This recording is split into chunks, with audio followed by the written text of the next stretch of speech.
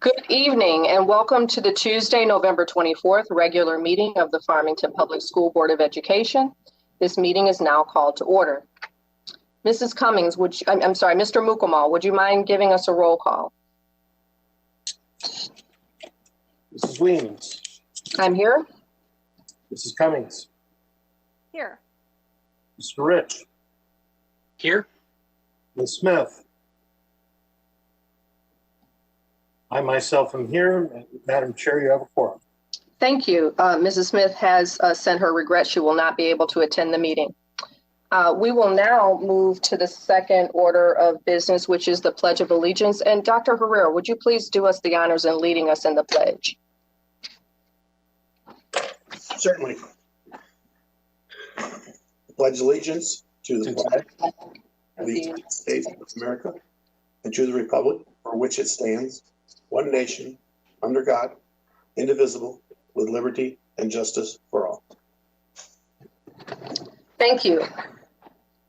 As we now move to the next item on the agenda, I wanted to address a couple of things. First of all, obviously following the resignation of two board members, I am currently the only remaining officer on the board. I will conduct as the first order of business now, which will be to elect a president. The president will serve for the balance of the calendar year and into the new year until such time that we onboard new members in January.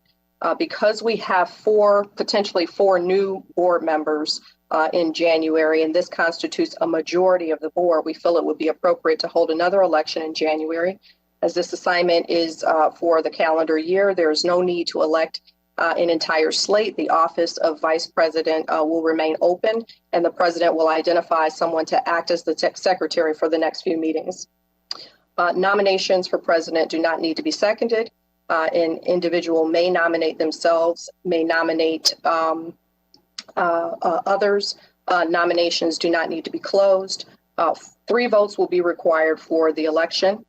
And again, these nominations are for the president of the Farmington Public Schools Board until January or February board meeting, until such time that new board members are seated.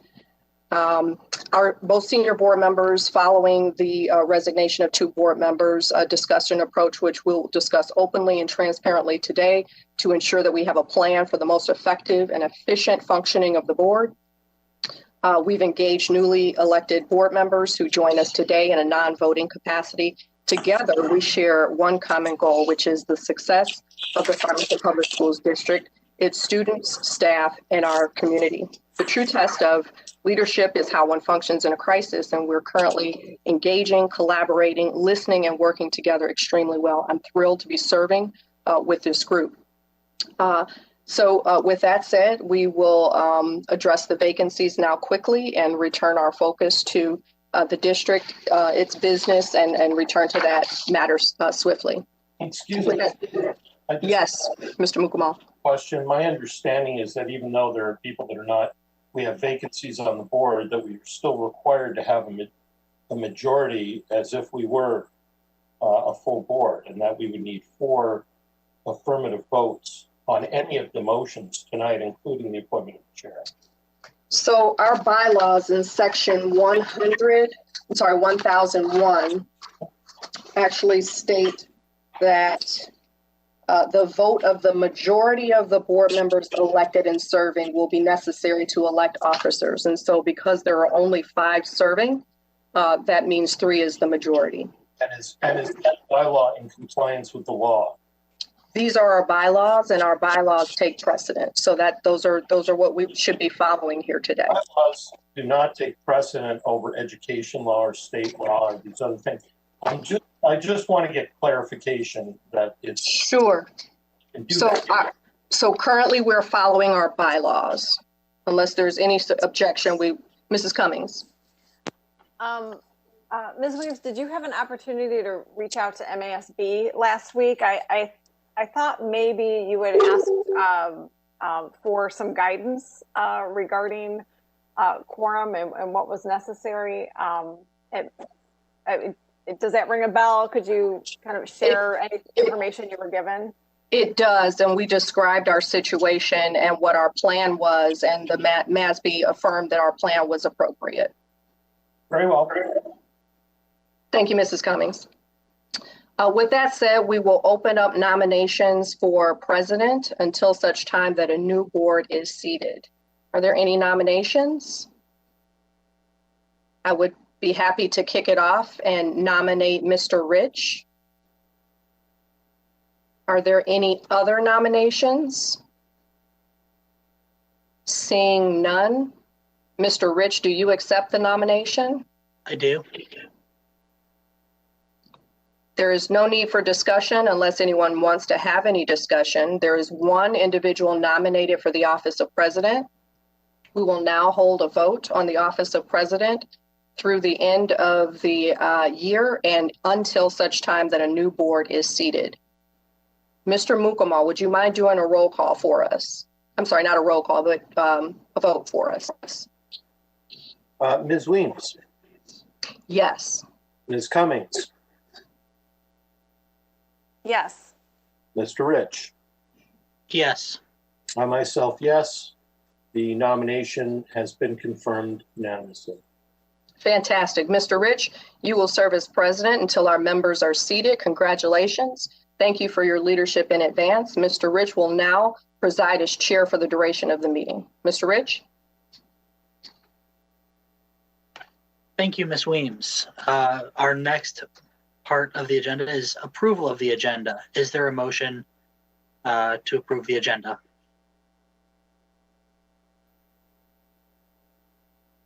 Ms. Weems? I move to approve the agenda for the regular board meeting for today, November 24th. Is there a second? Support. There is a motion on the table to approve the Board of Education agenda for the regular meeting for today, November 24th, 2020. It was moved by Ms. Weems, supported by Ms. Cummings. Is there any discussion? With no discussion, Mr. Mukamal, can you do the vote, please? Sure. Mr. Rich. Yes. Ms. Cummings. Yes. Ms. Weems. Yes. Myself, yes. Motion passes unanimously. Thank you. We are now going to move into announcements. Welcome to the November 24th Farmington Board of Education regular meeting. As all of our members are participating remotely, I am formally giving voting rights to all board members for remote voting. Farmington Public Schools, together with our community, will engage every student in a quality learning experience, empowering each student to become a thoughtful, contributing citizen in a changing world. The board's priorities for 2020-2021 are 1, fostering development of 21st century skills, 2, assessing program impact on student academic achievement, 3, fostering a positive district culture and climate that incorporates equity and inclusion, 4, recruiting, hiring, developing, and retaining high-quality staff that reflects diversity, and 5, ensuring equitable practices. The district will be closed for the Thanksgiving holiday from Wednesday, November 25th through Friday, November 27th. School will reconvene on Monday, November 30th. Public comments will be shared after discussion items. This will be the opportunity to share general comments and any specifically related to the reconfirmation of the extended continuity of learning plan. If the public comment is intended to be critical of or express dissatisfaction with a particular staff member, student, or group, you are encouraged not to identify the person by name. You may request a private meeting with district representatives or utilize the complaint process found in our policy manual and administrative regulations manual, which provide for resolution at the complaint's closest point of origin. Please note that meetings of the Board of Education are conducted for the purpose of carrying out the business of the schools and therefore are not meetings of the public and the board, but board meetings held in public. Generally, board members and the superintendent will not respond to public comments during the board meeting. Issues may be referred to the superintendent for investigation, study, and/or response. Before we go on to items from the secretary, I would like to start by addressing the happenings of last Monday's meeting. In sum, the board accepted the resignation agreement of a superintendent who has only been with us for 17 months. A board member was censured. The board vice president resigned with 45 days remaining of his 6-year term, and the board president resigned less than 2 years into her term. All of this while we are 8 months into a global pandemic, with our students going to school virtually, staff members taking on new challenges, and case numbers rising. We have 3 newly elected board members whose terms are scheduled to begin January 1. In many ways, it feels a lot like the situation we had when I was first elected 2 years ago. At that time, the board president had just resigned with no notice and the superintendent was retiring.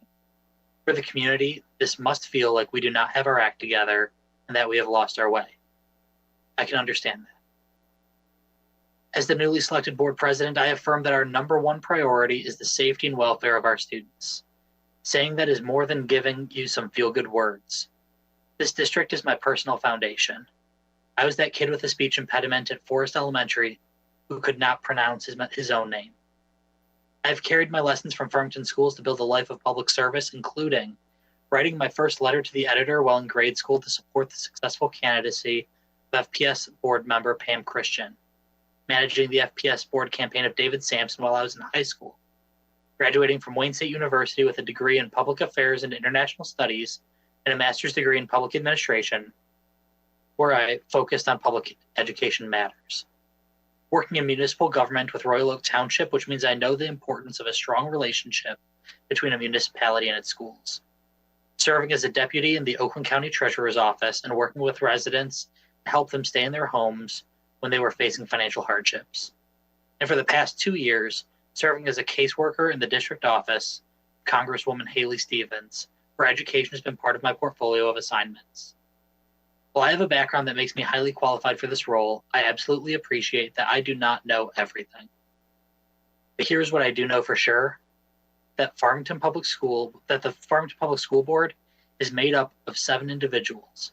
We will always have 7 different voices, and that we will not and should not always agree, but whatever drama came before needs to be in the past. I invite the community to partner with us because the challenges ahead will not be easy. We will be engaging you during our superintendent search and continue to welcome your comments either at or outside our board meetings.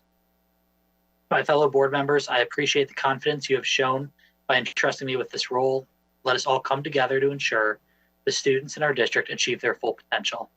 Thank you. At this time, we are going to move into items from the secretary, Mr. Mukamal. Would you mind reading for our items from the secretary? Mr. Chair, am I to be the acting secretary of the meeting this evening? If you would like, yes. Is that okay? I have no problem. I just wanted to get clarity on that. Yes, please. Thank you, Mr. Chair. The board has received communications regarding virtual learning, college athletics signing day, recent board decisions, and vacated board seats. Communications are acknowledged, and when appropriate, a response is provided. A list of correspondence can be found in the board packet, which is available on the FBS website. Thank you. With that, we are going to be moving to the report from the Student Roundtable President. Hello and welcome. Hello. Thank you so much for joining us. I'm so excited to be here. For those of you who don't know me, my name is Akila Malapudi. I am a current senior at Farmington High School, and I am the president for Student Roundtable for the 2020-2021 school year. Our Student Roundtable updates include the following. We have continued to enforce our strict attendance policy and will be removing members who are not showing up. We discussed what diversity looks like within our school with Dr. Goodstrom. And in addition, we discussed what equity was and why it's important.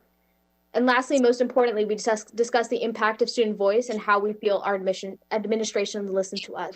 As we are a youth student voice group, it is very important that we feel that our administration listens to us and hear our opinions. Additionally, we are working on creating a Google form and a feedback form because typically we would have students come up to us and talk to us about issues that they feel are important. However, that is not the situation with virtual learning. Another idea that we are working on is creating a lunch with the building administration, because one thing that we find very important is usually during lunchtime, we get to sit down with our principals and our vice principals and just to chat and have that relational building. And we don't really have that opportunity, but we want to bring some of that to our virtual learning environment. We also discussed the possibility of having honor cords at graduation and continuing to provide community service opportunities for students with our Goodfellows Canned Food Drive and a few others. On a more serious note, I want to transition to an issue that I feel and fellow Student Roundtable members feel very strongly about. As we all know, our group is dedicated towards student voice, and now more than ever, students need to be heard. In light of recent events, I want to ensure that students are heard in every single decision-making process when selecting a new superintendent. As a reminder, the mission of Student Roundtable is to provide opportunities for students, opportunity for the exchange of ideas and suggestions among students, administrators, and school board members. In addition, Roundtable has committed itself to fostering cooperation among the district's high schools, promoting community service, and developing student leadership for students to use in the future years. We want to have more say in the Board of Education decisions beyond just my update. 2 years ago, we were involved in the selection process of the new superintendent, and this year we hope to have that same opportunity. As students, we need to be involved in the process of choosing people who will be making decisions on our behalf. Our goal is to raise awareness about issues that we feel are important, and I am doing this. Unfortunately, many students have felt that their opinions were not taken into consideration, and we hope to change that this year when selecting a new superintendent.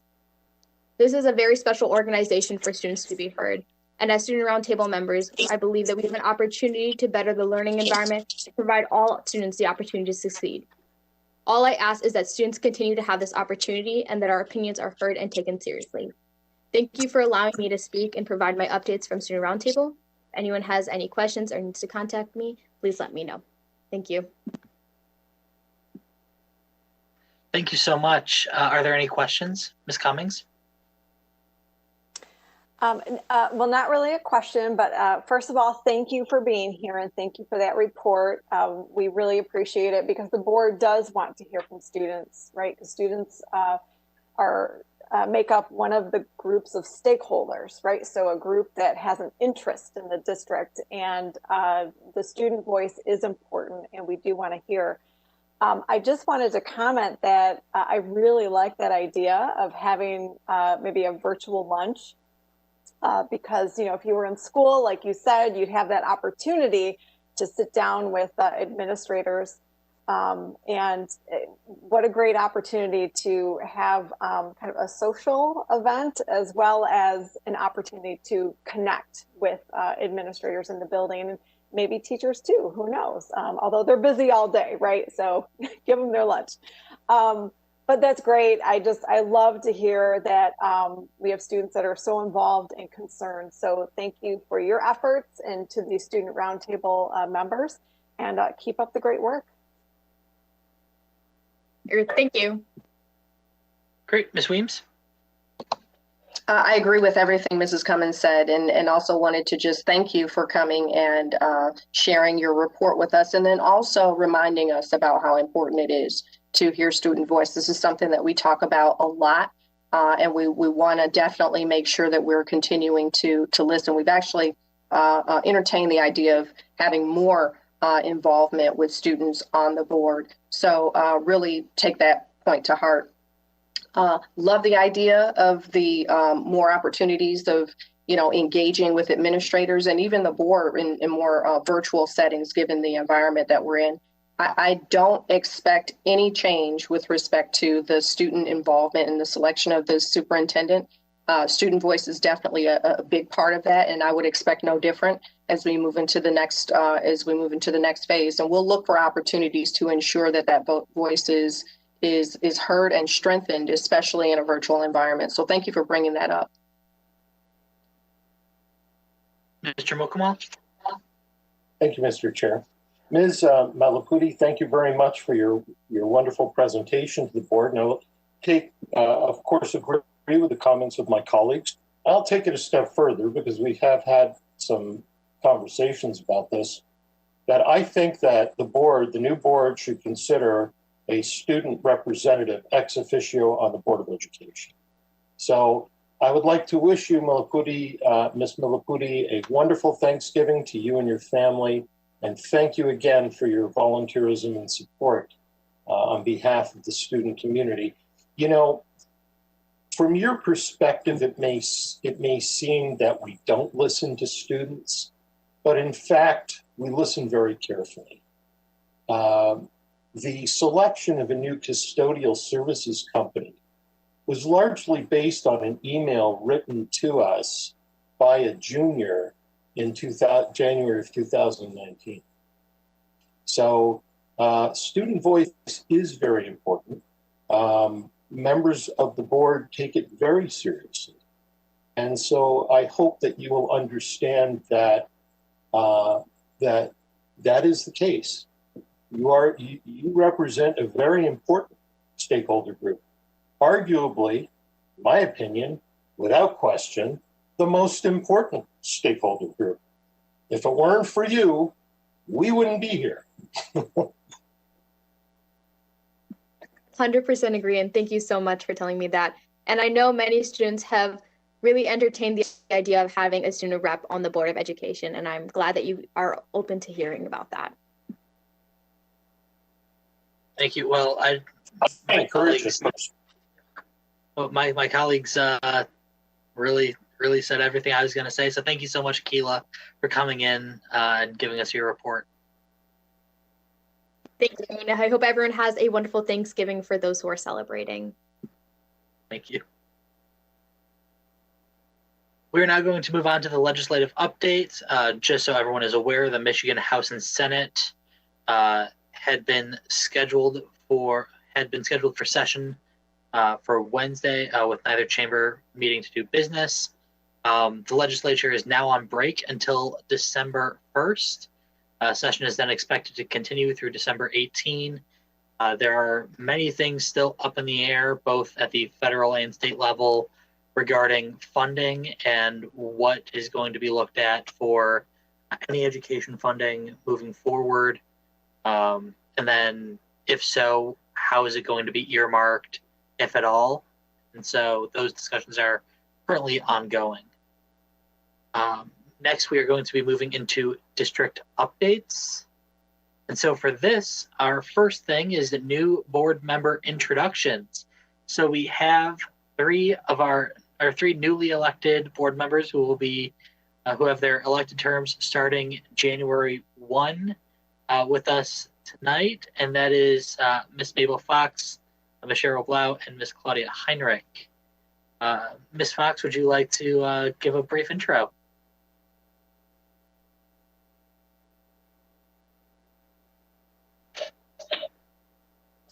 You'll need to unmute yourself. I got it. Thank you so much. So good evening, everyone. I want to thank you for introducing me. And I actually want to thank my family, my friends, and the voters of Farmington and Farmington Hills who believed in me and voted for me. I want each and every one of you to know, and all of our voters to know in our community, that I plan to make those of you who voted for me, and for those who didn't, I plan to make the entire Farmington Hills community proud. Thank you so much. Thank you. Ms. Blau? Good evening. It's an honor to be here. I thank those of you who demonstrated your faith and confidence in me. And as Mabel already said, those of you who may have voted for someone else, I am committed to serving all of our students in our district. Circumstances being what they are, it's looking like we're going to have to roll up our sleeves a little bit sooner and a little bit higher than we anticipated, but we're ready. So thank you for the opportunity. And I look forward to joining the other board members in overcoming these challenges in creative ways. Thank you. Thank you. Ms. Heinrich. Good evening. Thank you for this opportunity to speak and meet with you. I look at it as an honor and a privilege, and I am looking forward to serving the students, families, and staff in the Farmington School District. Thank you all so much. Mr. Mukamal. Thank you. Obviously, I'm not one of the newly elected ones. In fact, what I wanted to do was just take a moment while we are as close as possible to in person and to congratulate you, Ms. Fox, Ms. Blau, Ms. Heindrich, on your elections. And I want to wish you all the very best in your terms. I wish you Godspeed. Thank you. Thank you. Are there any other comments? Ms. Cummings? Yes, I too would just like to take this opportunity to say thank you. I really appreciate that the three of you are willing to take this on and roll up your sleeves.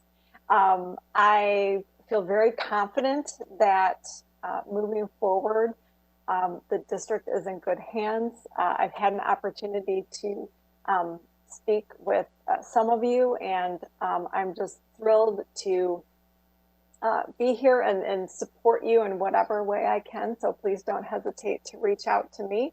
My term is ending and I will say goodbye December 31st, but that doesn't mean I won't be here to support you. I will be. I'll be here, and feel free to reach out. So thank you again, and good luck. Although I don't think it's luck, I think it's a lot of hard work, and I think the three of you are ready for it. So thank you.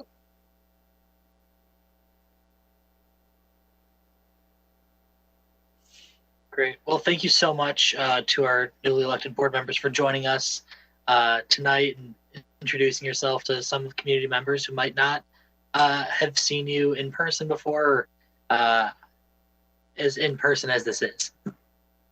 Thank you all so much. I look forward to working with all of you from the new year.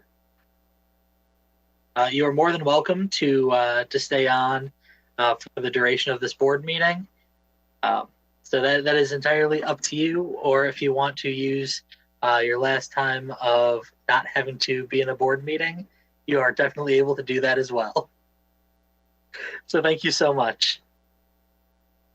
With that, we are going to be moving on. I know Ms. Jennings is here to give us an update from the Farmington Hills Education Foundation.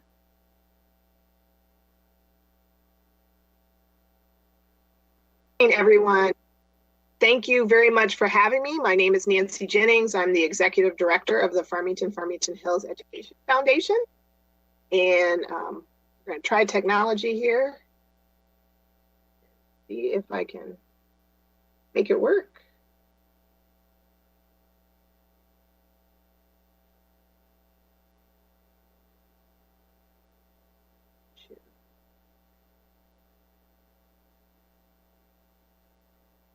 Oops, I didn't do it. My apologies. This is my first time trying to share a screen from Webex. I've done it from pretty much oh, there. I think this is my one. All righty. So hopefully everyone is seeing a slide. Somebody give me a nod. Thank you very much. So as everyone knows, due to our circumstances that we are under, we were unable to hold our regular event, which is what I would have been talking to you this evening about our Toast Education, which is normally held the first Friday in November. So we were this year, and instead we launched on that same night our Return to Learn campaign. This campaign is designed to support teachers with unexpected needs due to remote hybrid learning. So small things that maybe are not, are things that are unique to that teaching environment that they need, or materials that they need to be able to disperse to 30 kids versus having a set of something that is able to be shared.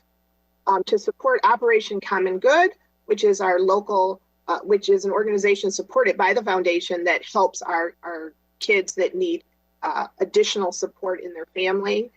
And then also to support district initiatives for students in this very different time. So we don't know what that might look like because it's ever evolving. I have the link up there where you can support that campaign if you were interested.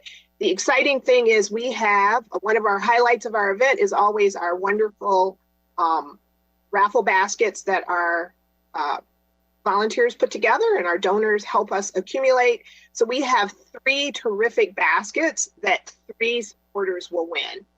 So we'll be doing a drawing in December of all the folks that have donated to this campaign, and 3 lucky individuals will walk away with one of these great gifts. These gifts are valued at over $1,500.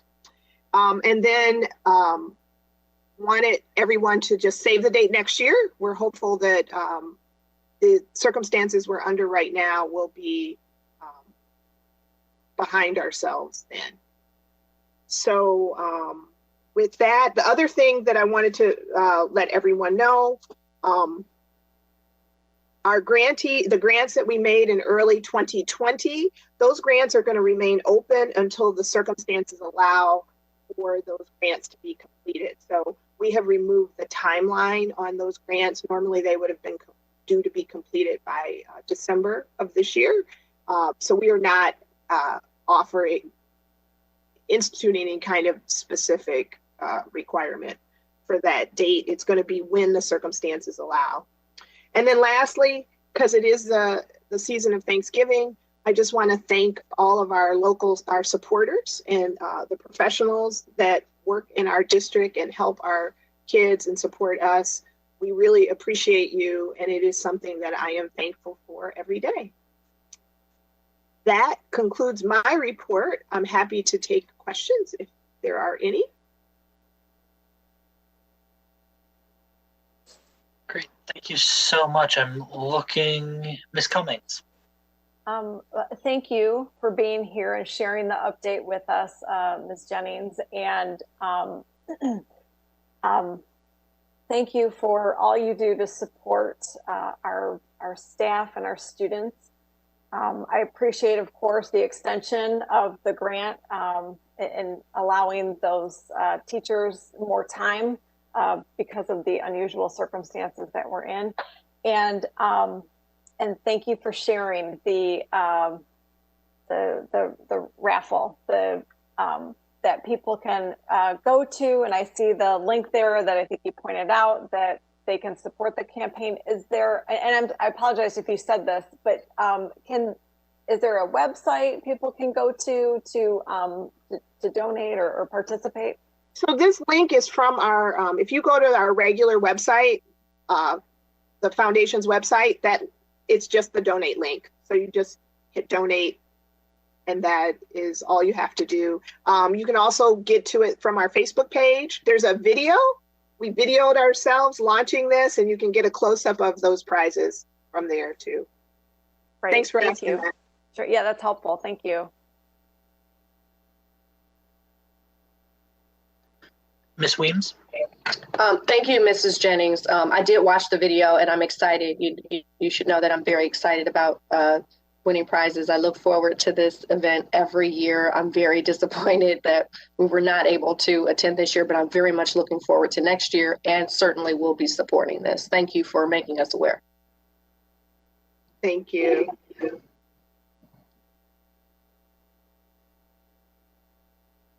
Great. Thank you so much, Ms. Jennings, for coming in and giving us the report. Thank you. Have a great evening. You as well.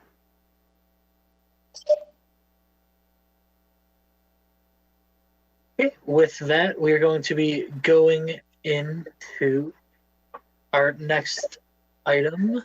I believe Dr. Goodrum is...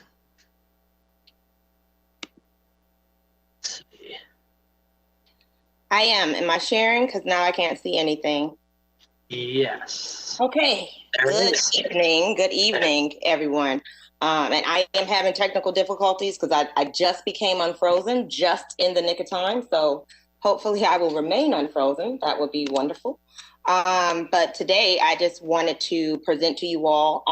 You receive regular updates from what our department is doing, diversity, equity, inclusion in the board briefs. But today I wanted to give a little bit more information about something that we have started to undertake within our district. which is something that was noted in the FPS proclamation from August of this year, and that was an educational equity audit. So we have begun the process for that audit. We are using a company that is called U.Squared. It's U.Squared. Understand.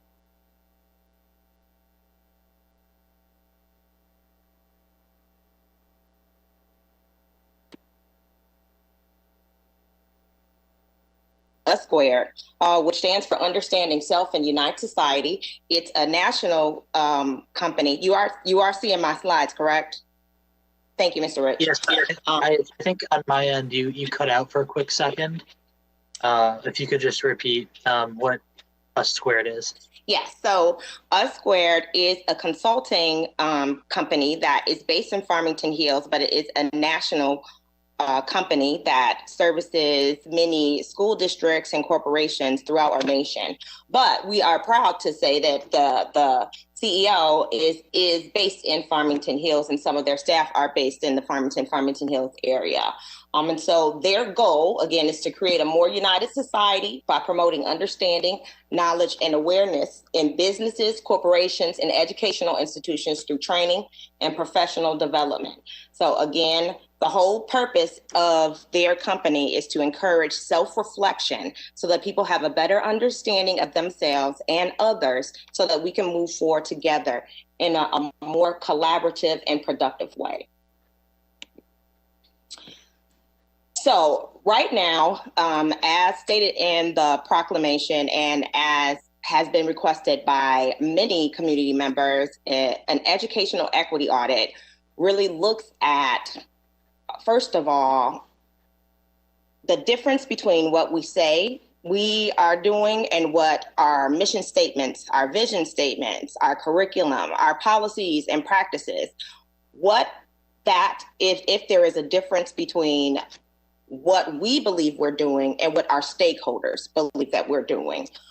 We requested in our meeting that our audit contain an evaluation of our pedagogy. So looking at critical practices, classroom culture, family and community engagement, instruction. It's going to look at our teacher leadership abilities and our teacher evaluation tools, which in our district, we're still using the Marzano framework.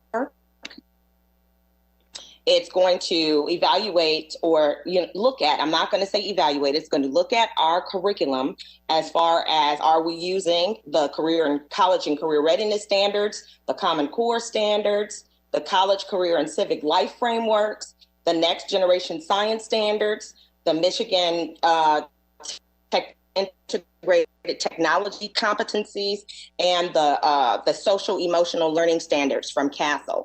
And again, the point of the audit is not to point out it's not to point out our deficits. It is to look at what we're doing correctly, what we're doing good, because we're doing many wonderful things in our district.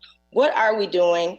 But it is also to highlight some of the gaps that we have within our district and things that we could be doing better to ensure that we are providing an equitable education for all of our students, each and every one of our students in our district. So as a part of that, they're also going to look at our board policies, our discipline practices. They're going to look at disproportionality. And again, that looks at when we look at disproportionality, we are looking if all things were equal, we would always expect to see the same ratio of the groups of people representative in our community in all of our systems, meaning in special education, we would expect to see the same proportion of our student body represented in special education, represented in our special programming like honors and AP and IB, in our personnel as well. We would expect to see proportional numbers of the student population represented within our staff. They're also going to look at perception data from our stakeholders. So this audit is not a checklist that we're filling out.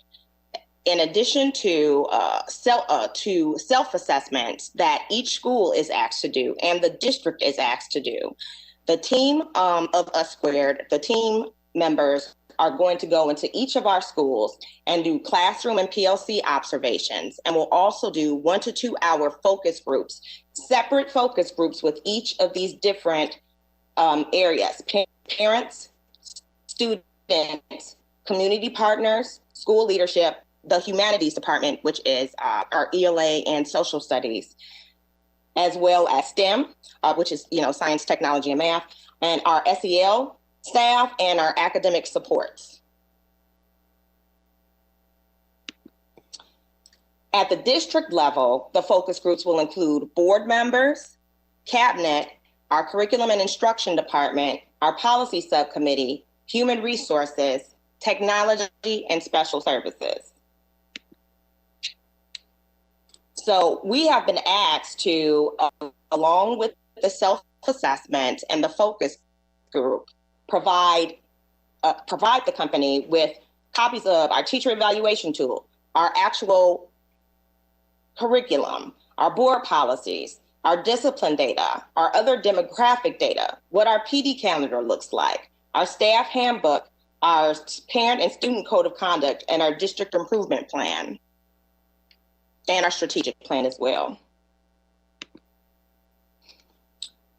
So going back to the self-assessment, the school self-assessment, and also the surveys that will be sent to our stakeholders, the school self-assessment asks the school administrators to rate their school in on a scale of 1 to 10 in classroom culture, family and community engagement, instruction, teacher leadership, identity, diversity, justice, action, and representation. At the district level, we only are looking at evaluating classroom culture, family, community engagement, instruction, teacher leadership, and representation.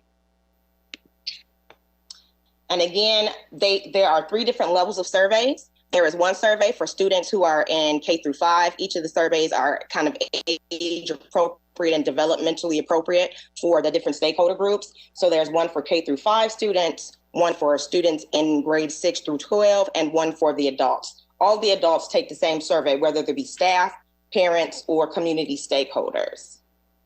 And again, the self-assessments and the surveys were used used with a number of research-based practices, such as the social justice standards and the critical practices that can be found on teachintolerance.org.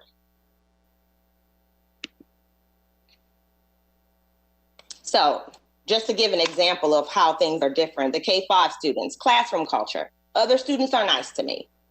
Family and community engagement, my family and my teachers talk with each other. Instruction, I learn about people who look like me.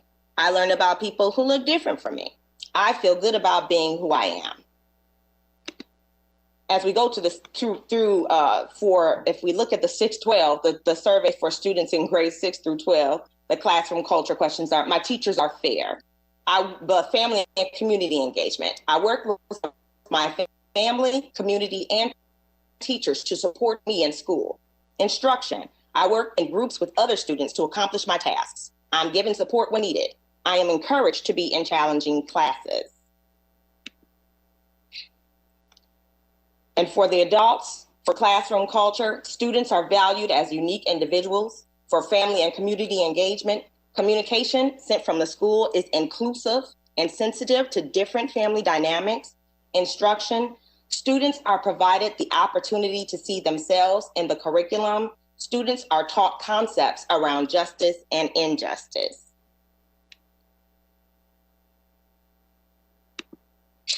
So once all the information is collected, again, there's our submission, the surveys, the focus groups, and interviews. We are going to receive a quantitative and qualitative report that gives our raw data, but also gives us some recommendations for things that we may want to explore as we move toward becoming a more equity-focused district. And I think Yep, that's it. And I'm going to stop sharing. And hopefully I was on most of that time. Did I stop sharing? Did I go out at all? Because my computer was going in and out. So hopefully you were able to hear me. And so that is, that's where we are right now. Right now, all the schools have completed the self-assessment. We had intended, it had been our intention to start doing the stakeholder surveys in December. However, just based on where we are right now as a district, that is being reconsidered. So I still have to reach out to a school where to talk about timing, because I really think that it's important that we try to get as reliable as data as possible. And I am not sure that with the anxiety that we have right now just about our current state, that we would get the most accurate data if we surveyed our stakeholders in December. Thank you so much. Are there any questions or comments? Ms. Cummings, then we'll go with Ms. Weems. Yes, thank you for that overview. That was very helpful. And it's good to hear that it's already underway. Do you know, is there a typical time frame? And I know that, you know, we're not in a typical situation right now with the pandemic, and we have new board members coming on. But typically, would this take maybe 6 months? I'm just looking to get an idea of how long it might take. But of course, I understand that that's an estimate. It typically takes 5 months. It typically takes 5 months from start to finish. And we have begun, but a big piece of that 5 months is the actual time that they have to spend in our schools. We have 15 K-12 schools. And so they spend a couple of days in each one. So with everything going on, we're looking at a more extended period. Like I am pretty sure we would not have our report back until during the summer, you know, especially since we've had to delay some pieces of it just based on where we are as a district. Okay, thank you. You're welcome. Ms. Weems? Actually, Mrs. Cummings asked my question. We've been looking to do this for a while now, so I really appreciate that this is underway. I know for a variety of reasons, you know, we just got to start this. Obviously, the pandemic is a big part of that, but I think that the timing actually might work really well for us, given where we are and where we expect to be by the summer. So I think this will be a really good, useful piece of information to help inform you know, our strategy and our plan going forward. So thank you for this update. Mr. Mukamal? Thank you, Mr. Chair. Dr. Goodrum, can you describe as well the relationship with the Great Lakes Equity Center, how that fits into the district's actions that are happening for equity and inclusion? Oh, sure. Sure. And I know I have updated the board a couple of times about what we've been doing with Great Lakes Equity. And so through Great Lakes Equity, we work through the aspect of Great Lakes Equity, or the people who do the equity assistance program that we're in is a subset of Great Lakes Equity, and it's Midwest and Plains Equity Assistance Technical Center. So we're involved in a partnership academy. We're in two different, we are in two different cohorts right now. So Dr. Herrera and I had been participating in the leading equity-focused work, and just recently we began our cohort with, I think we have 7 members of our team, which include administrators and some teacher leaders that are participating in the equity-oriented educator initiative. So we are receiving training so we are in the Partnership Academy. We're developing relationships with other districts throughout the Midwest area, Midwest and Central area, and really working together to develop some strategies. But first, right now, we're really at the point where we're all working as a team to really get shared understanding about some definitions, about the history, and about the steps that we need to take in our strategic planning process as it relates to equity. So we're very excited about that. So right now, again, the equity focused or equity oriented educators, We spent 2 full days of training with that. The Leading Equity Initiative, we've had 2 full days on that. And we have, I think, another 1 day coming up next week for leading equity focused initiatives. We also have quarterly no, it's not. I'm sorry. It's not quarterly. It's every other month. We will be having phone calls with them just as they really work with us and talk with us about specific initiatives that we're undertaking in our district and what kind of assistance that they can provide to us. So right now I'm using a lot of the information that we're getting from the Partnership Academy and infusing it into the training that I provide to the staff and to the community.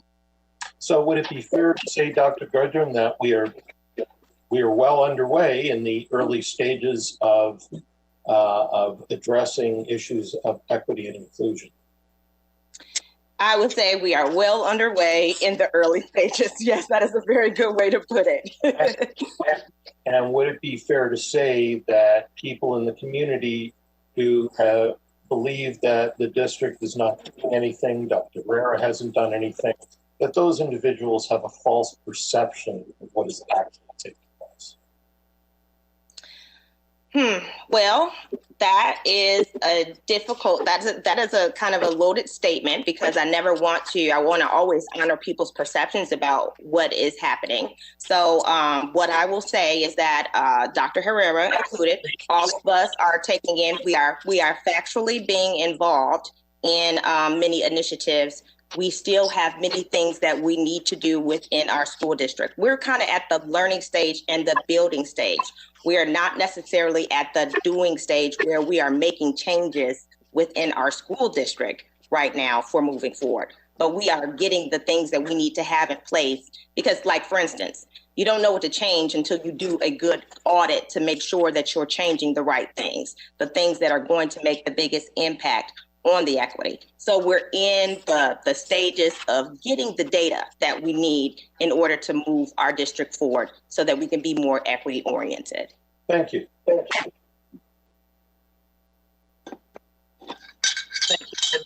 Dr. Gudrum, I know we've discussed this both in the Policy and Board Governance Committee, as well as, previously as well. This is something that is extremely important work. And so thank you so much for leading us. Before you go, or before you step back, I just wanted to congratulate you publicly with the rest of the board regarding, for those who don't know, Dr. Gudrum was appointed to serve on the Michigan Department of Education's Social Emotional Learning Network by the state superintendent, Dr. Rice.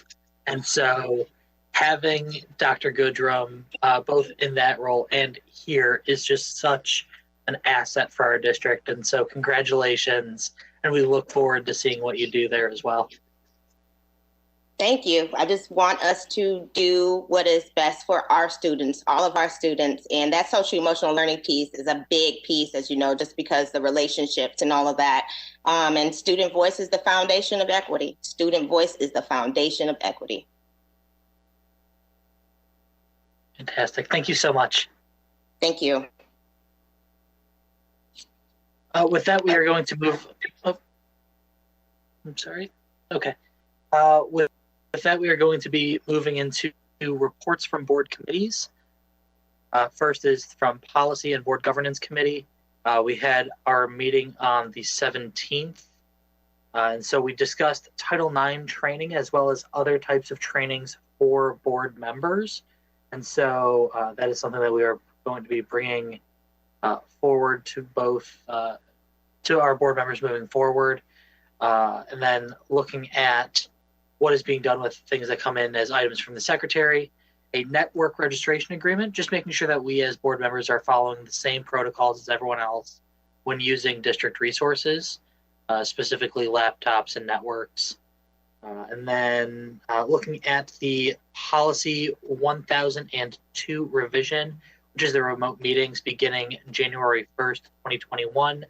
I know that there are people who have had questions regarding that as a whole, and we will have that as a discussion item later tonight to just give some background as well as information for moving forward on that.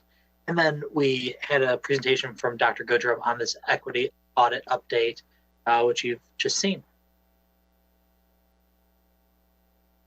Okay, finance and facilities. Yes, thank you, Mr. President. The Finance Committee met on November 19th. We had several discussion items. The first was a walk-in freezer, which will be an action item for today. The committee was provided with a brief overview on the bid process and the selection of the general contractor who will construct a new walk-in freezer for Power Middle School. Power currently operates with portable freezer units. All other middle schools do have walk-ins. So this was important for Power. The cost associated with that is $91,000. There's a $15,000 allowance included in that for electrical work. That was included just because the group didn't know what they would find once they start, constructing, and wanted to have that allowance. If it is not used, it won't be used. It'll go back into the Nutrition Services Fund, which is where these dollars are coming from. It's not coming from the general fund or the debt service or the capital projects fund. It's coming from the Nutrition Services Fund. So that was one update. We also got an update on the board table. So the committee was provided with an update on the purchase of a boardroom table. Those of us that have been at the board know that, the table that we have is not going to work for the next location. And it's also pretty old. As I understand it, it might kind of fall apart as it gets moved. The cost, though, was a little high in my personal opinion. It was $35,000, but we did get a better understanding of where that number comes from and how it's been supported through sort of a national consortium. And also, in addition to that, the district also did identify some other quotes and found that this was the best price for the board table. So that will be coming tonight as well. Both of those are coming tonight as opposed to December 15th. Normally, we like to have a discussion first, and then we'd like to have an action item later, but both of these are coming to us today. Just given the time frame, both of these the district would like to get these underway and have everything in place so we can hit the ground running in January. And so that's the reason why both the discussion and the action are happening today. The next update we got was on the Teacher Support Staff COVID-19 grant. That's a grant that came from the federal government for all teachers and support staff, which was great news. The unfortunate news is that it's after tax dollars. It's $500 for teachers, which will be taxed, and it's $250 for support staff, which will also be taxed. The district had to do a fair amount of work, actually, to get this off the ground. First, the district had to send out a communication to all the staff. The business office had to go through and determine eligibility for everyone. Folks need to respond back to the district. And then the district needs to identify all of the eligible people and send that list over to the state in order to get that grant going. So thank you to the business office for all of that work in order to get these teachers the grant dollars, which again is $500 for teachers, up to $500 for teachers, and $250 for support staff who are eligible. And that is not our determination. That's the determination made by the grant. We got a GRBS update, so a custodial update. Great news there is that currently there are only 2 full-time positions that are vacant, which is substantial progress since we first started at the beginning of the year. And then there are about a handful of part-time positions that are still open. It's expected that we'll have all of those positions staffed by the end of December, which is great news. And then the district is also in the process of sending out customer satisfaction surveys to make sure that on a monthly basis, we're getting feedback on the plans. We got an enrollment update. We've received an enrollment update before. Obviously, enrollment is down, but fortunately, because of the way that the state allows us to calculate enrollment for purposes of the budget and our dollars, because of the super blend, we'll actually it's not an increase in funding, it's just an increase over and above what we budgeted. So we budgeted for a decline in enrollment, but given the super blend, our reduction is not as significant as we budgeted for. And so there'll be just a tiny bit of savings associated with that. Next year, though, unless the state changes the super blend or the blend, there is a huge cliff in terms of, year over year, dollars that we get per student. So the number of our budget is based on students times allowance.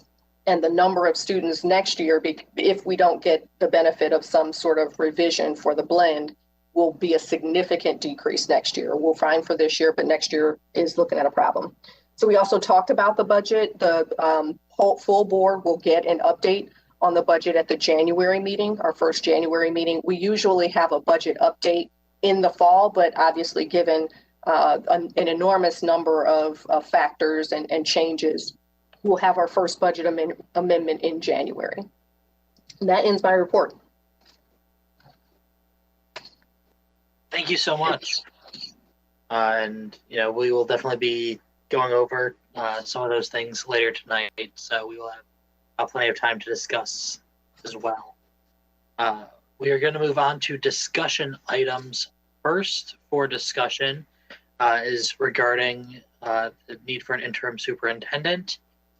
So as we know, Dr. Herrera will be ending his time as our superintendent at the end of this semester, at which time it would be very difficult, if not impossible, to have a new superintendent to start a full contract by that time. So we will be needing an interim superintendent in the meantime as we do the full superintendent search and bring our new board members on as well to be involved in those decisions.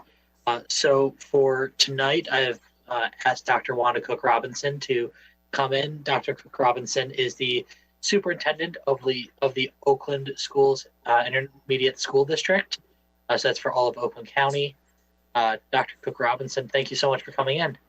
Good evening. Good evening. So I just wanted to start with asking, what precisely can the Oakland ISD provide in helping us find an interim superintendent? Okay, can all of you hear me? Correct, good. Sometimes my internet at home kind of wavers, but thank you, and it's good to be with all of you this evening. And first and foremost, Oakland Schools stands ready to support the Farmington Public School District in whatever you decide. And I'll talk about some of the options that we can share with you. But myself as superintendent, my assistant superintendents, my leaders that are in every area of school function stand ready to come and help you with whatever you need. Oakland Schools has provided services to our local districts for interim superintendent services for a number of years. And the way that would work is that we would identify candidates. We would ask those candidates to get their resumes together. We would bring them to this board, and then you could review those candidates. Now that after you've reviewed, and if you find someone that you would like to serve as interim, then we can hire that person, and we would work through what we call an intergovernmental agreement with you. And we would work with you in terms of negotiating a per diem and expenses for that person. So we've done that many times in the past, and we stand ready to help you do that. If the Farmington School District has candidates that they've identified, and that's something that you want to negotiate and work through, but yet you would like the ISD to come down and support in any way, we can do that also. Many districts that find themselves in need of an interim usually do two things. First, they do an assessment of internal candidates. They look internal to see if there's anyone that is available to step up and to help to maintain the constancy and consistency of the district during that time. And, that is something that only the board and the administration there in Farmington, would know. But that is always, an option as well. Ms. Weems? I can't hear you. Sorry. Thank you so much for coming to speak with us. Really, really appreciate that. So obviously we have to make some decisions and plan in a short time frame here. In your experience in identifying an interim, so if I just step back for a second, we should identify an interim ahead of identifying a superintendent. If you could help our public understand the rationale for that, why we're moving to an interim first before a superintendent. And then if you could help our public also understand in identifying a superintendent, generally the qualifications and characteristics that we'd be looking for. So usually someone who is not interested in the eventual superintendent candidacy, if you can kind of, talk through rationale and thinking behind that whole process. I think I could help you with the first one. The latter, we might have to talk about it a little bit. Okay. And it's interesting because I myself served as an interim prior to being the superintendent in Southfield Public Schools. And an interim can work in two ways. One, most importantly, you want constancy and consistency for your students during this time. So with your superintendent leaving around January, you want some overlap. So at least 2 weeks before your current superintendent is set to leave, you want to have someone identified to step up and assume the leadership of this district. That person would then have 2 weeks to orientate with the superintendent that's leaving and getting ready for the job ahead. Many districts choose an interim that one is not interested in the job because they want to focus on, how should I say, maintaining the district at that time, making sure that all the good things, and Farmington is a district that has a lot of good stuff going. You don't want anything falling through the cracks during that time. So you want that interim on board, leading the ship, holding things in place. And many districts don't want that person concerned about trying to get the job.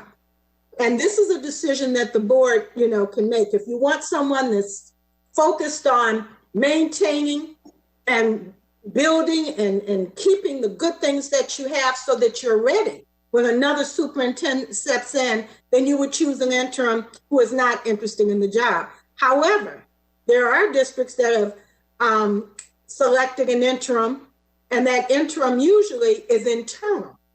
And as I said, I myself served as an internal interim. And again, it's a chance for the board and the interim to work together to see how that fits. It helps the interim see if that's the job that they really want, and if that's the position that they want in leading the district. There's also an advantage to having an internal interim because they know the district, they know the board, and the board knows them. So you don't have that time where you have someone from the outside who has to learn the community, learn the district, learn the administrators, and then try to lead simultaneously. But again, this is a decision that the board would make because you know best your environment. So, all of you through your discussions will determine if it's best to have an interim from the inside or an interim that's external. And again, Oakland Schools is here. We stand ready to help you in either case. Did I answer your question, Ms. Weems? You did. And I just had one follow-up, which was around just the thinking, if we're, let me step back. Again, we don't have a whole lot of time. Right. And so I would expect that we might want to, canvass and think through for purposes of the eventual superintendent spot, that process could take us several months. And so if someone is identified as an interim who may apply for the eventual superintendent job, does that shrink our pool of applicants at all? Does that discourage people from applying? That's just what I'm trying to figure out. Well, that could work both ways. And a search firm could probably answer it better than I could, because they've been out there more recently. But I know when there's an internal candidate, often those who are seeking to apply may think that person has an advantage. Mm-hmm. Okay, yes. Thank you. That's helpful. Other questions? Ms. Cummings? Yes, thank you for being here. This is very helpful. It's helpful information as the board will need to make a decision as to how it's going to move forward. What I'm hearing is that selecting an interim superintendent would be a much quicker process than a full superintendent search. I mean, that's my assumption, having been through a superintendent search, but I don't want to just assume. Since we have you here, Dr. Cook, Robinson, I'd like to know, in your experience, it sounds like selecting an interim would just be a much speedier process. We could get that done so the district can get through the year and conduct a lengthier superintendent search during the term.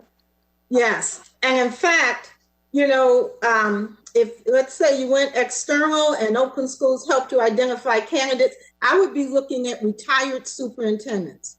I would go to the field, see who's retired. I would try to see kind of who could help and come in and have the strengths that your district might need.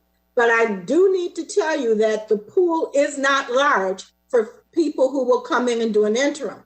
Many of the very skilled superintendents are retired. They may be in Florida, Arizona, so we would be limited to those who are still in the environment. So, again, until we go out there and look, I'm not sure how many candidates are out there. And then you have 4.5 months roughly. Your superintendent is leaving, I think, January 22nd. So you want someone to come on at the beginning of January and at least be ready to stay till June 30th. So it's very short term. So we would be looking at candidates who would come in and do just that short term. And I don't know how long that list would be. We would have to beat the bushes. Okay. But again, you want an experienced, if you go external, you want an experienced superintendent who can walk in and take the lead and has experience with boards, with districts, with community, and bringing all of that together to move student achievement forward. Okay, that's very helpful. And just one more question is, sure. I assume there's a cost to this service. If we did go with Oakland Schools and we asked for your help, would there be a cost to the district? There's no cost for any services that Oakland Schools provide. The only cost would be for the individual. So you would be looking at a per diem for that person. You would be looking at expenses that are customary and reasonable and usually include mileage. Hopefully this person isn't on the other side of the state and they've got to come over here and find a place to stay, that sort of thing. But there's definitely no cost for Oakland Schools helping you for anything that we do for you. We're here to serve. Thank you. That's very helpful. Thank you. Ms. Williams? Just a follow-up question. Given, I think you have an appreciation for our time frame here, when would you need to know, what our decisions and plans were in order to offer, a list of resumes and folks that we could interview in time for us to get an interim superintendent in place by, no later than, I'm guessing, the second week of January? Yeah. I want to say yesterday, but as soon as possible, because I would need to start making phone calls. Absolutely. I've already started to think about some folks that may be available, but sometimes people retire and they want to stay retired. And people who have those skill sets, many are already working in jobs. So they would not leave that job to come and do an interim position. So we're definitely looking at retirees and that skill set. So as soon as possible. And what I'm envisioning is that, I can identify 3 to 5. I hope five is being really hopeful. It's probably going to be like 3, 4. And getting those resumes to you, hopefully within 3 to 4 or 5 days. And that's, hopefully they take my phone call, they're not on the beach, relaxing and that sort of thing. But I do need to share with you that there are the pool is small. It's a small pool. And then I'm sorry, Ms. Williams, did you have a follow-up? I do have some other information to share with the board, but I can wait because I think we've got, some decision points that we need to make. Sure. And yes, I'm sure you'll lead us through. Yeah. So I just had a quick question is, if we were to have Oakland schools, start that search, and then we at the same time we're looking at internal candidates, and we can do that compare of what we found internal, and then at the same time what we have external. Would that be something that you've seen districts do in the past, or have they just decided external or internal and then stuck with it? No, my experience is that districts will do both. Okay. You definitely want to look in-house because there are advantages to both, but this board has to decide which set of variables you need the most. If it's internal, because you need stability, you need someone quickly, you need someone who doesn't have to get up to speed. You may have projects that have to move quickly. You don't want anything to fall through the cracks, or you want stability of the total system, and that's important, and you're willing to take some slowdown on some things until you get that. Again, those are internal discussion points that you and this board will have to have and decide which set of variables best fits your situation, which only this board knows best. And I know one thing that we've discussed when I talked to you previously was that should we have an internal candidate chosen to be an interim, that Oakland schools would be able to help backfill that position so that we don't lose too much from that person stepping up as the interim. Yes, we would help with that also. And again, we would be looking for individuals who could come in and do that for a short amount of time.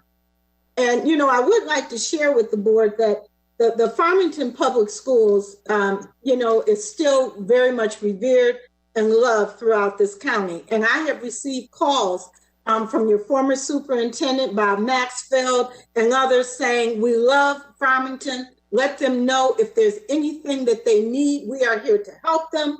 As you know, he's at Oakland University. And people are saying, whatever Farmington needs, call us. So know that the county is ready to wrap their arms around you as well. Thank you. Mr. Mukamal, did you have any questions or comments? No, I do not. Thank you. Great. Ms. Weems, I know you had some follow-up, so go ahead.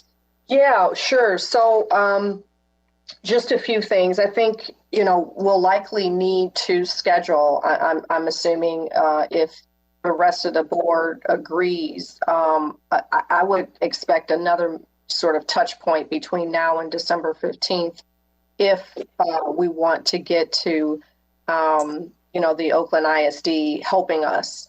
After December 15th, I'm not sure how much time there is with the holidays to kind of get some things together. So I kind of see Ms. Cook Robinson, nodding her head there. So I'm assuming that we need to sort of put together some sort of timeline here for interim, what decisions need to be made versus, internal versus external, how we compile those lists. I know that I am so glad to hear that the county is ready to wrap their arms around us. That brought a smile to my face. I know that MASB as well is, very interested in helping and supporting wherever possible. And I wonder whether we could leverage a bit of their experience and share that with you. I had a separate conversation with MASB following you and I, Mr. Rich, spoke, and I told you I would follow up with them. They also have a list of retired superintendents from around the state who have self-identified as being available for interim, short positions. Of the 40 on the list that we received, It looked like there may be about a dozen of them that are in our area. So I'd want to add to that list that you have, Ms. Cook, because I'm sure your list is different.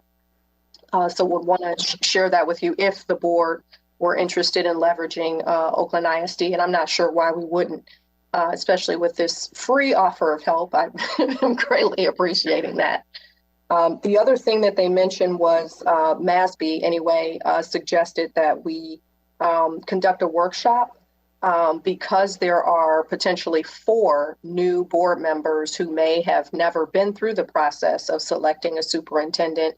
It may be helpful to have that CBA 240 class conducted for us. It's about an hour, hour and a half, and MASB offers that free of charge. So again, it seems like another resource that we would want to leverage. Now, that's obviously for the full-on search, not the interim position, but you know, they're definitely encouraging us to give that some earlier consideration rather than later consideration. So I would suggest that we, you know, spend some time thinking about how we proceed and put together a timeline, because some of these things, to me, it seems like need to happen in parallel. So the search for an interim needs to happen in parallel with the search for a superintendent. So, you know, if we're going to search for a superintendent as well, you know, just backing up, there's the interviews and there's the search firm and there's, you know, so forth and so on. There's no reason why we couldn't get some of those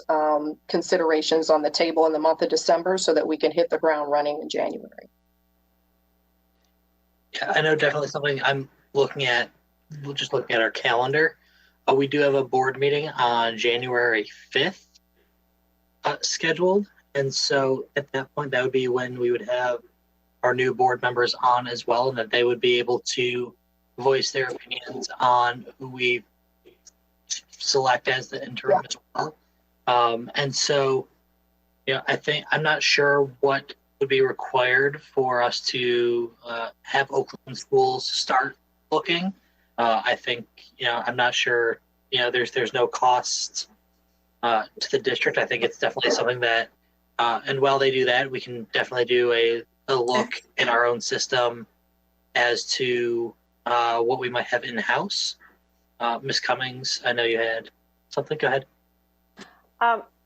So I believe that the board would have to take action on that issue and determine to move forward with an interim and to engage with Oakland schools. So I think the question is, do we amend and move forward this evening? If not, our next meeting is, I think, December 15th, which I know might be a little late.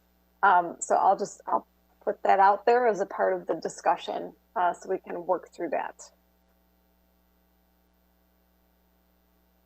I agree with that. Well, would there be a motion to amend the agenda to add this as an action, interim superintendent as an action item for later this evening? Yeah, I think we could do that now if someone wanted to move to engage the Oakland school, the Oakland ISD. We could definitely do that. Ms. Cummings? I'm happy to make a motion. Do you want me to motion to add it to our agenda to the action item section? Yes. Which, let me pull because at that point we can have the full discussion. Right. Okay, then Action 10. Yes, I move to add an item to the agenda under item 10, action items. And that item will be whether the board will proceed with engaging Oakland schools to identify candidates to fill an interim superintendent position. Second. Okay, there was a motion to amend the agenda to add that item to our agenda under action items. It was moved by Ms. Cummings and seconded by Ms. Weems. Is there any discussion? It will be Mr. Rich, it will be item 10I. Fantastic. Thank you so much. Thank you. I do have a question as to whether or not, so I believe Ms. Weems, you talked to the Michigan Association of School Boards about this, and just remind me again what their position was. They also offered help in this area. They offered to share a list of retired teachers in our area. I'm sorry, a list of retired superintendents across the state, which they've done, which I will forward to the rest of the board. They have shared their names and their contact information, which if we were to engage Oakland, we would share with Oakland ISD. They also offered to share with us, just the general process of, how to engage an interim superintendent, including, how to contract with them, offering sample contracts for interim superintendents. They did not, I'm sure they do have a similar service, but as I understood it, their services were also free of charge with respect to the interim position.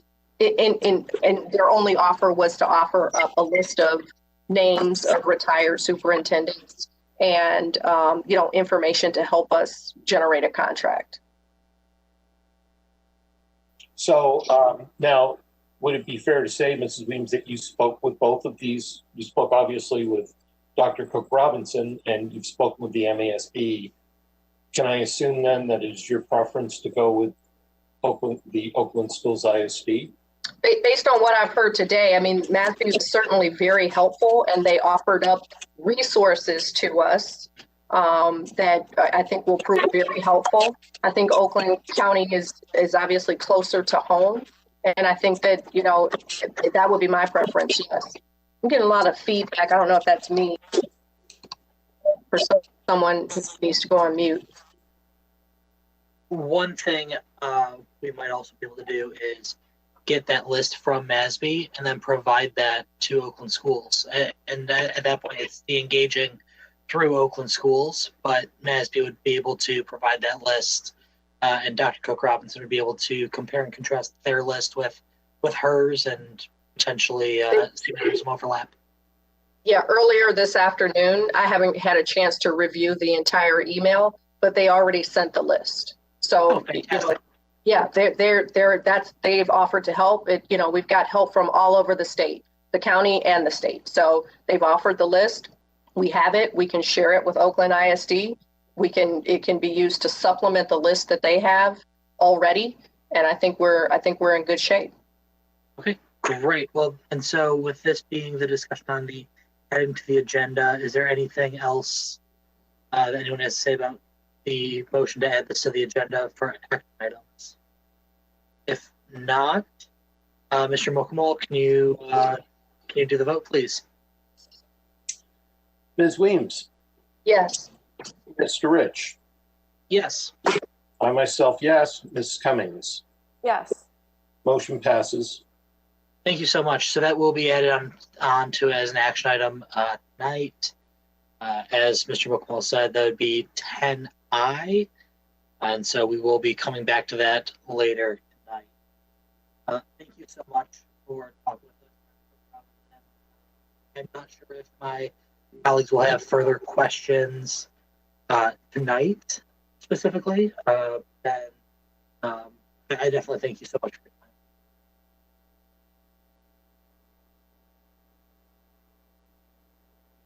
Okay, with that, we are going to move on to board appointments. Chair. Sorry. Yes, before we move on to the next discussion item, I think there are a couple of other things that maybe we should consider rounding out here. The first is whether there is a need to meet prior to the December 15th meeting in order to, discuss what we need to do to engage, to further engage Mrs. Wanda Cook-Robinson. We've made a determination that we definitely want to, get their help, but I think we also need to just kind of work through the process a little bit more. So, maybe offline we can talk about, what that looks like. I'm recommending maybe a committee, perhaps the Superintendent Evaluation Committee, be charged with kind of at least outlining what the next steps ought to be, and then consider bringing that back to the board. That sounds good to me. I know we will have some. Mrs. Cummings has a comment on it. Ms. Cummings?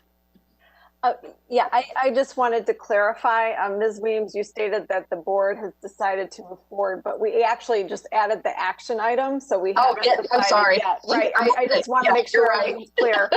So when we get to that action item, if the board does move forward with that motion and approve it, I think that makes a lot of sense to use the Superintendent Evaluation Committee to work with Ms. Cook-Robinson so that we don't have to wait until the next board meeting, that process can get started. Yeah, thank you for the clarification. I'm moving ahead of myself. The next thing is, I wonder whether we should give some thought now to what we need to do in order to fully engage in the actual search for a superintendent. And so I don't know what that time frame is, but based on, what my experiences in the previous superintendent search, and based on recent conversations with MASB, it sounds like, the pool of available superintendents is not huge, and that, waiting until March is late.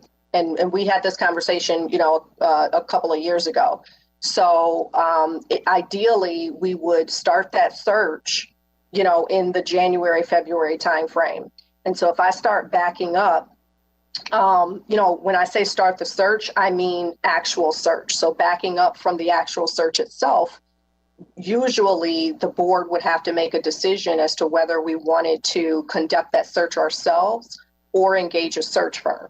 If we're going to engage a search firm, that backs us up a bit more, from the February, January timeframe into like December, January. And so I think the board should also give some consideration to whether we want to engage a search firm. And if that's the case, whether we issue an RFP soon so that we have the results in January and give our new board the opportunity to have those RFPs in January and start, sifting through that, making a determination as to whether we're going to engage a search firm, selecting the search firm so that we can get started in February. Just a thought. And I saw Mr. Mukamal had his hand up. Yes, Mr. Mukamal. You're on mute, Mr. Mukamal. Mr. Mukamal, you're on mute.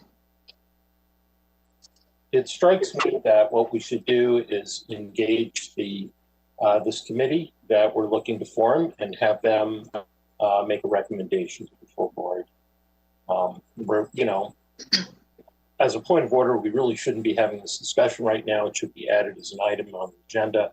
But just to make things move along, I think we should, if we're going to have this committee, which I believe would be composed of you, Mr. Rich, you, Mrs. Williams, and you, Ms. Cummings, as former board presidents, that just go ahead and do your meetings and make your recommendations, and we can vote on it in December 15th meeting with respect to the process for hiring a replacement full-time superintendent. Great, thank you. And if we have more to discuss, we can have this later, as Mr. Mukamal said, on the action item itself when we have that discussion point. Okay, so right now we will move into board appointments. So as we know, we currently have 2 openings on our board. And so there's been discussion as to how those seats will be filled, and looking forward as to what our plans might be for knowing that there will be a spot open in January with Miss Green's term continuing. So I do want to say that there have been some discussions as to what these next steps are going to be. And so it's looking at what has been discussed is bringing on some of the newly elected board members to start backfilling those terms. And then come the end of the year, whomever was chosen to fill Ms. Green's role would resign from that role effective December 31, and then start the term that they were elected to on January 1. Thus it starts the clock off, and we have a 30-day clock to fill a seat. Otherwise, it gets taken out of our board's hands and put in the hands of the Oakland County School Board, ISD board. And so that's part of why we need to do this, to put someone in, is that we still have that option, and then our new board of the elected members have that ability to have input on that seventh board member. Ms. Weems, go ahead. Yes, I want you to finish your statement. I just wanted to provide a little bit more context. Sure. I agree with everything you said. And in full transparency, we've had a conversation about how this might work if the rest of the board is in agreement. And so just to step back for a second and give the public a little bit more context, we have 2 board vacancies effective, I believe it's November 20th and 21st. And so we're required to fill those positions within 30 days. That means we're required to onboard 2 new members by December 20th and 21st. If we don't do that, the ISD would come in and appoint board members for us. Now, the likelihood of that happening is probably remote, because we don't even have a meeting between December 20th and the 1st of the year. And I don't think they have a meeting either between December 20th and the 1st of the year. But in order to be proper and in accordance with the rules, we should identify 2 people to fill those 2 seats before the end of the year. The complication, though, is that if we were to do that, we would certainly be rushing. We have a lot of other things on our plate in terms of identifying an interim superintendent, starting the process potentially on the full superintendent, and appointing new board members. So the thought was we already have 3 board members who've been elected. We could appoint 2 of those board members. And so they would effectively just start their terms earlier. One of them would need to resign at the end of the year in order to assume their elected position. And then that would have the effect of effective January 1st. Well, first of all, effective whenever we appoint the new members, we would have, the rest of our board back. And then January 1st, we would only be down 1 board member as opposed to 2. The thought process is, let's have the new board members identify the new member to replace Mrs. Green's seat, as opposed to this current board identifying who's going to serve for the next 2 years. Thought it made a whole lot of sense for new board members to have a say in that. Again, we'll be onboarding 3 new board members in January, and so why not have that new board identify the new person? So once one of the 2 board members who gets appointed, sometime between now and December 20th, they'll resign in December, as Mr. Rich said. Everyone takes their seat January 1st, the 3 new board members. We would have 30 days from the December 31st resignation to appoint the new board member who will replace Pam Green. So in January, we'll have to have a series of, it depends on how we decide to conduct those interviews, how long that would take and how we would go through that process. Mr. Mukhwal? I know it's a bit of a technicality, but even the person that we would appoint to fill Mr. Johnson's seat, which expires at the end of the year, both individuals would in fact automatically have to resign at the end of the year. The one person who would be who was elected by the public to fill Dr. Johnson's seat, of course, would be sworn in, and then it would be up to the new board to fill the other position. So I just want to make that clear. The other thing is, do we have to fill Mr. Johnson's seat, given that his term is up at the end of the year, was up at the end of the year anyway? Are we required by law to fill that, or because these are laws that we're required? Right. These aren't just rules or guidelines. We're required by law to do these. So there are two parts to your question and statement. The first is that person who fills Mr. Johnson's seat would not be required to resign because that term ends. So they would not be needing, they would need to resign that seat. As to whether we are required to fill his seat with less than 6 months left of his term, the answer is no. However, it would be a way to get another one of our new board members up and running a little bit earlier, and getting us back to numbers to 7 for our December 15th board meeting. If we were to appoint for those 2 seats for the December 15th meeting, effective immediately as of that meeting.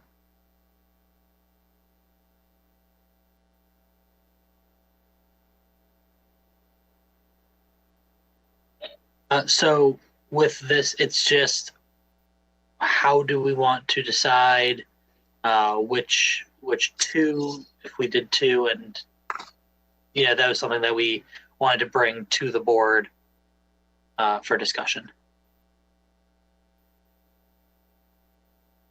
One other thing I wanted to make note of is we have, as a board, we can decide this with just a consensus. It doesn't need an actual vote.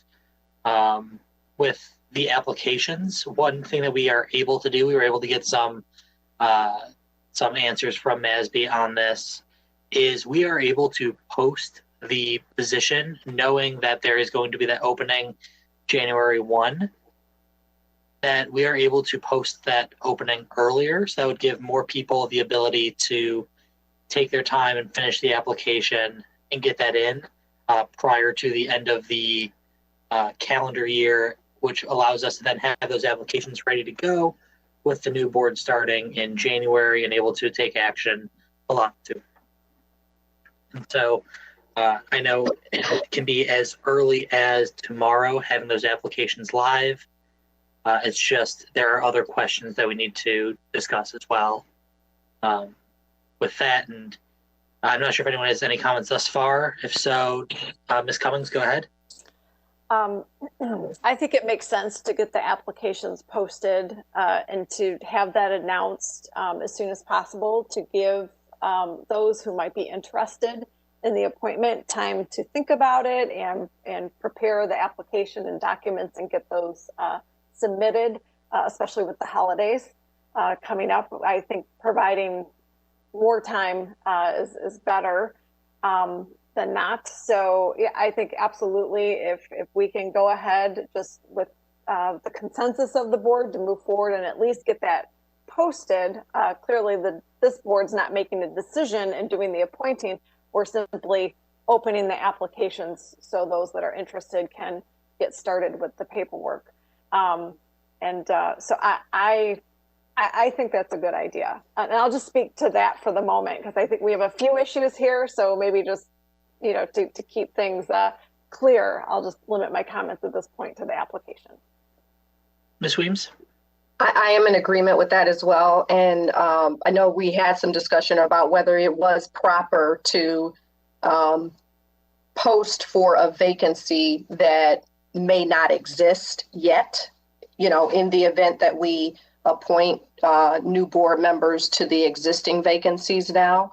The response that we got back from our friends at the Michigan Association of School Boards was, yes, you can certainly do that. Clearly can't appoint someone before the vacancy is open, but it would certainly be proper to make that announcement and give people ample time to give some thought to whether they want to consider board service, to fill out the application. And again, I am all for, getting us set up for January to hit the ground running. So what I want to do first is, this is not something that we need to vote on necessarily. I wanted to get people's opinions, as well as have this discussion in public so that the community can see that we are taking this extremely seriously and that we are making sure to follow logic and getting things together so that people are ready to go. With that, are there any objections of getting the application posted as soon as we can? No objection to me. Fantastic. And so I will be working with both Kim and Diane on getting that posted. Now, one thing that we did have was to the actual thing in the application. I wanted to just discuss this as well. Was the last time that we had applications, there was the requirement of a transcript. And so this is just a discussion I wanted to also have in public as to whether that is something that is going to be required this time. And so I wanted to hear the thoughts of the board members as well. I know I spoke with Ms. Smith on this matter, and she was very vocally against requiring transcripts in the application. For the board, it can be something that we ask about in a resume or during interviews, but not to be a required transcripts. And so with also, just so people know, with the district being closed on Wednesday, we have the application being put together on Monday. Just follow the break schedule. Yes, Mr. Mukamal. Well, as the last person to have undergone the appointment process, what I would say is that the application should be based on the legal requirements. So, it is not legally required for a person to have either a high school or post-secondary transcript in order to apply and be appointed to a public position. I do think that it would be important to have, for the purposes of ordering the regalia for graduation. So that's my position. The application should follow the law. Thank you, Mr. Mukamal. Ms. Cummings or Ms. Weems? Ms. Cummings? I've heard what you've said, and I would have no objection to not requiring the transcripts. I think, especially right now in the pandemic, it may be difficult for people to get hold of that documentation. I don't see an issue asking about education or background to know kind of what that applicant, what their background is, but I guess I'm leaning toward not requiring that transcript. For me, Mr. Mr. McMall. Thank you. For me, I agree that it is not required by law. I do like the fact that we have validated in the past, and that validation for me sort of helps to credential the individual and just supports whatever it is on their application. I definitely, though, appreciate that it may be difficult to get that sort of information, especially now, which is why I was a fan of asking the board to consider opening up applications sooner rather than later, and not waiting until, potentially December 15th or 20th or whenever it is that we actually appoint new board members. I felt like that was waiting too long. But, you know, I guess I'm not overly offended by not requiring transcripts, especially given the current environment. Great. Mr. Mukmal and then Ms. Cummings. I would just like to say that I do think as far as the application that we need to follow the law. So if the law says that you basically have to be a US citizen and over 18, then that's it. And if the board wants to make a determination on which of the candidates is the best candidate, and that is a criteria, then that would be presumably within the resume of the individual, would list their academic credentials, and that could be verified separately. The other point I would make is that if anybody who is interested in applying for the position would like to get my own perspective on what that is, or is interested in board service, I would be more than happy to speak with them. And I would be more than happy to make myself available after my term ends at the end.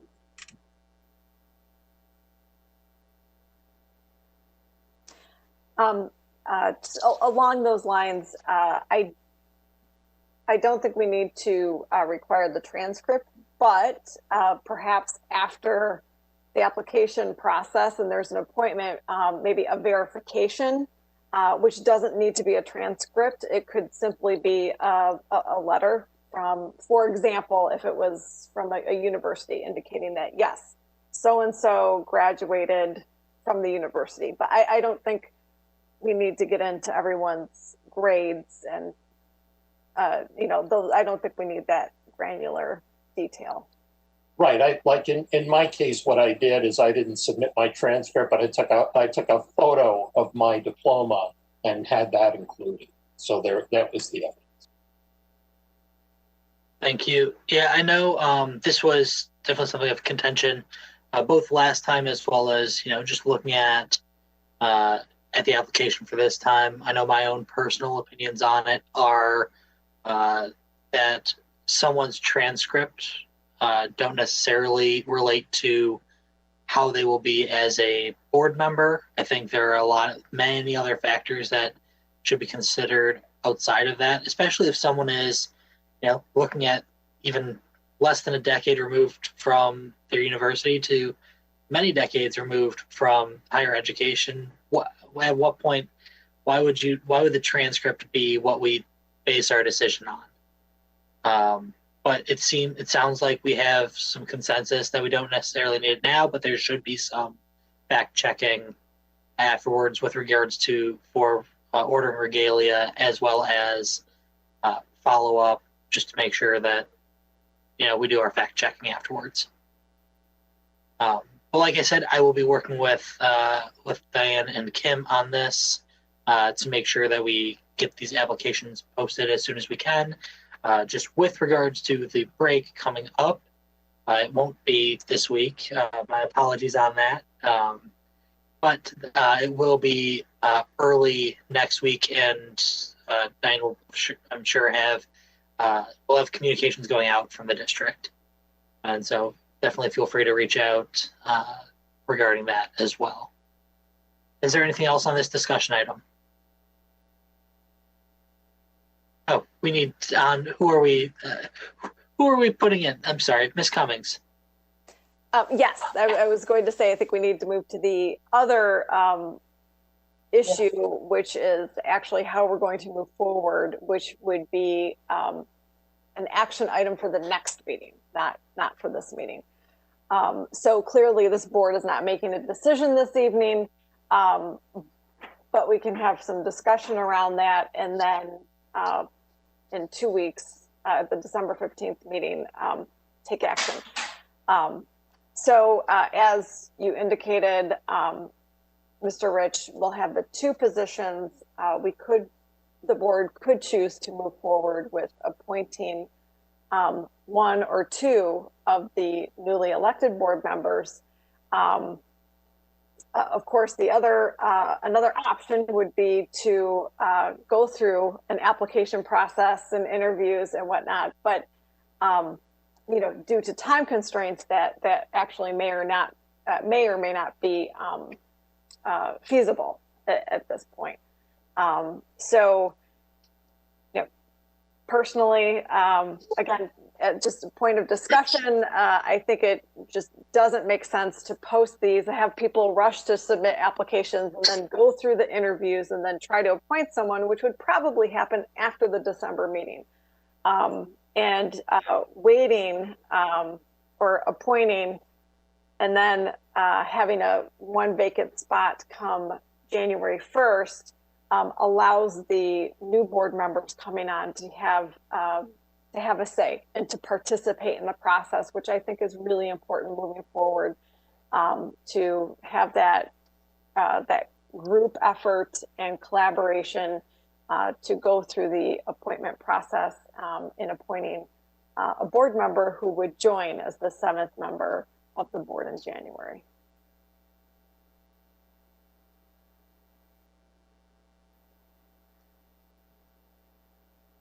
Okay. Do any of the board members have? I'm just curious as to do we see what the need is outside of just making sure that we give the public notice of waiting until the December 15th meeting to take action on appointing board members? Should we wait until that 15th meeting? Okay. I see Ms. Cummings nodding her head. Ms. Weems?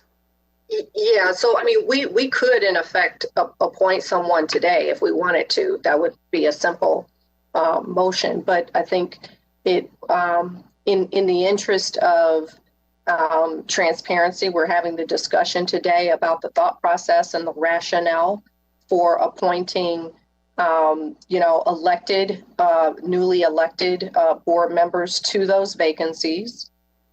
We have to decide who amongst the three will be appointed. In full transparency, I understand that there's been a conversation with each of the three new board members, and I am so grateful for the fact that each of the three of them had as a consistent response, where and how can I help? And, left egos at the door, and we're less concerned about, who it was and more concerned about ensuring that, we were functioning and that, they're willing and looking to help. So that's great. I like the idea of waiting until December 15th for the actual vote because, that allows the public to provide some feedback through the public comment process. And gives us some things to consider. I think between now and likely the end of the meeting, I would hope that board members give some thought. There were discussions about having, the two folks that maybe had the highest votes, be appointed, which kind of seems arbitrary to me.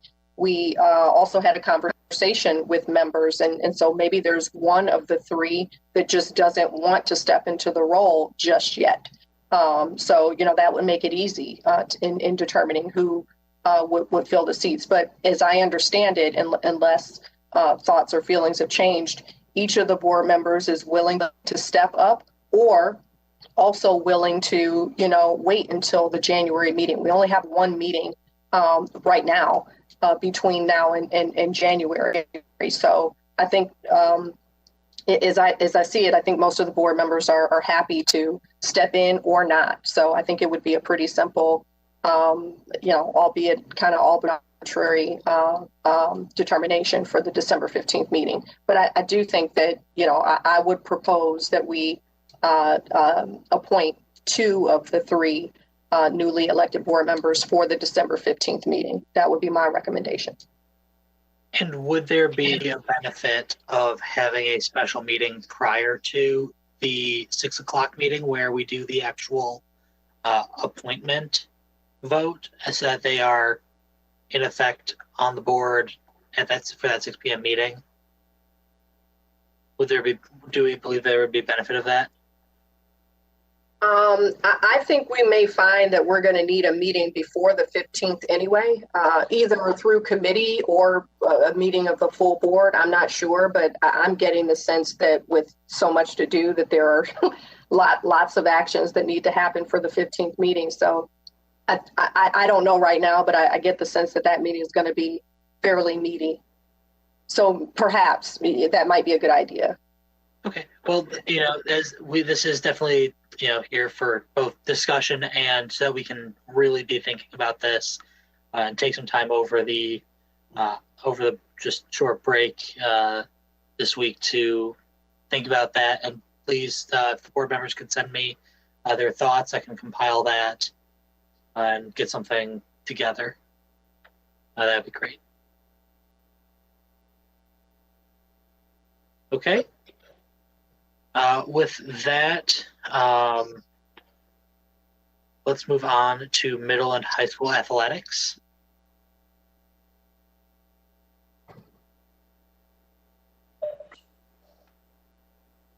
So we have our principals, Joe Green and Tom Shelton. Thank you so much for being here. Our pleasure. Thanks for having us. Thank you so much for having us this evening. And thank you to Dr. Coffin, who is going to, behind the scenes, help us direct the presentation that we have prepared for you for this evening. It's our pleasure to be here.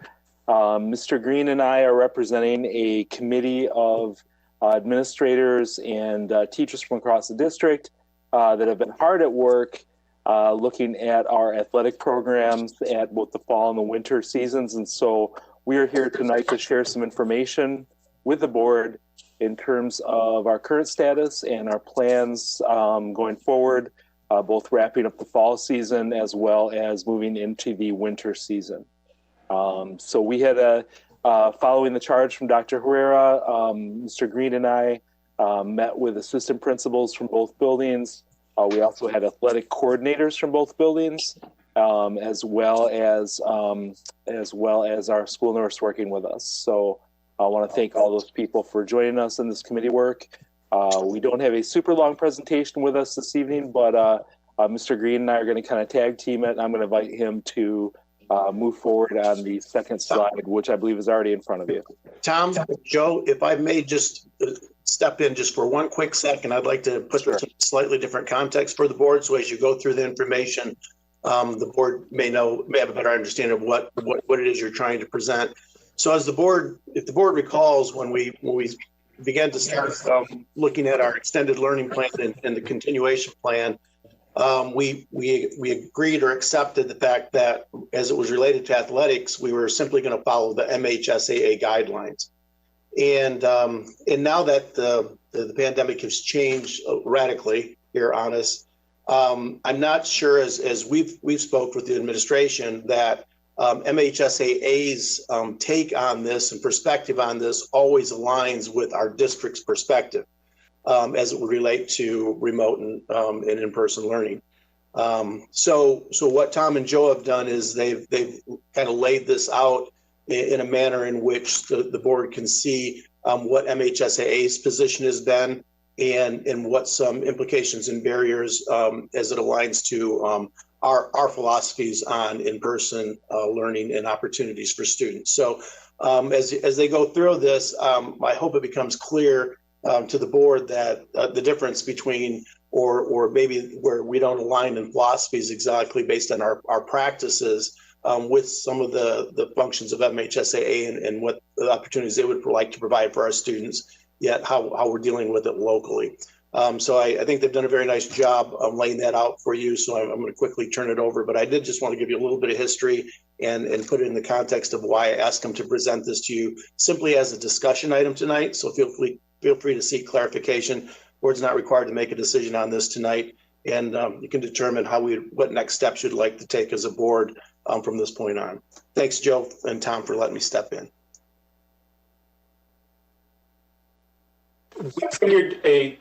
Thank you, Dr. Herrera. We wanted to start with giving a current context to the status of athletics at the moment. There are several governing bodies that weigh in on athletic decisions, including at the broadest level, the Michigan Department of Health and Human Services. Then next down on the state level would be Michigan High School Athletic Association, who, as Dr. Herrera has said, has had a more open approach to things. than some organizations. Then we have more local organizations we look to, like the Oakland County Health Division, the Oakland Activities Association, which is our conference that we belong to at the high school level, and our middle school conference, the Central Oakland Middle School Athletic Conference.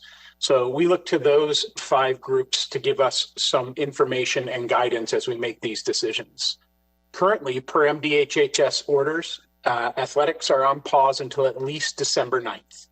And so what that means on the ground at the moment is that the middle school winter 1 season, which would be boys basketball, has previously been canceled with parent communication already sent out. There'll be more on that in a later slide. The high school fall season was completed, the regular season, prior to the suspension, and it is completed with the exception of the state tournaments. And we have the North Farmington High School football team currently at the quarterfinals of the state series. And we have both the Farmington High School and North Farmington High School girls swim and dive teams have qualified for the state finals. The high school winter season was in progress, just barely, with teams either in tryouts, just about to try out, or currently practicing. So they're kind of at slightly different points of beginning that winter season. And so I think, Dr. Coffin, we can move to the 3rd slide, please.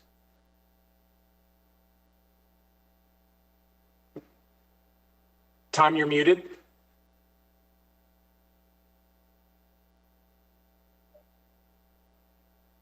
Can you hear me? Yes, okay. We can hear you. Okay, thank you. I don't know what happened. Thank you. We spent a lot of time as a work group talking about our relevant priorities in looking at athletics. And there's a natural, I think, conflict here between some of the different things that we were looking at. Obviously, the health safety of our students, our staff, and our community continue to be our top priority. That's been evident in how we've approached this pandemic from the beginning.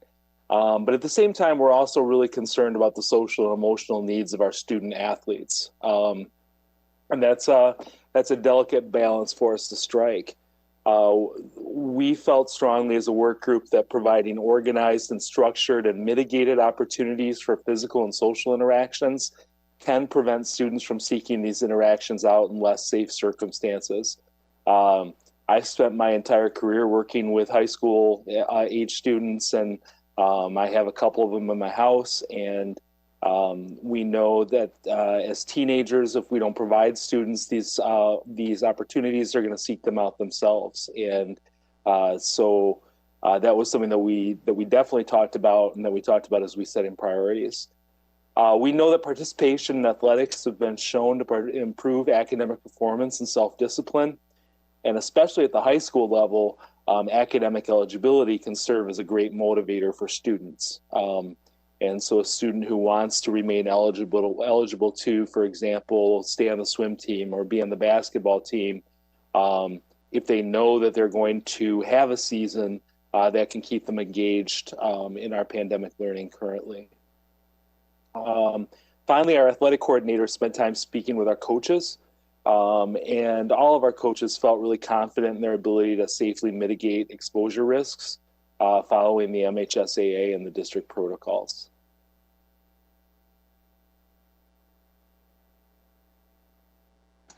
Oh, Mr. Green? Yep, thank you. Next, we'd like to start by giving you the high-level view of the 4 recommendations our committee is putting forward, the 4 plans that we'd like to move forward with. And we recognize that this situation is still very fluid and would change upon recommendation from the state or county health departments or the MHSAA, or should we as a district in our further review of data decide that we need to go a different course. So we would recommend for middle school 1 to sustain the status that it's canceled due to a shortened season and lack of opportunities for competition with other schools. For middle school 2, that would be starting after or in the beginning of the next calendar year. That would be pending review upon season start in mid-January based on the numbers and data and recommendation from governing bodies. For the resumption of the fall state tournaments, we are planning that those teams who qualified for participation in MHSA state tournaments will be allowed to do so. again, pending recommendations from governing bodies and the data that we have in front of us. For the winter season, we are planning that tryouts and practices will begin once permitted by governing bodies with a delayed start for health reasons, health and safety reasons, which we'll go into in a later slide. Mr. Shelton? Thank you. So within these next several slides, we're going to go into detail on each of those recommendations. And I'll go ahead and start with the middle school recommendations. So the middle school really has two different halves to its winter season. The middle school season one is boys basketball. ComSAC, which is the middle school athletic conference we recognized earlier, a lot of those schools elected not to compete prior to the season because of COVID-19 concerns. So in consultation with those different schools and looking at our teams, we made the decision as a district that we were not going to participate in the middle school season one with boys basketball, and that decision has already been communicated out to parents. The middle school season two, which is volleyball and wrestling, doesn't really start until mid-January. And so the athletic department feels strongly about delaying a decision about participation between now and then. So a lot, as we know, that's 2 months away. A lot can change between now and January. And so our recommendation or our plan at this point is to hold off until the new year to make a decision about middle school season two.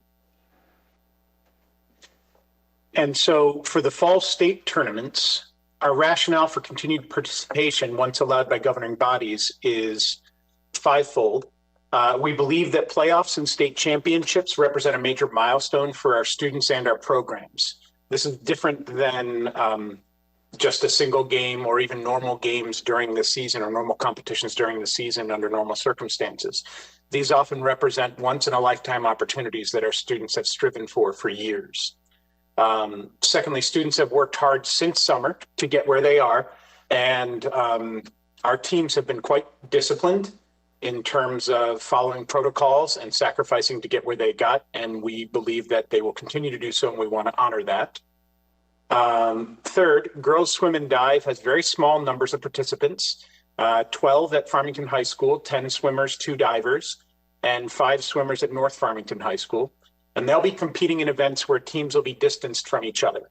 In the case of football, it's all outdoors, posing much less risk than indoor sports. And we are building mitigation factors into our transportation plans for each of these events. And you'll see in a later slide that the times have worked out well for us too in that regard. So we talked about the conditions for the return of fall sports. Obviously, the first and most important one is if the Health and Human Services, the County Health Department, and MHSAA warrant it by data. Dr. Herrera referenced the conflict sometimes between what MHSAA wants to see go forward and what we're hearing from the state and local health departments. And so we will follow the directions of all of those governing bodies.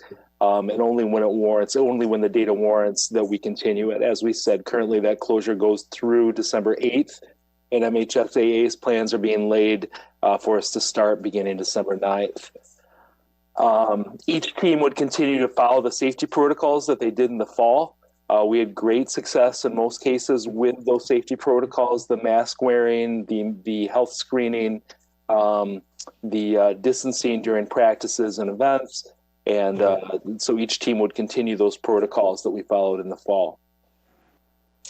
North Farmington High School football would resume practices on December 9th and would actually play in the state quarterfinals on December 16th at 4 o'clock in Traverse City. That would not be an overnight trip. That would be a day trip there and back in charter buses. And we have made arrangements for additional buses to make sure that we can space students out. The Farmington High School and the North Farmington High School girls swim and dive, they will also resume practices on December 9th, if allowed, and would compete on December 22nd in the state championships in Grand Rapids. We have 12 athletes at Farmington, 5 at North, and these are very small teams that compete in very large areas. And so the risk is relatively small here. With Grand Rapids being not so far, families will be able to drive back and forth without the need for district transportation or for an overnight stay. With all these, the mitigation efforts, including spectator limits, will be dictated by the MHSAA. They've already shared that the high school swim state meet will have no spectators, and the football will be limited to 2 spectators per participant in terms of ticket distribution. And so moving from the completion of the fall season, the conditions for return for our winter sports season would look as follows. Again, if MDHHS, Oakland County Health Department, and MHSAA, as well as our own evaluation of data trends warrants it, we would commence with the winter season. Currently, no OAA board member schools have communicated intentions to go beyond what governing bodies are dictating.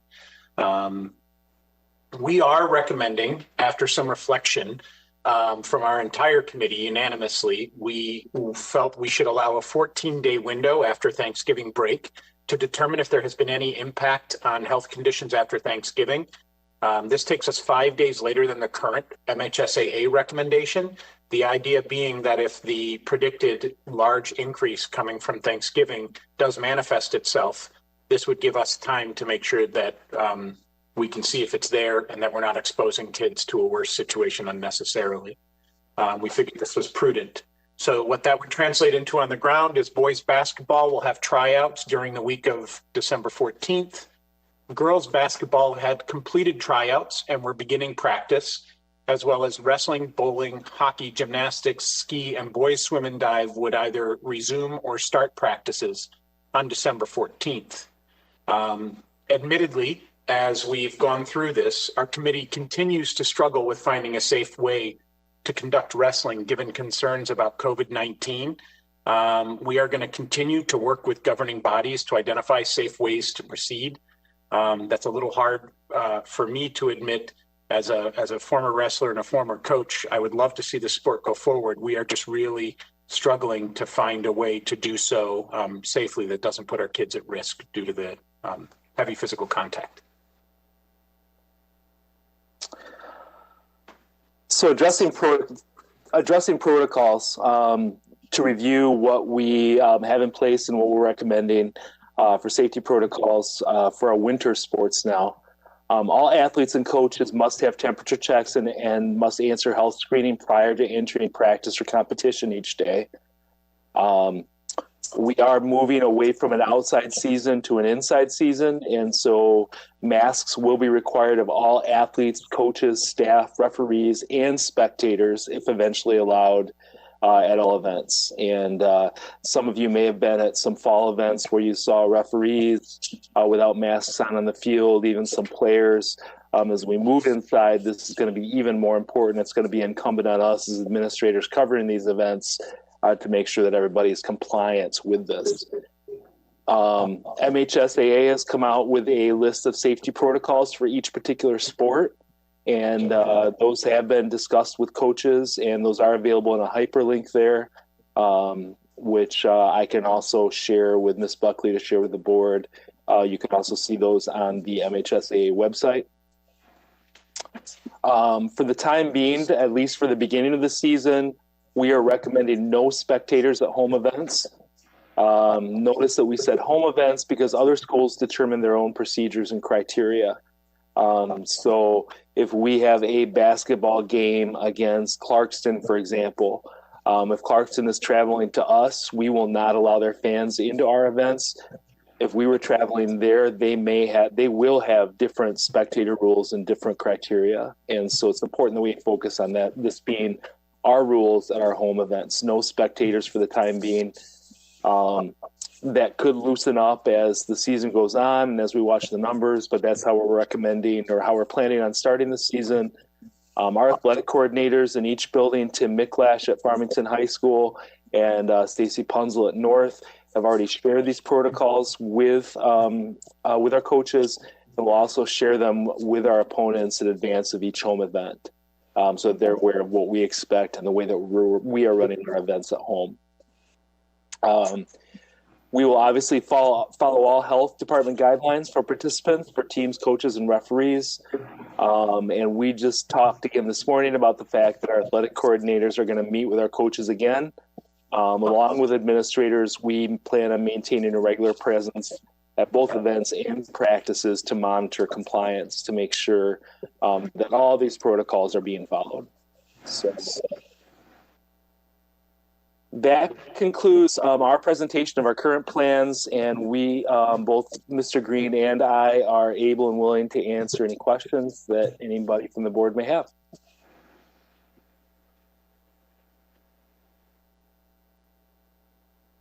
Ms. Cummings? I don't think I have a question, really just more of a comment. I want to thank you, Mr. Shelton and Mr. Green, and everyone. I know that there were a lot of people that helped work through the various guidelines and the data. And this is, as we all know, a very fluid situation, right? It can change even day to day. So I really do appreciate the thought that's been put into the FPS guidelines.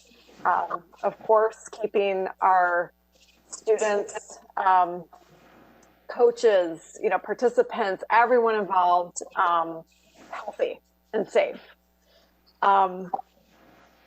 So I think really I just wanted to say thank you. I know it's not an easy task. And I will say I did have an opportunity to observe quite a few fall events, sporting events. And for the most part, what I saw from the FPS end of things, our parents, the spectators following the rules, wearing those masks, our players following the rules, wearing those masks. And so thank you to everyone that is listening and following the guidelines, because that's what's going to help our student athletes move forward, is if we can follow these guidelines. So thank you. Thank you.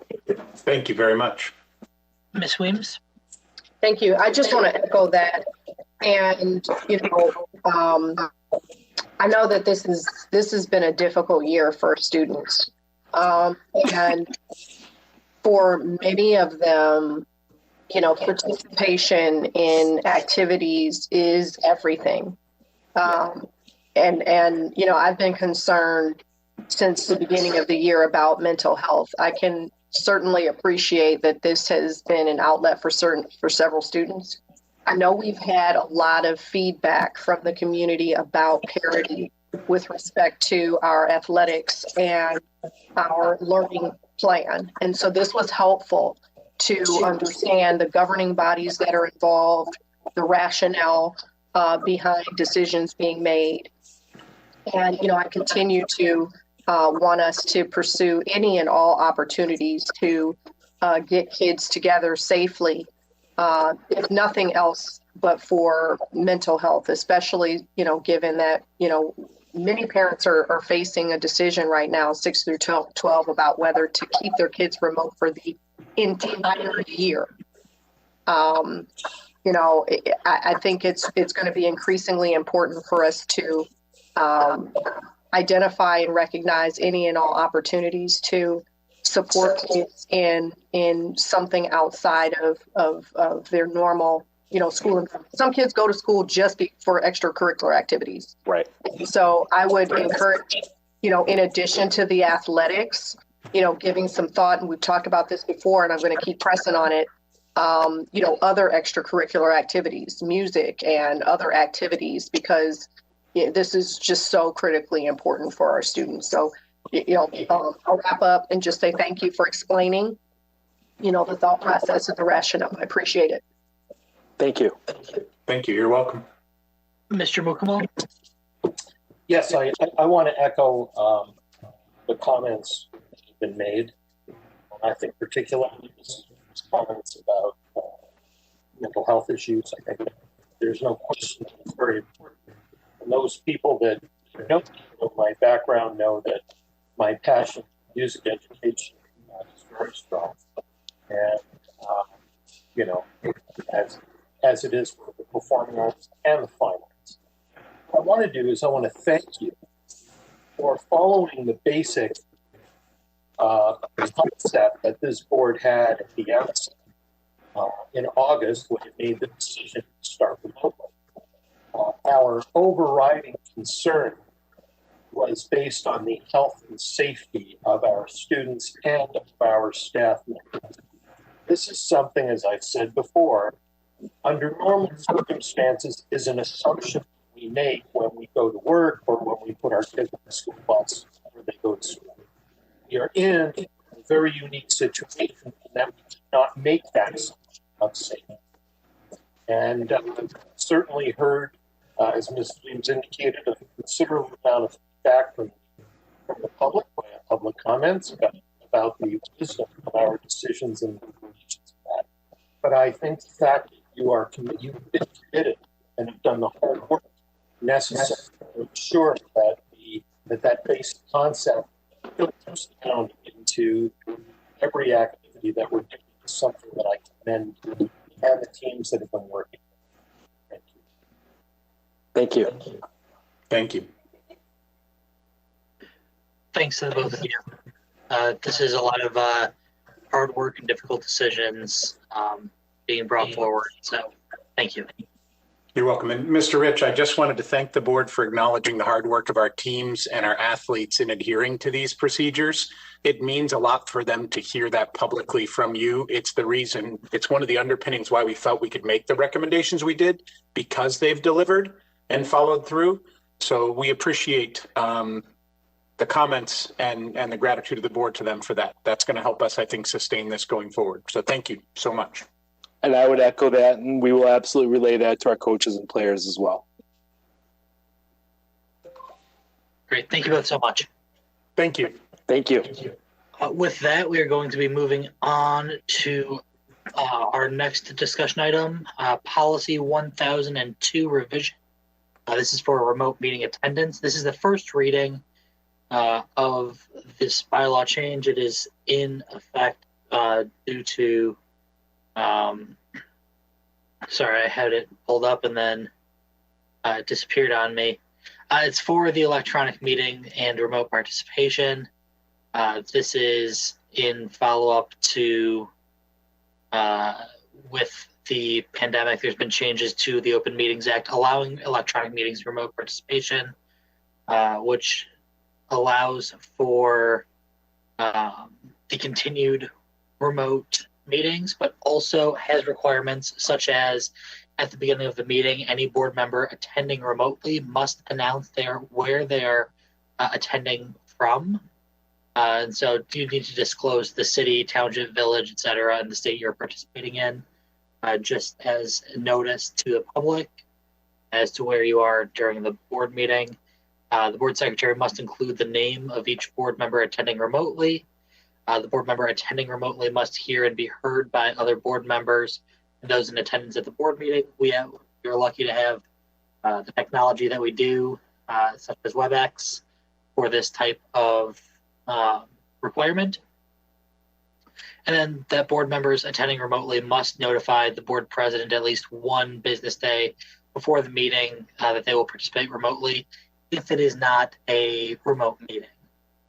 So a lot of what this is for in the event we were to return to in-person meetings, but someone was not able to attend either due to it be a risk of their health or safety or the health of the public for them to be in the meeting and at that location. So this is, should we be returning to physical meetings, these would be in effect as well. Now, I know we had questions as to why board members weren't announced where they were when we did roll call for previous virtual meetings. That's because under this, it begins January 1st of 2021, but this is also noticed that beginning January 1, we will have that requirement of announcing where we are when we do roll call.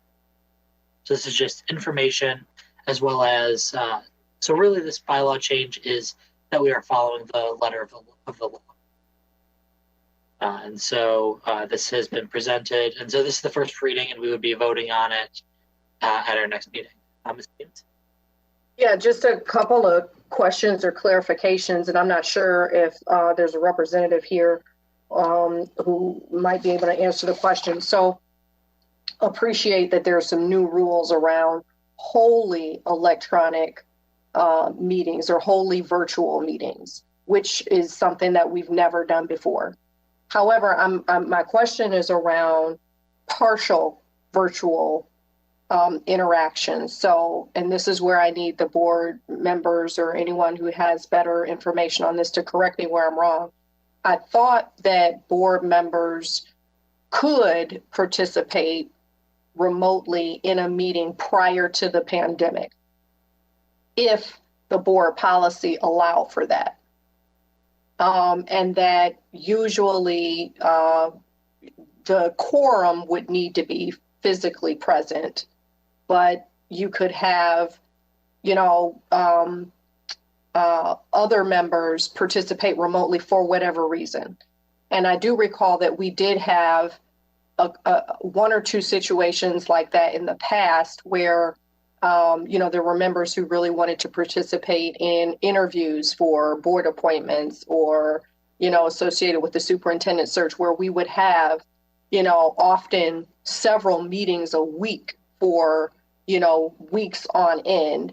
And the likelihood of everyone being able to attend in person, especially, given this environment. And I believe in the future, there are going to be more and more, remote opportunities because we're busy, we're flying here and there, we've got work.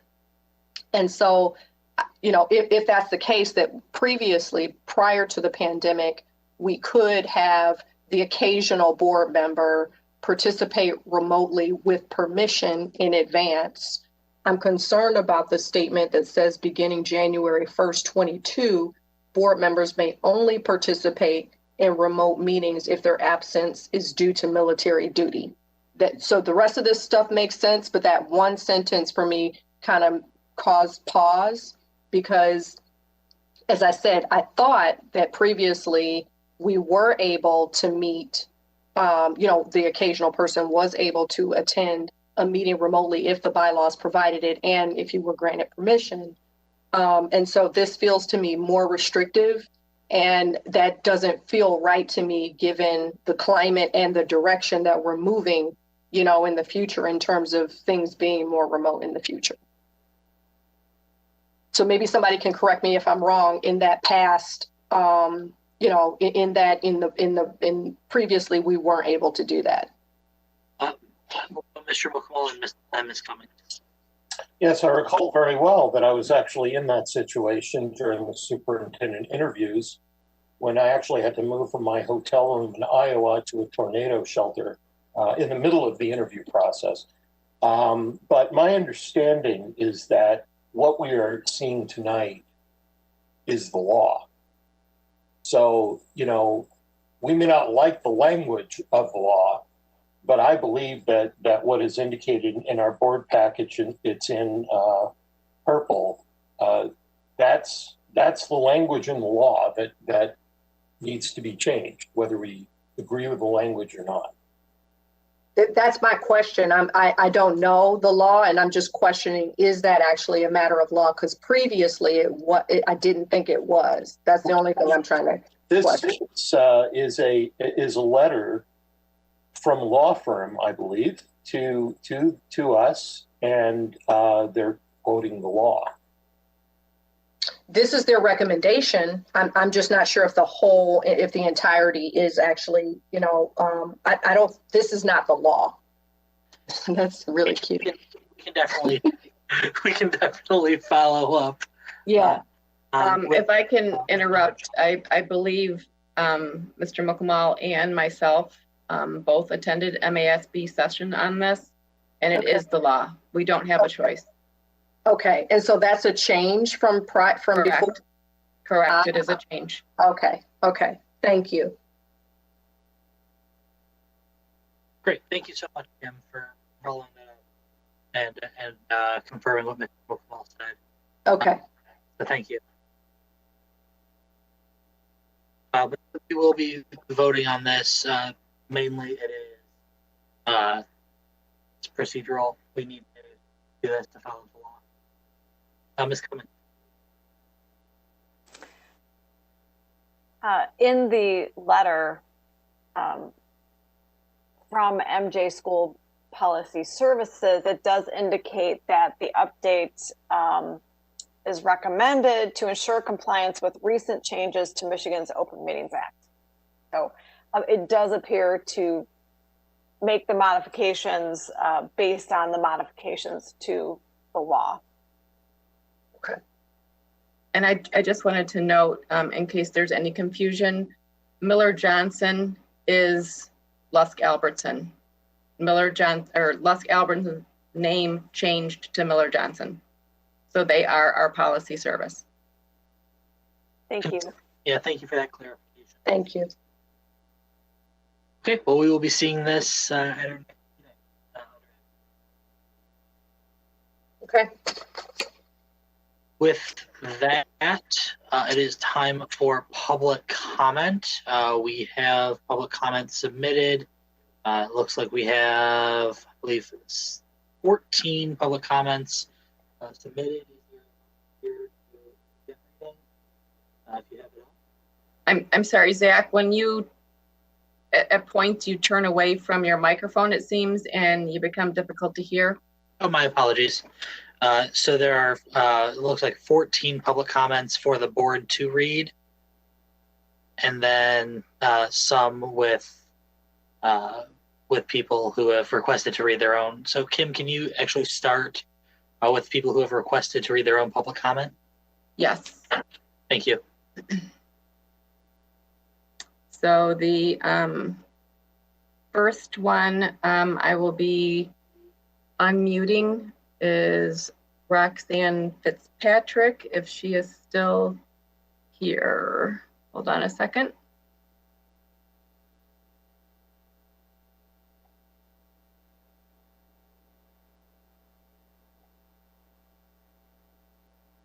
Okay, Roxanne, you should be unmuted and you can deliver your public comment. Good. Can you hear me? Yes. Yes. Okay, good. Well, I want to thank you for allowing me to speak tonight. This is a little weirder. I know you can't see me either. My thing's not working. But school boards are responsible to all people in their community and all the students. Every decision about every item must be made with the interests of everyone in mind. I've lived in the community for over 40 years, and we chose this area because of the outstanding schools. I've also been a realtor in the area for 28 years. All 4 of our children have graduated from Farmington Public Schools and have gone on to college. And now we have 3 grandchildren in the Farmington Public Schools. We and our children have had great experiences with our multicultural community, made and maintained many wonderful friendships over those years. So I'm kind of wondering what's happened to change that, because I'm seeing a lot of rumbling. I'm not a troublemaker. I've been involved in the community my whole 40 years I've been here. I was 20 years the president of the baseball and softball Little League, local PTA, president of the PTA council. I've served on numerous committees with the schools, closing a school, selling of properties, hiring a superintendent, and I serve in the Optimist Club also within Farmington Hills.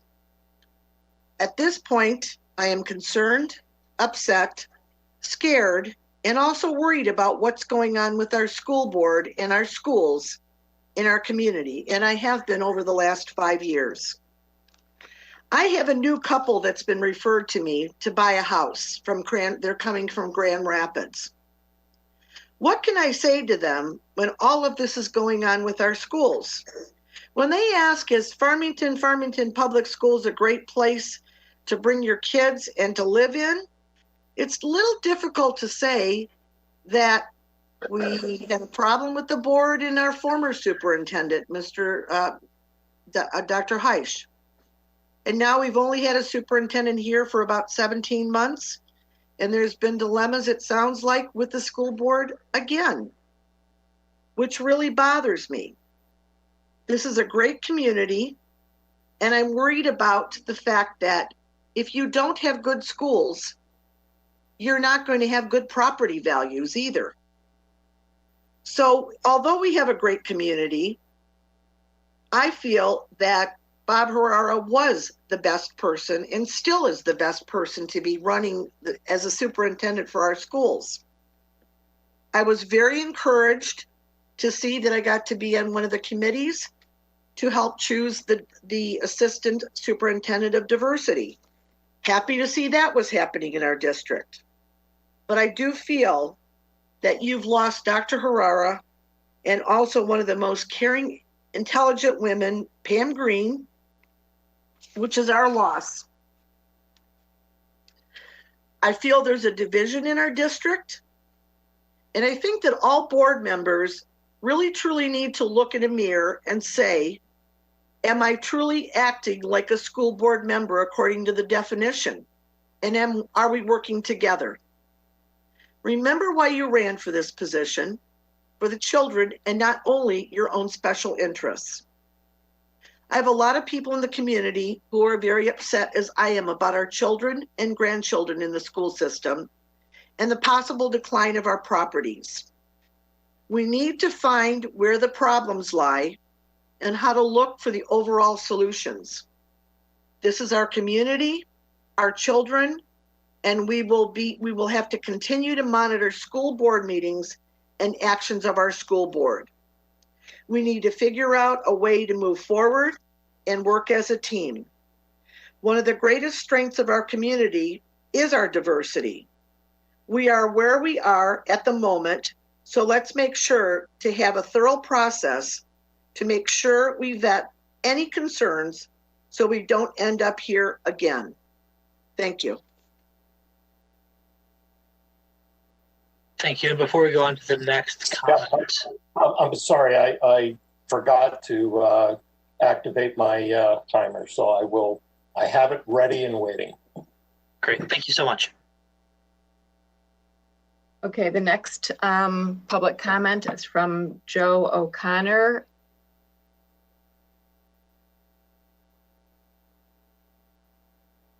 Okay, Joe, can you hear me? Yes, I can hear you. Can you hear me? Yes, I can. Okay. I'm Joe O'Connor. I have a daughter that's a freshman at Farmington High. I've spoken to most of the board before. I wanted to discuss the goings on that have caused the resignation of Dr. Herrera and subsequently 2 board members to resign and the board to censure a board member for the behaviors of his actions. The tremendous damage to the district in terms of stability and reputation. It made all the news again for the wrong reasons last week.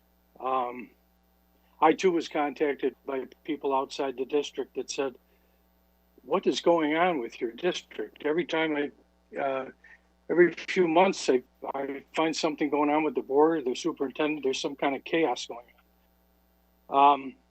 And in addition to that, as a taxpayer whose taxes help fund the school district, I'm resentful of the fact that we're in a situation where we had to come to a financial settlement with the superintendent with taxpayer dollars funding that.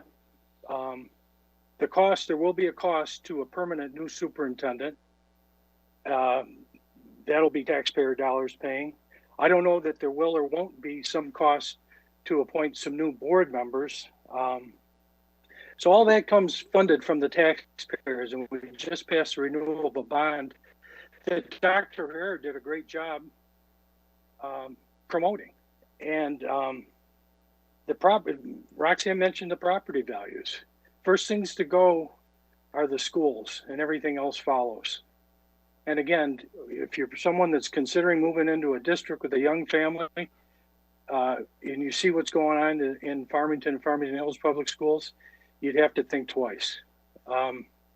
So I do commend the board on their censure of this individual that caused all of these incidents. And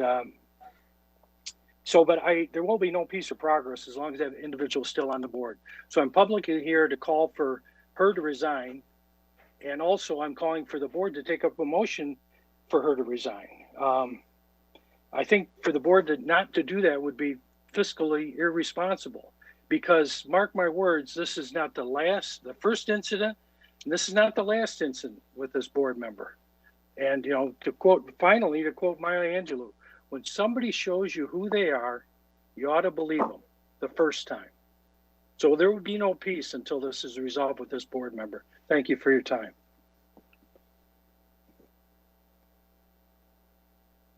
Okay, the next comment is from Kelly Goldberg.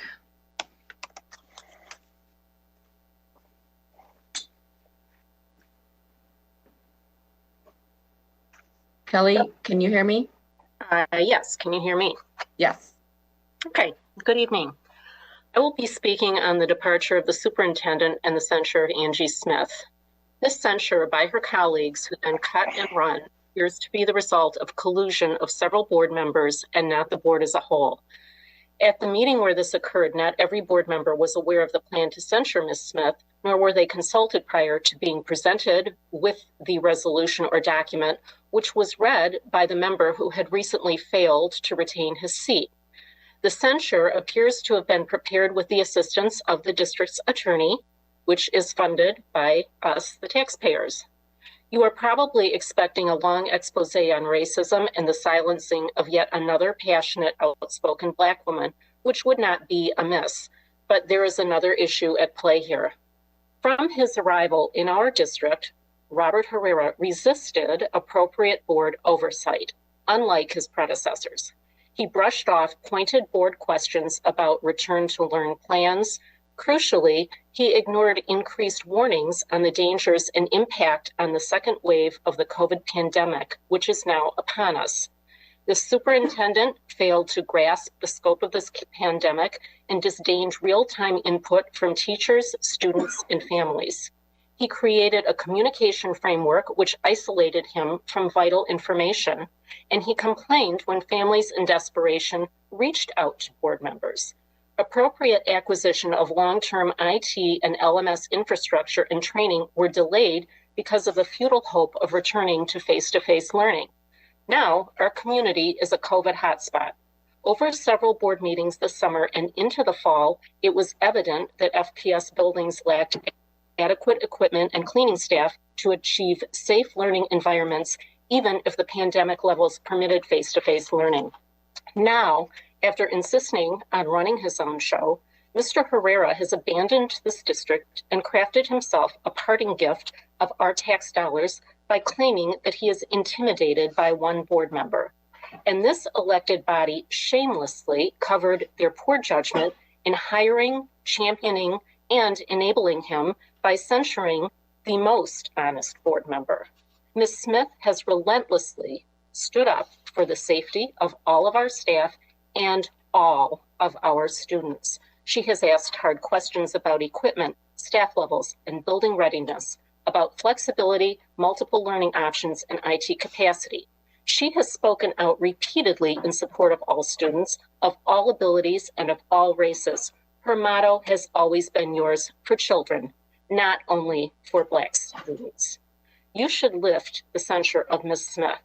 Our students, staff, and families deserve her unthrottled, courageous leadership.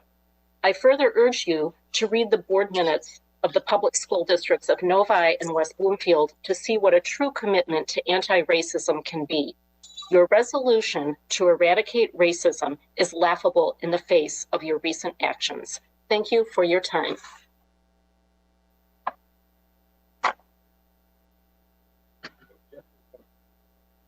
The next comment is from Katie Hayes.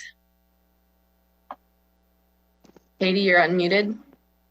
Hello, can you hear me? Yes. Yes, thank you. It has been an incredibly frustrating experience to take in news of our superintendent, Dr. Robert Herrera's resignation, followed by the resignations of Board President Pam Green and Board Vice President Terry Johnson. The narrative created to explain these resignations is that they're the result of harassment and dysfunctional behavior instigated by two board members, specifically Ms. Angie Smith. It's appalling that the failure of district leadership to address racism in our district has been left out of this discussion. Our superintendent and board are yet again avoiding engaging in honest responses to accusations of racism and are deflecting responsibility to the Black women serving on our board. Since the murder of George Floyd by police on May 25th, Black-led organizations have built a powerful movement for Black lives, which has resulted in schools and organizations being held accountable for their claims of diversity, equity, and inclusion. FPS students, led by Anaya Stokes and Chelsea Hunter, were instrumental in elevating the lived experiences of Black students and teachers in Farmington schools, and doing important free labor to demonstrate ways in which our district, our teachers, and administrators cause harm through racist actions, beliefs, instruction, and decisions. Rather than believing and responding to their experiences, we still have yet to see from the superintendent or board any sincere acknowledgement of these problems or plans for addressing them. Ms. Angie Smith has been a vocal advocate for advancing racial justice within our schools. She's spoken not only from her experience as a Black mother, but also as a tireless advocate for many FPS families and community members who believe that this is the most important thing that our district should be focused on right now. She's not the rogue board member that she has been made out to be. She's an elected official who is fighting for us, her constituents, to assure the education, safety, and well-being of Black students and students of color. Ms. Smith has been ignored, silenced, voted against, and criticized to a point where anyone would become frustrated. Yet she has refused to be silenced so that our district can continue to ignore the racial injustice present in our schools. She's being pointed to as the problem rather than the individual giving voice to the race problem for which our FPS leaders refuse to take responsibility. Like so many other Black women in leadership roles, her behavior, being policed as divisive and unprofessional, is an intentional strategy to make the problems that she names disappear. This is part one of a two-part letter, and the second part will be read by Kelly Carpenter Crawford. Thank you very much.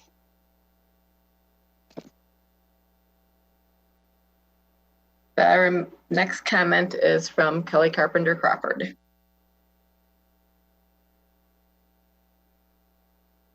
Kelly, you're unmuted. Thank you. So in conclusion, the problem is not these two board members. It is the failure of this district's leadership to acknowledge and address racism. The future superintendent of FPS and members of this board must embrace their responsibility to address these issues if they are truly invested in students and families. This is hard work, but our community is more than ready for it. We are ready for education leadership that listens and understands our districts and superintendent successes must apply to all of our students before they can be considered successes. We need leaders who can unequivocally say that Black lives matter at school, and who will recruit and retain administrators, teachers, counselors, school building staff, and paraprofessionals who bring these values to their daily work. Our kids and our community deserve this, and in fact, require it to survive and thrive in this world. This letter represents the voices of 67 community members who are taxpayers, voters, business owners, former and current students and families, former and current staff and administrators, faith leaders, and community members. Katie and Matt Hayes, Kelly, Evan, and Maddie Carpenter Crawford, Sunday Taylor, Amanda Thielen, Kelly, Marshall, Danielle, and Jordan Goldberg, Latanya Baldwin, Shrila Datta, Tara Shami, Tiffany Lee, Julie and Jeremy Frame, Sakita Lewis Johnson, Cheryl Shaw, Roxana and Brian Barnett, Danielle and Corey Ohm, James Taylor, Julie and Rob Wolkers, Francis O'Neill, Kaya Davidson, Jennifer Garland, Nellie and Shannon Kelly, Chelsea Hunter, James Kuhl, Sarah Hoogterp, Hallie Bard, Hans Bard, Hillary C. Bard, Bonnie and Randy Bard, Chelsea Lewis, Sarah Valise, Sarah Littleton, Keisha Shanti Wilson, Julia Hansen, Brenda Caulfield, Dr. Aaron Johnson, Mackenzie Hansen, Brooke Fernandez Steingold, Sean Steingold, Ruby Lewis, Nicole, Joseph, and Jonah Musial, Mary Beth Sikora, Emily Sikora Grimes, Maha Bayan, Naomi Khalil, Abba and Steve Deering, Reverend Dr. Patricia Coleman Burns, Cheryl Willett, Lester Thomas, Thomas Hull, Zena Kiles, Glenn and Mary Moore, and Brandy Cobb. Thank you very much. That is all of the people that will be speaking in the meeting. You can proceed with reading the other public comments. Thank you. Are there any volunteers to begin reading public comment? If not, I can definitely start. And if anyone would like to take over, they definitely can. Ms. Weems? Sure. The first comment comes from David York. There is unfinished business left over from your last meeting. The three of you whose terms extend beyond this year either forgot or lacked the integrity, humility, and self-realization to resign along with your two former colleagues. Colleagues all in dysfunction and malfeasance, both through action and inaction. This is the second consecutive superintendent who will have left Farmington Public Schools due directly to gross misbehavior by board members based in part on overt racism. This board censured a board member for disgusting racist slander and harassment of the superintendent, racism that demonstrated both ignorance and stupidity, as the superintendent had been singled out as the best candidate in the state to turn around and save Benton Harbor School. Superintendent who had that task cut short by the current governor, who evidently preferred to close the high school to serve developers who had better plans for the lakeside property upon which the high school was located. For the censured board member, the district has no further interest in continuing to be disserved by remaining on the board. The only word of wisdom spoken at the last meeting was that the censure was long overdue. This was not the first racist attack against the Farmington superintendent that led the superintendent to leave the district.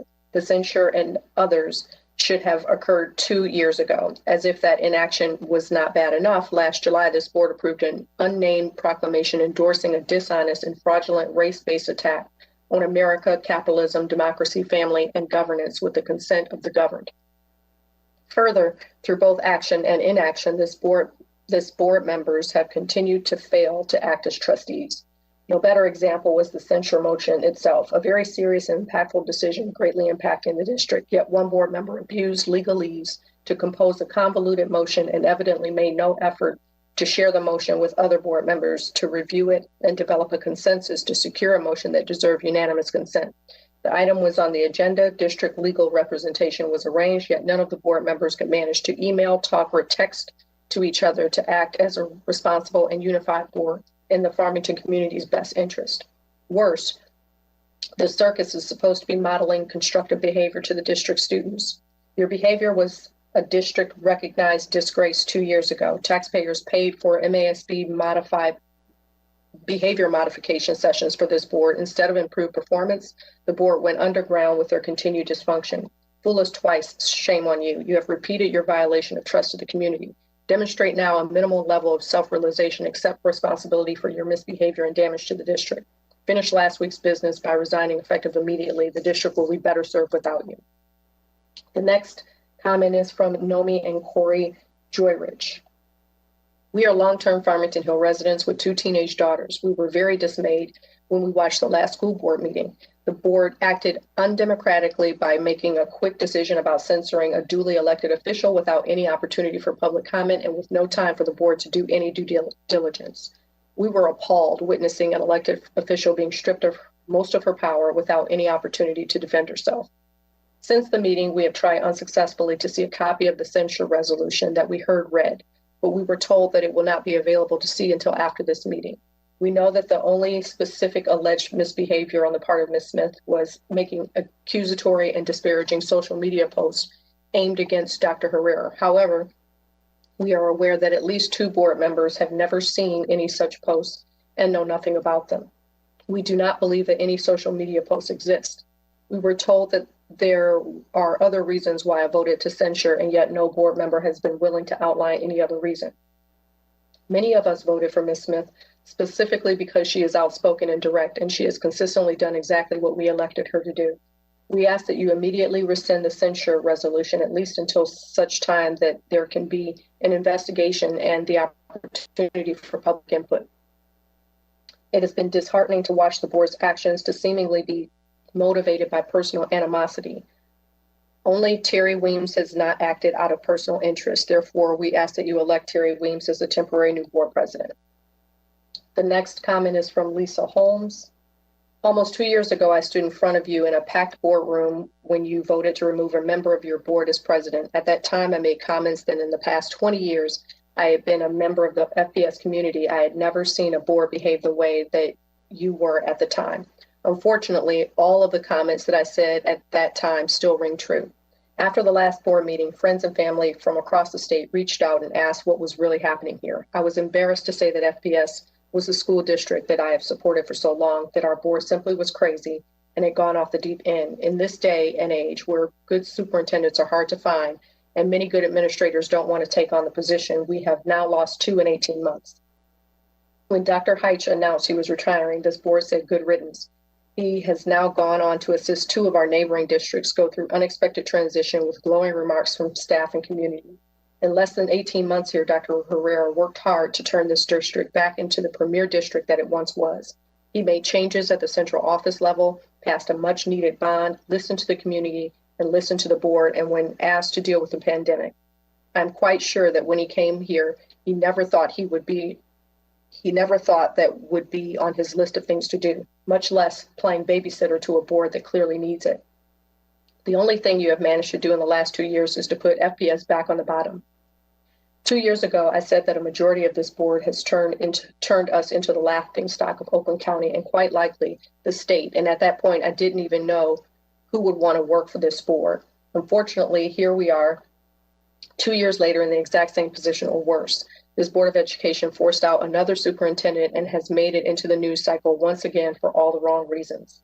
Unfortunately, 2 years later, my closing remarks still ring true. We find ourselves looking for a new superintendent. At this point, I don't even know who would want to work for this board. The bullying comments, backhanded remarks, everyone that can see what is going on should run in the opposite direction. What's to say that you're not going to do the same thing to the next superintendent? This board is now 2 for 2. If I was a possible internal candidate, I'd be looking elsewhere. And for an out-of-state possibility, simply Google Farmington Public Schools. Our awards and achievements are not the first things that pop up. In a community where we start every month wearing purple to empower Farmington to stop bullying and increase a kinder community, you as leaders certainly haven't set a good example for the students. Think about what you're teaching our students, because if you're up there for them, then you should be setting a better example. My message to this board is that if you are one of the 3 members that will still be here in January, or if you are one of the 4 new ones that will be starting soon, you really take a look at what you are doing to this district as a whole and not just one particular part. You are setting the tone, and one that is not reflecting the positive aspects of the staff and students. The next comment comes from Amanda Thielen. Last week, I was shocked to watch the Board of Education meeting and hear the superintendent and 2 Board of Education members resign while placing all the blame on the shoulders of one Black woman. I've read through comments from many members of the community who seem to need no evidence to go along with the narrative that one woman was able to single-handedly cause the superintendent and 2 board members to quit on our kids and teachers in the middle of a global pandemic. In my house, we don't focus on the tone someone uses to express their frustration and outrage when things go wrong. Tone policing is rooted in racism and ableism. In my house, we look at actions and if they match up to the words that people say. 2 board members and a superintendent who claim to be there for kids up and quit during a pandemic. Those words and actions do not match. This Board of Education told us that this district couldn't possibly hold racist views and then largely voted to censure a Black woman for advocating for Black students and teachers. Those words and actions do not match up. The superintendent claimed that he doesn't treat Black kids and teachers unfairly, but at a rally organized by 2 FPS graduates in June, he and one of the Board of Education members who resigned stood by and laughed and talked throughout passionate statements made by students, graduates, parents, and teachers describing racism experienced in this district. Those words and actions do not match up. This superintendent said he doesn't treat Black kids and teachers differently, but repeatedly ignored calls by the community to say these 3 words, Black Lives Matter. This does not match up. Mrs. Smith attended the same rally and listened to the students and teachers. She said she'd fight for them and then advocated tirelessly to make sure their voices were heard. Those words and actions do match up. This public comment is as much to the community as it is to you as a board. It's time we look at the actions and not just the words. It's time the district takes allegations of racism seriously, puts actions behind the words in the proclamation that was passed months ago, and leads the community toward healing. I am hearing the words of the board and our leaders, but I'm not looking at your actions, and it's time they lined up. The next comment comes from Tara Shamey. The superintendent quit in the middle of a pandemic, followed by board president and vice president, each of whom suggested the reason for their departure was the behavior of two board members, Angie Smith and Terry Weems. Tonight, you will be reading public comments that mirror comments seen on Facebook, largely posted by the white community, saying maybe this will shut her up, and it's about time someone shut her up. The sentiment repeated itself in different forms. There was no evidence of Smith being a problem, but they grabbed onto the narrative. Many in our community appear intent on shutting up Mrs. Smith, but I am of the opinion that our community has shut up enough for all of us. I just have to make this smaller, sorry. The community shut up when a teacher called a young man the N-word. They shut up when a teacher forcibly removed a child from his seat demanding he pledge his allegiance. They shut up when a Black teacher was fired publicly. They shut up every time a Black child is screamed at by a white teacher. They definitely shut up when parents pleaded for help when their special needs students had been tormented at Kenbrook. They shut up when a little boy was locked in a room all alone at school. They shut up when a little boy came home from school with gouges in his arms left by his teacher. They shut up when an administrator called Black cheerleaders strippers but loudly called for the protection of the white adult over the Black children. They shut up when the past two superintendents hired unqualified people to do important jobs. And the community shut up when the vice president of the Board of Education carried a gun to a board meeting, and again when he said that Black Lives Matter was a terrorist organization. Yes, the community has shut up enough for all of us. Last week, the superintendent and two board members quit on us in the middle of a pandemic, so concerned for our kids and community, they quit. But not until ensuring that Bob Herrera would receive a large monetary settlement. They hired an emergency manager that did not want to answer to a Board of Education, and the results of the election did not go in their favor. So he quit, and so did they. He was just given over $100,000 to quit his job. Shame on the 5 members that allowed this to happen, 4 of whom will no longer be with us moving forward after promising this man a 6-figure bonus for work he was unable to do. They planned and executed a performance for the white community, counting on our racism to do the dirty work for them, and it worked. You are likely reading letters stating that Ms. Smith has caused all the problems of Farmington Public Schools. Each one is wrong. Ms. Smith has fed the children of Farmington before feeding herself. She shows up at school when something goes wrong and when things are going right. She showed up at the Black Lives Matter at school protests. She showed up when the kids asked for help. Unlike most of you, she always shows up. Yes, there are calls to shut Ms. Smith up, and each one is rooted in racism that plagues our community and schools. Ms. Smith, please do not shut up. Our community was shut up enough for all of us. Sincerely, Dr. Sheriff Shammy. Next is Denise Watkins. I am disappointed to learn of the resignation of the superintendent and 2 board members. Last week's meeting was a bit dramatic. It appears as if it came to a surprise to everyone except a select few. I hope going forward, the board and the superintendent work more collaboratively to avoid these types of public embarrassments for the sake of our children, our school district, and our property values. It's pretty clear based on the events that transpired last week and based on research I've conducted on Dr. Herrera that the superintendent has no love for this district. He bounces from district to district with no intention of settling down and leaves threats of lawsuits in his wake. I get it. It's just a job for him. But for the board members who live here, who have kids in this district, what the heck is wrong with you? Where's your professionalism, grace, and concern for this district? Why can't you settle your issues internally and model behaviors you'd expect our children to emulate? Mr. Johnson, resigning 71 months into your 72-month term is nothing more than a publicity stunt. You speak of harassments, but weren't you the reason our previous superintendent left? Weren't you the reason a former board member resigned? Weren't you the person sending vile text messages to colleagues? Mrs. Green, I do not know much about you except that apparently you were aware of contentious relationships, yet you did nothing to stop it. It's obvious that you side with Mr. Johnson, the known bully of the group.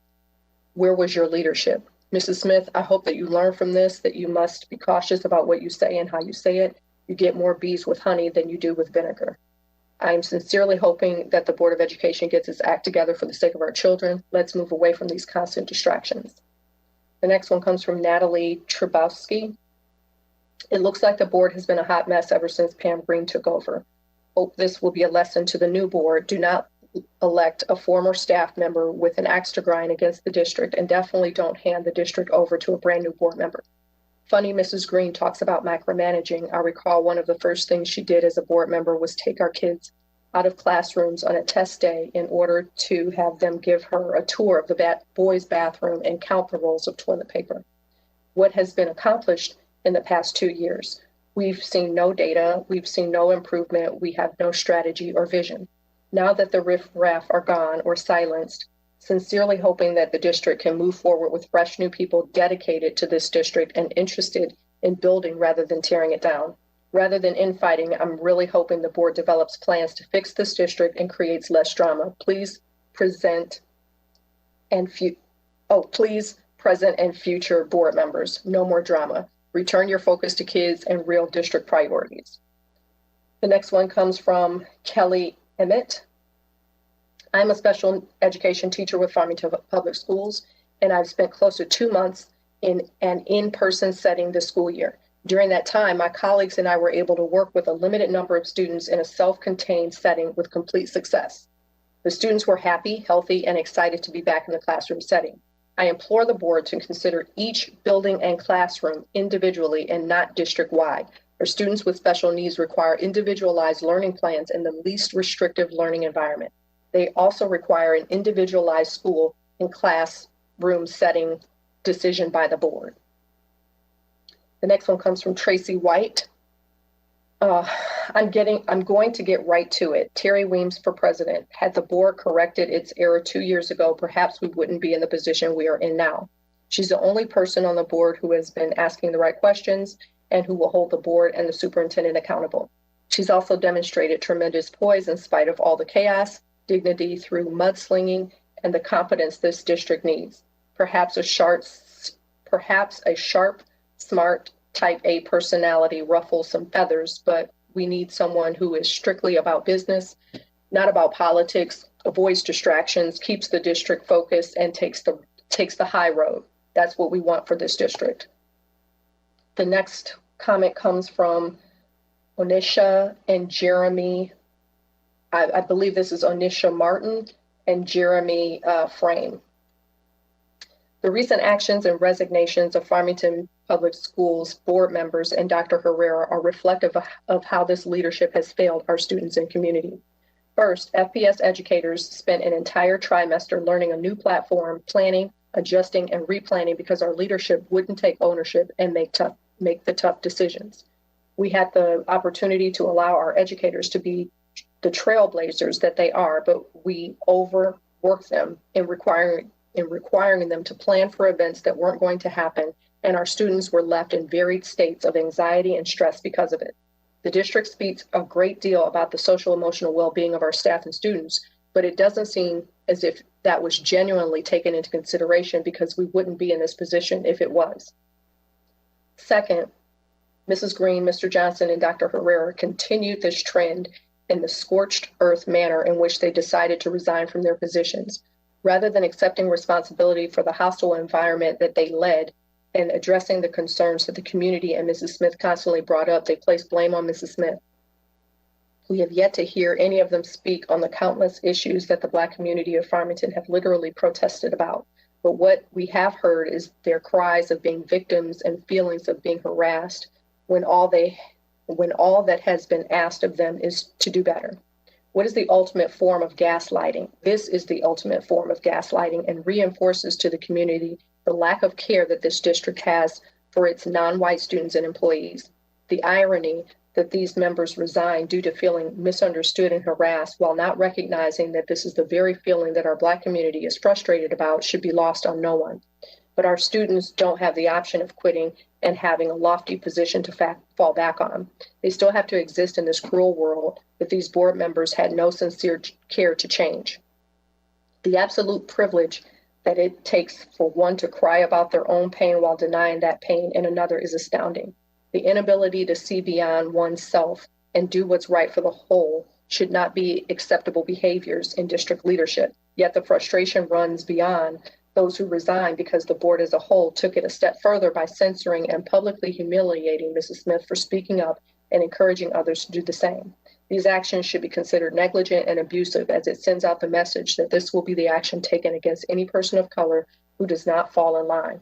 We hope that the new board members understand the weight of these issues and that they are ready to put in the work towards rebuilding the trust of the community.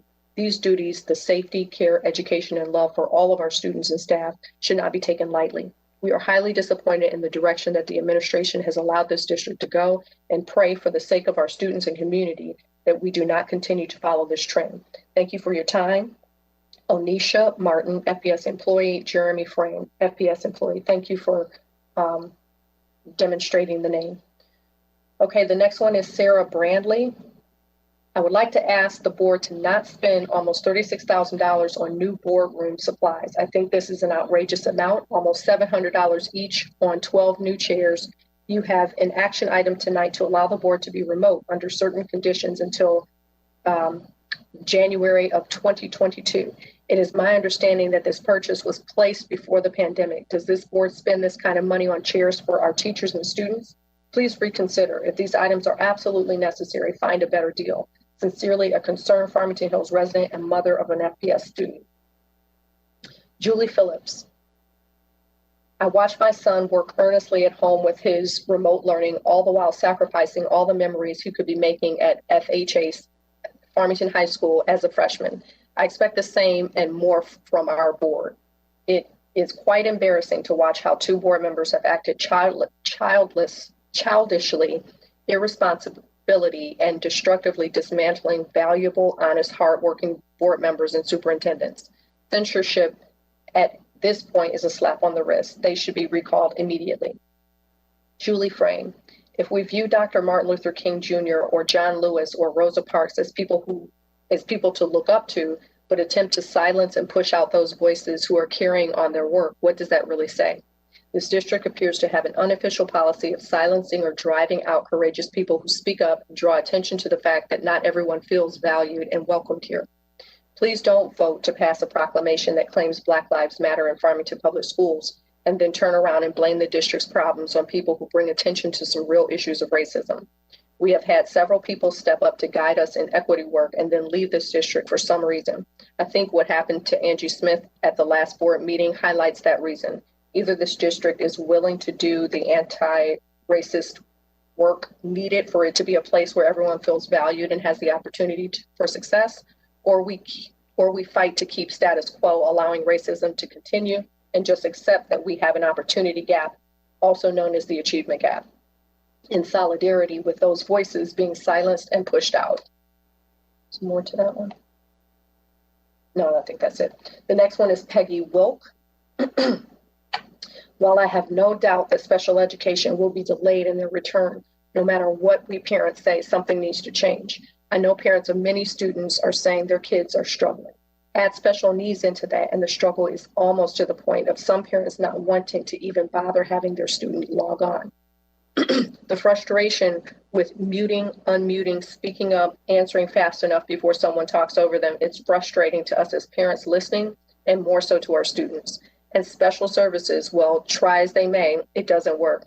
Sure, the district may manage to cover the butts in the service hours they are given, but they aren't effective being on a computer. On November 4th, the last day that special education also returned to remote learning, my daughter did great. It was a fun novelty being on the computer, waving to friends, being at home, etc. By November 5th, that novelty wore off, slouching in her chair, playing with the pen, clearly not engaged at all and frustrated with the technology. I don't know the answers, but I feel the district needs to look at other districts. What is working? What isn't? Collaborate and come up with a better plan to service these kids. This is not working for many of these students. And that ends public comment.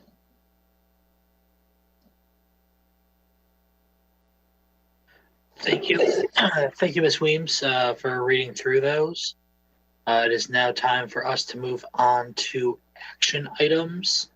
The first is the summer collection resolution. Is there a motion?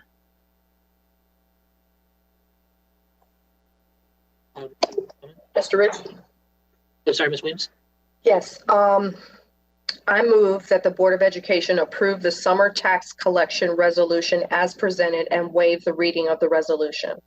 Support. It has been moved by Ms. Weems and supported by Ms. Cummings that the Board of Education approve the summer tax collection resolution as presented and waive the reading of the resolution. Is there any discussion? Ms. Weems? I just want to say that for action items A and B, that we've had a discussion about these previously, which is my rationale for not having a discussion about them right now. Thank you. Is there any other discussion? Okay, Mr. Mukamal, seeing no discussion, can you do the vote, please? Ms. Cummings? Yes. My vote is yes. Mr. Rich? Yes. Mrs. Weems? Yes. Motion passes.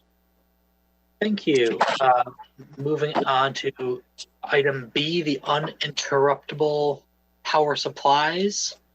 This item was presented in detail at the November 10th, 2020 regular meeting. Is there a motion? Ms. Weems, I see your hand up.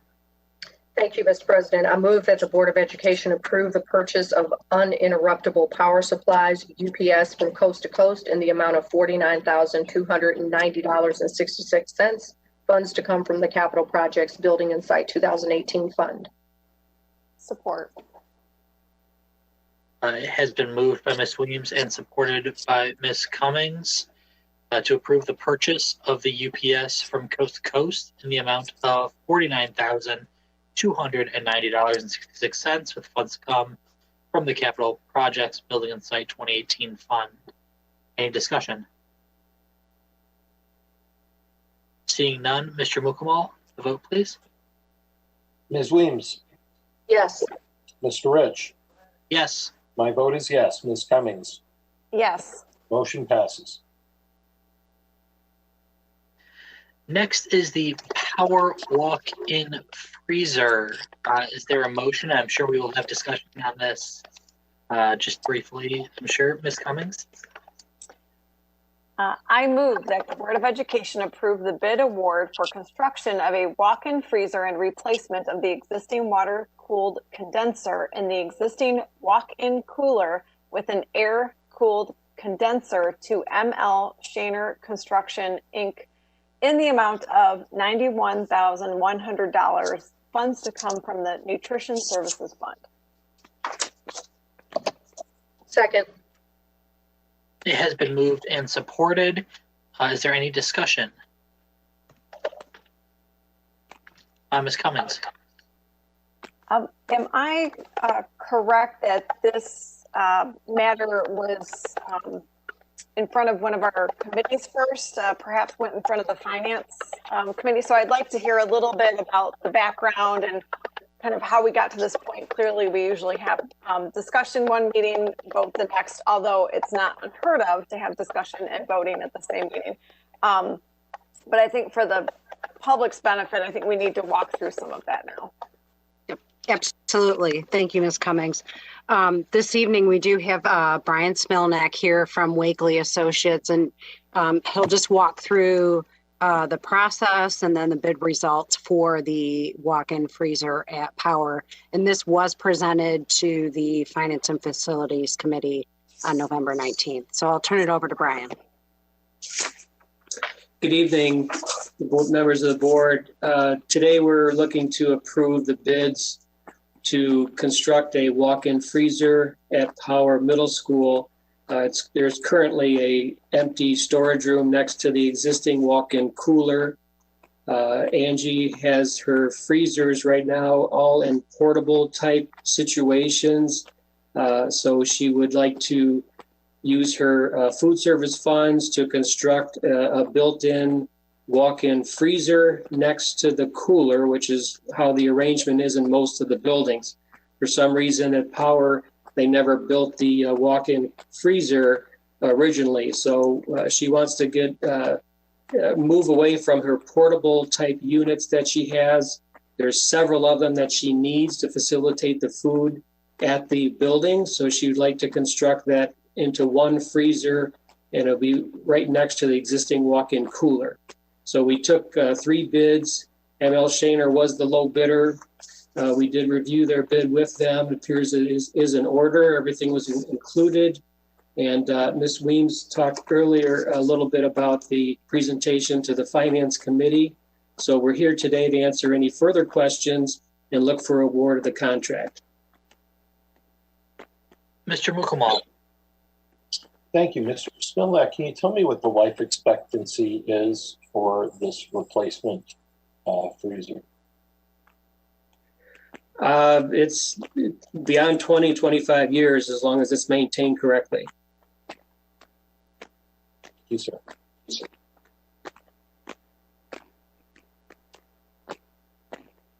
And I know Ms. Williams did bring this forward, saying that this would be added to the agenda as an action item, as it was more time sensitive. Ms. Williams? Yeah, I was just going to say what you just said. Thank you, Mr. Rich, for reminding us of that. And Mrs. Cummings also for pointing out that we actually normally ask for discussion at a regular meeting and then for action at a following meeting. However, you know, given the timing here and the fact that our next meeting is not until December 15th, if we were to wait on that action, given the holidays, that would significantly delay the work being done. And the plan or the desire is to have these freezers in by January in anticipation of the kids potentially returning to school. Thank you. Is there any more discussion? With that, Mr. Mukamal. Ms. Cummings? Yes. My vote is yes. Mr. Rich? Yes. Ms. Weems? Yes. The motion passed. Thank you. Thank you. Next is item number D. This is for the boardroom table. Is there a motion? Ms. Weems? I move that the Board of Education award the purchase of the boardroom table, related accessories, and chairs to II.A. Corporation in the amount of $35,000, in the amount of $35,942.56, funds to come from the Capital Projects Building and Site 2018 Fund. Support. It has been moved and supported. Is there discussion? Yes, Ms. Weems. Yeah, we did have this conversation in the Finance Committee, but I do think it is worth having a discussion about the amount. It is, you know, a piece of furniture that's rather pricey, but if somebody could explain the work that was done to competitively review this amount and seek other quotes, I think that would just be helpful. Thank you, Ms. Weems. As mentioned, this was presented in detail at the Finance Facilities Committee meeting, and I just want to provide a little bit of context as well. The board table and a lot of the equipment, the microphones, the chairs, are still in place 25 years later. So this is a long-term purchase, a capital purchase. And I'm going to turn it over to Wes. He was involved in the process for looking at the different quotes and then providing the recommendation to move forward with II.A. Spinsky, I'd like to just add one thing to the conversation. This was a large discussion when I came into the district regarding moving the boardroom. I'm not sure if the board recalls. We'd actually identified all the technology that needed to be purchased, which we knew we had to replace in our current boardroom. So the board thought at the time that it may be a perfect time to move before we installed all the new technology equipment to live stream the board meetings. So as part of that discussion was the need for a new board table at the time as well. When we reviewed the budget, the board table was the projected budget for the board table that had been given to us by the prior administration was was well below the board threshold. So this is a new conversation to the board regarding the price of this. And I didn't want, Ms. Kaminsky and Ms. Venable put in a hard spot on this because, or Wes, because this was something that we were anticipating and projecting that was going to come in well below the board threshold. Otherwise, we would have prepared this and we would have carried the board on in this conversation in much more detail and length. So now we're to the point where the table, in order to have it actually prepared and delivered and installed and ready for the board at the next potential board meeting when you're in person, we're going to run into some timeline issues. So I know that's information that the board didn't have, and I know that Mrs. Kaminsky and Wes have worked very hard on trying to look for board tables that were much lower in cost. And so it's not anything to do with their effort. It was just the original budget projection, I think, that was significantly lower than what the actual cost was going to be. And so that's put us in a situation where now we have to bring it to the board's attention. And on behalf of the board, I know this is a surprise to you in terms of the cost of the table as well. So we certainly would like to acknowledge that we're coming to you with new information that none of us had projected based on what the prior numbers came in at. So do apologize for the somewhat of a surprise on this to you, but I do want to acknowledge the effort that Wes and Jennifer and Felicia put in on this to find the most cost-effective table and to put together what we believe is a reasonable proposal for the board. So thank you for letting me interrupt, Jennifer.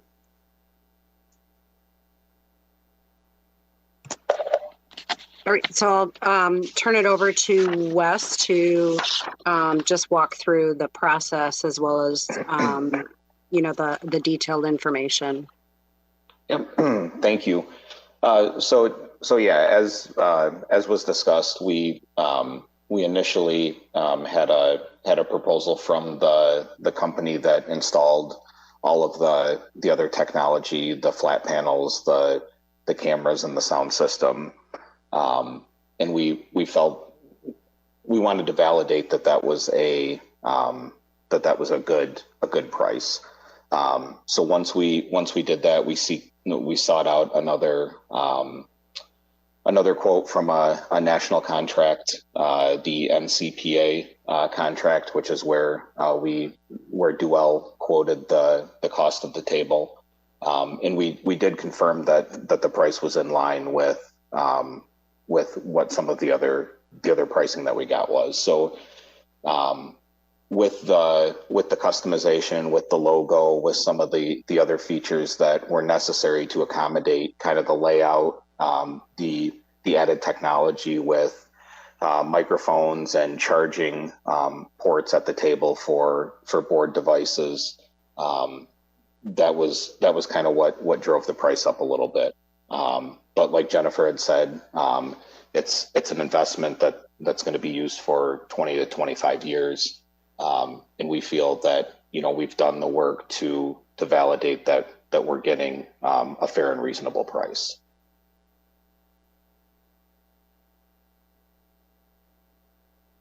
Anything from the board? Ms. Cummins?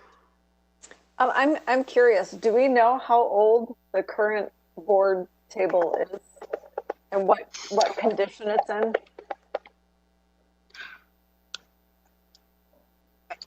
Honestly, I think that board table, as well as mostly everything in the boardroom, was probably put in when we did our last major bond issue, which was 1997. And so that's why I'm thinking it's, 20 to 25 years old. I know the chairs are not, in great condition anymore. The same with the board table, the microphones don't always work. And so again, with moving the boardroom to the 10 Mile or MEC location, it was determined to also look at a new board table and chairs and the other accessories to go along with that.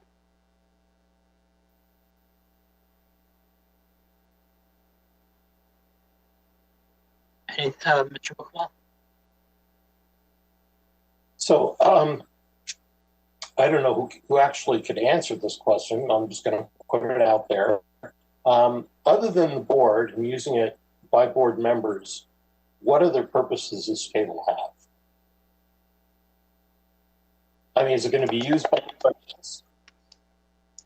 Well, I mean, I know, I'm sorry, go ahead. Well, I mean, I think Jennifer and I could speak to the use of the current table. I believe if the board's not sitting at it, when we have our meetings in there, occasionally one of us may prop something up there, but I don't think it gets regular use outside when the board's utilizing the table. I'm curious to know, Mr. Prescott, if you could tell us can you just sort of quickly go through the details, like what are, or at least top line, what makes this board table different from, you know, a more basic table? So it was really some of the custom features. There were some drawers at each location that were requested. There was, you know, we had input from the communications department, from TV10 on, you know, what type of finishes would look or would work well with live streaming or broadcasting the board meetings to, you know, make sure that that they reduce glare and there wasn't a reflection and wasn't issues with viewing or broadcasting the board meetings. Those were really the big ones. It is a large table. They are, you know, it is mobile, so that if that space is used for something else, the table can either be moved or rearranged. So there are a lot of custom features that were requested and determined to be desired. Well, desired or necessary? I can't speak to that. Board members requested a drawer at each location, and they also requested power at each location. So those two for sure were requested by the board members. Right, and I would certainly agree with that. Yeah, it saves us from tripping over the cords, you know, for power cables and stuff. And I don't. So the other, with full disclosure, the other quotes that we received were about the same cost, but didn't have a lot of those features. Didn't have drawers. Didn't have all the power needed. Didn't include chairs. So we feel, you know, while it is a significant cost, it's not, you know, out of line with what would be expected for those features. Thank you, sir. Mm-hmm. I know it's definitely a number that makes people's eyes pop a little bit, but Ms. Weems, I know that you and your committee were able to discuss this, and I'm sure, go ahead. You have had a lot of time discussing this in your committee. You're on mute. Thank you. Yeah, I'm usually the frugal one amongst the group. So definitely had a lot of, you know, conversation around the cost. What I was happy to hear was that the group spent a lot of time identifying other alternatives that did not have the same type of customization that we asked for, and noticed that the quotes that came back, and Mr. Prescott, you'll correct me where I'm wrong, the quotes that came back for other tables actually came in higher than than what we're being asked to bid on today, which does include a lot of the customizations. So I was happy, you know, that we weren't paying, it's not as if we were paying significantly more for all of the customizations. One thing that did come up was that, and I'm not sure where this had come from, but that this was something that had been discussed for quite some time, at least the past year or two, as Dr. Herrera just mentioned, and that originally the thought was that this did not require action because of the amount.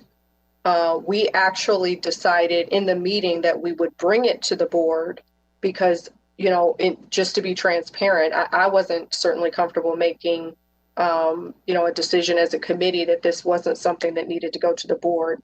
What I am interested in understanding, and maybe we don't have an answer here today, but what is the threshold for the board, you know, to make an approval on? I guess said differently, at what level does the board not need to make a decision? At what point does an amount not need to come to the board for approval?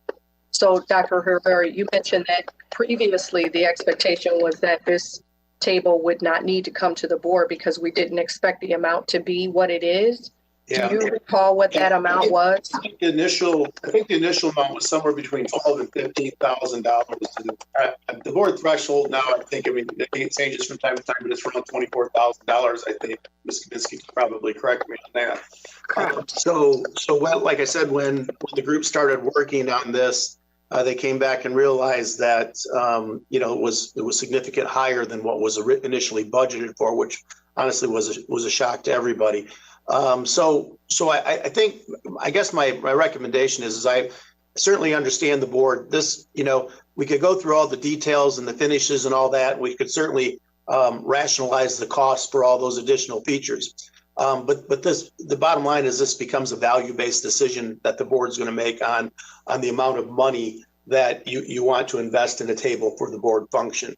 So I would go back to say, you know, initially the board felt that $12,000 to $15,000. It must have been in somebody's comfort zone to budget that amount, because I know there was a lot of discussions on the boardroom at the time. If the board would like to set a parameter that they feel more comfortable with, then we could go back and design a board table or customize a board table that would be within those parameters, and we could try to consider as many features as possible that the board would like in the table. But I think you're going to have to give this group a little more direction now, because Mrs. Weems, as you stated, they put forth a ton of effort to try to put a table together for the board at the best and most reasonable cost they can. It's got a little sticker shock to it, we all understand, but now we just need to make the decision on what is really in the board's comfort zone on an expenditure for this board table, so the group can get to work within those parameters, because we just weren't able to achieve those. Mrs. Kaminsky may have something to add to that as well. Jennifer? I think the initial amount that was talked about was for someone within our facilities management department to build the table. And so that's just really not possible. And so again, this II.A is based off of a national contract, which means they've gone out to bid and found the products that are of best value. I'm assuming they're probably most likely taking the lowest cost. And so that's why we didn't formally go out for bid, because we do have the obligation to go out for bid for anything over, it's around $24,000, $25,000. I don't know the exact amount. And so that's typically what we would bring to you is the bid results, and then for your approval later on. But since this is off of a national contract, that bidding process has already taken place. And so that's why we're not really presenting different bid results. They're more quotes, because we're going off of that contract. So hopefully that helped a little bit. Shubha. So going over the details of the bid, in fact, it looks like the table itself is only about $18,000 and change. And that the largest other expenditures, well, the pencil drawers, you know, are $176 each. The modified concave center cabinet is, you know, $3,000, but we're spending over $8,000 on chairs. And I'm wondering if we could find, you know, being a fan of being prudent with our taxpayer funds, I would appreciate if we could look for something a little bit more less costly. So I'm wondering, so shift that back to me. So the chairs I know were included as one of the features with the board table. But again, it's not part of the table design. In my opinion, and Jennifer or Bob or Felicia can chime in, but I would be comfortable finding other options for chairs and presenting those and moving forward with the table design minus the chairs, if that's the direction, the desired direction. And also imagine, if I can continue that, that it's much easier to source chairs than it would be to build the table. I would say that's an accurate statement.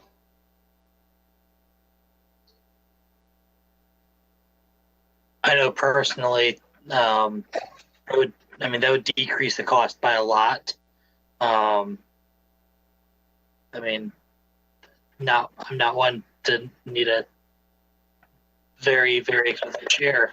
We are in these meetings, but yeah, I think definitely looking for different options for chairs would definitely help. And we can definitely get some more information. I wasn't involved in the detail process of how these chairs got selected. So we can definitely go back and find out why. There are 12 chairs being ordered. So not just, 6 or 7. And that's why the cost is a little higher. It could be, again, that these chairs would last a lot longer. I don't really know what the design of them is, but we can definitely find out, leave that off right now to get the rest of it going, and then come back, and provide information to the board later on if that's. And if I could add, just to bear in mind the table from the time we agree or we approve a purchase to the actual installation and delivery is about 10 weeks from the time they receive a purchase order and agreement to going through and building it and getting it here and installed. So I just want to be mindful of the chairs don't impact that as much, or wouldn't probably impact that at all, but we do just want to make sure that you're aware of that as well. Mr. Mukamal.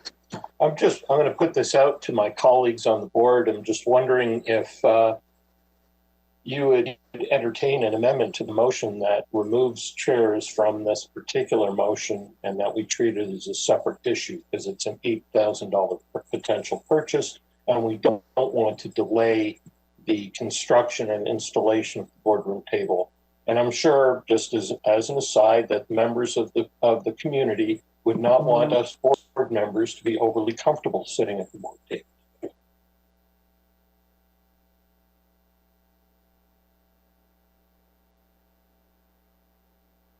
I agree with that.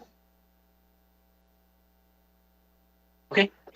So one way that we could do this is if you want to rescind the original motion instead of voting on an amendment.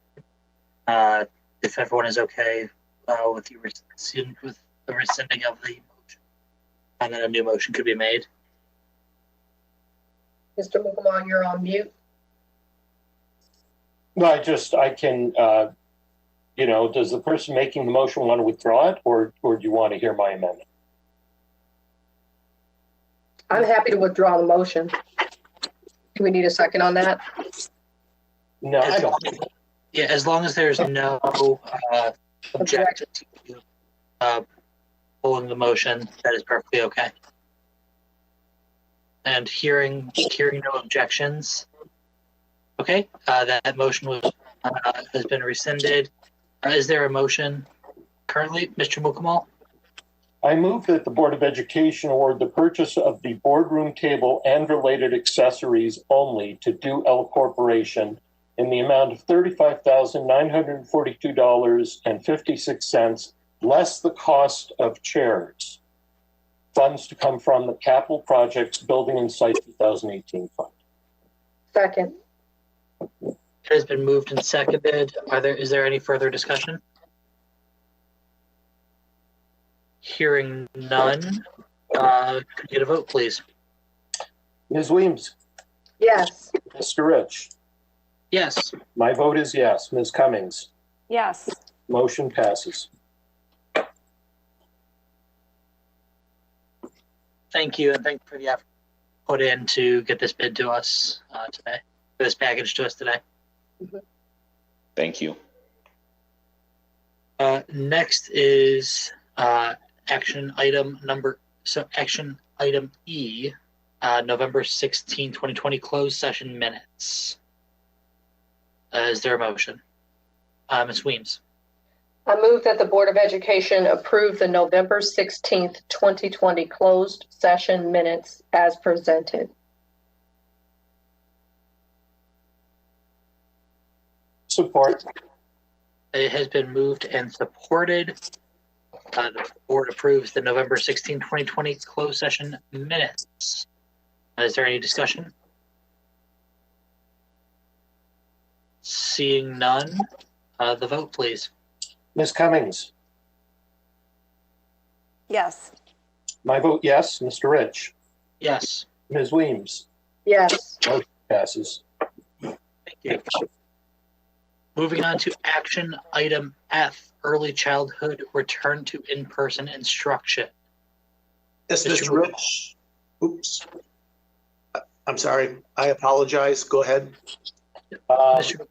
I move that the Board of Education approve the extended pause to in-person learning instruction for early childhood through at least January 11, 2021 as presented. Support. It has been moved and supported. Dr. Herrera? Yes, I apologize for that again. The only thing I wanted to point out to the board is that items E, or F, G, which I had my glasses on, and H are actually all together tonight. They'll be considered in the reconfirmation of the instructional delivery plan. We separated the two items out because in the past the board has exhibited a desire to actually make decisions on the return to learning timelines. So we called those out individually, but I did want the board to know that those two items are also embedded in the reconfirmation of the instructional delivery plan as part of your full discussion. So again, I apologize, but I did want to give the board the full circle of those three items. Thank you. Ms. Weems. Yeah, I was just going to move for discussion on this item and the rest of the items. I think this is meaty enough that we should have a discussion on each of these. Understood. All right, good evening, everyone. In your board packet, you had information under all three of these items. So we're going to take a minute. I'm going to share my screen. We do have our early childhood director, Kirsten, here with us. So I'm going to share my screen, and what you'll see is, if I do this right, is the information that was shared with the board in your packet. So as you know, mid-November, we did pause in-person learning for our early childhood programs. As you know, since the end of September, the program has been able to operate in person pretty successfully, and that's really because of the hard work of our staff, the mitigation precautions, and all of the things that they put in place. However, as we have had many discussions about the current community spread in the virus has begun then to impact our in-person opportunities. We did know that this was going to happen, that as we started some in-person, there may be a chance that we would have to pause and move over to virtual learning.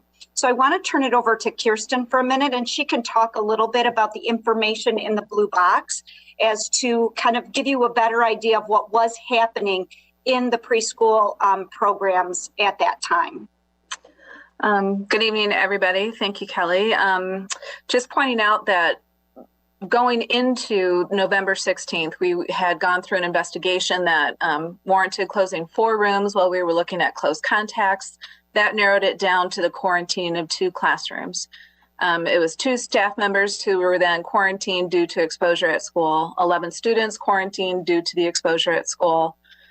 3 staff members were in isolation due to exposure outside of school. We were tracking 6 families and students in quarantine due to exposure outside of school. And we had 13 students out with COVID-type symptoms that were going through the quarantine process. And so you can see, as Kelly said, when we first started, we were having some really solid, good weeks. Our staff are dedicated, caring, very positive staff, very positive things happening at the school. And then in a very short amount of time, all of these things began occurring at the school, and we were tracking all of these different situations. Thank you, Kirsten. So at the last board meeting, we had shared that we would recommend pausing through November 30th. Since that time, as you know, Dr. Herrera has established the COVID response team. We've also had the wellness committee that has been working through all of these processes since in March of last school year. So in consultation with the wellness committee, as well as information discussed with the COVID response team, what we're recommending now as a district is that we move that date back to January 11th, consistent with our scheduled date to start to bring our K-5 students back in person.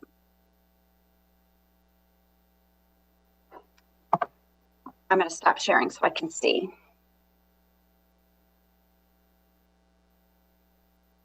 Any additional questions? Yeah.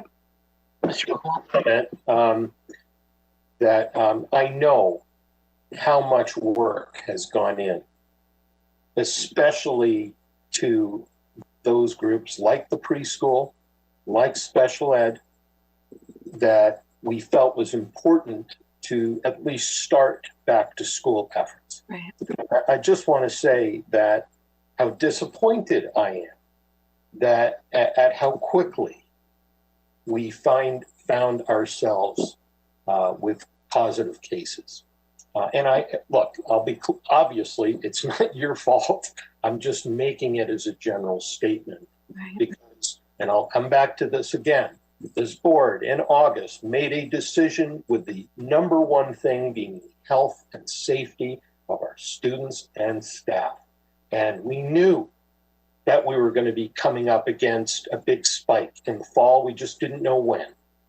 So it was about a month later than I figured it would be. I figured we'd be in this situation sometime in early October. Well, it's late November. So I guess I better not buy any lottery tickets.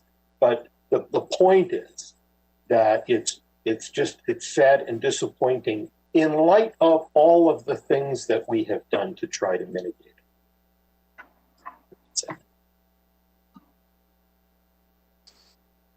Ms. Cummings? Yes, I would like to echo some of Mr. Muckamal's statements there. I really do appreciate all of the efforts. I know so many people have worked so hard to make sure that we could offer our preschool, our special ed programs for as long as possible. And it is unfortunate that we're where we are with the metrics. And my hope is that that the numbers will get better and that the community spread will slow because if we can get to the metrics that we need to see to get students back in, then we can get back to business. And I know that so many mitigating factors were put in, so many guidelines, and I really do appreciate everyone's efforts and the positive attitude of, let's do this, we can do this for our students and our community. So thank you. And hopefully we'll start seeing some improvement, but unfortunately, I know I hear the experts are saying that that's probably not going to happen in the next few weeks. So thank you, and I know that this situation is one that continues to be monitored, and that's just what we have to keep doing. In one piece, just for the board to recall, and again, it was in the information shared with you, but Kirsten will continue, her and her staff will continue to provide services virtually to the Head Start and Great Start Readiness programs, and then has been working with Ms. Kaminsky on how to support our tuition-based families through that January 11th timeline.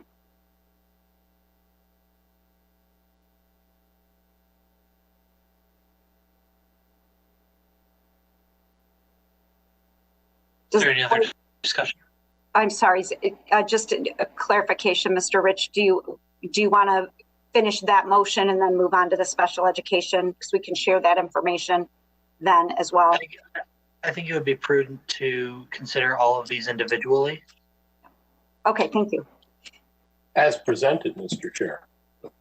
Correct. Are we ready for a vote? Seeing no more discussion on this, yes, please. Ms. Cummings? Yes. My vote is yes. Mr. Rich? Yes. Ms. Weems? Yes. Motion passes. Next is item G, the special education return to in-person instruction. Mr. Mukamal. I move that the Board of Education approve the extended pause to in-person instruction for special education for at least January 11, 2021 as presented. Support.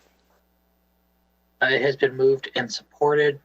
Well, moving into discussion, Dr. Coffin. All right, thank you. I'll do the same thing, and I'm going to turn this over to Dr. McDougall.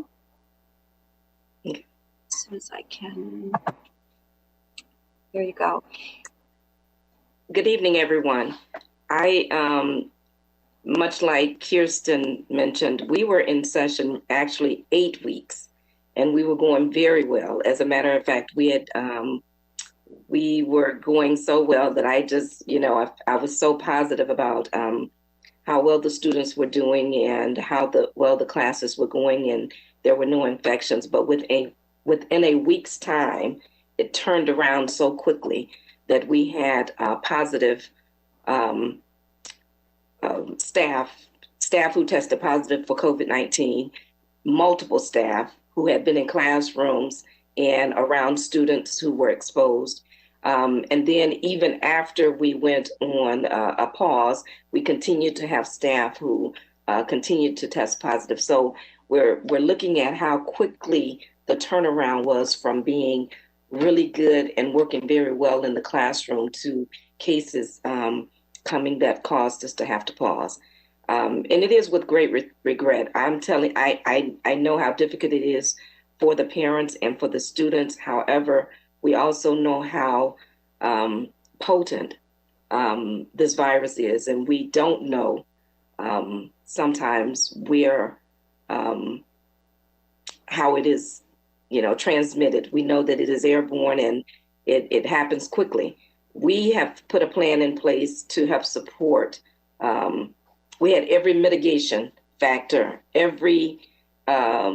we tried every resource that we had in place to ensure that our students remained safe, and we still ended up having cases across the district. So hence the recommendation. One of the things that we see in the future that could be of help is that when we return, our classes will come back full time rather than coming back for 3 hours per day, as we're doing right now. So we're going to look to build in more time so that we can help support those students who have been having those difficulties working virtually.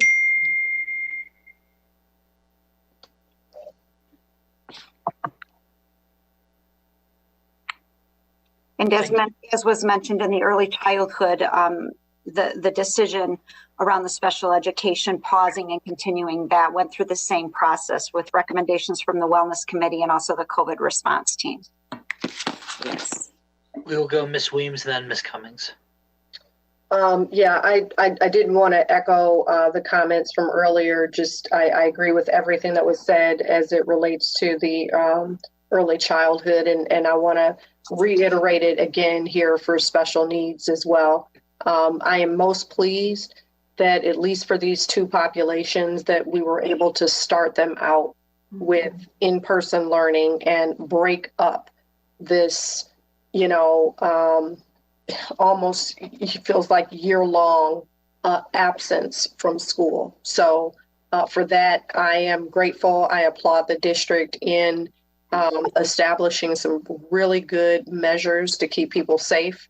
And I also applaud the district at regularly and constantly looking at, advice from the professionals here. And, as soon as we identified an uptick and, a change in the risk factors and the conditions, bringing forth this recommendation. So we'll actually, making the decision and then bringing this action to the board. So appreciate that as well.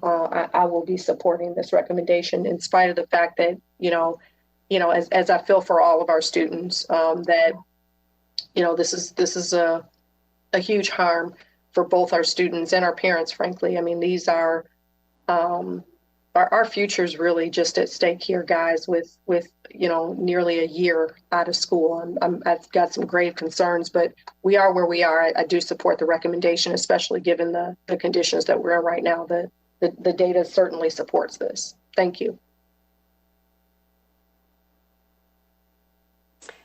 I will not repeat myself from earlier, but I will echo what Ms. Weems just said. I really do appreciate Dr. McDougall, the efforts that have been put forth to serve our special education students. I really appreciate the positive attitude, the can-do attitude, and all the guidelines that were followed. And I have no doubt that all the mitigating factors that were put into place were being followed.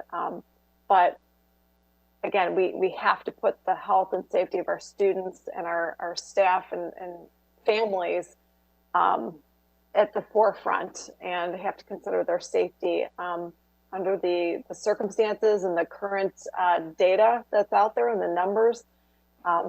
The pause makes sense to me. So thank you.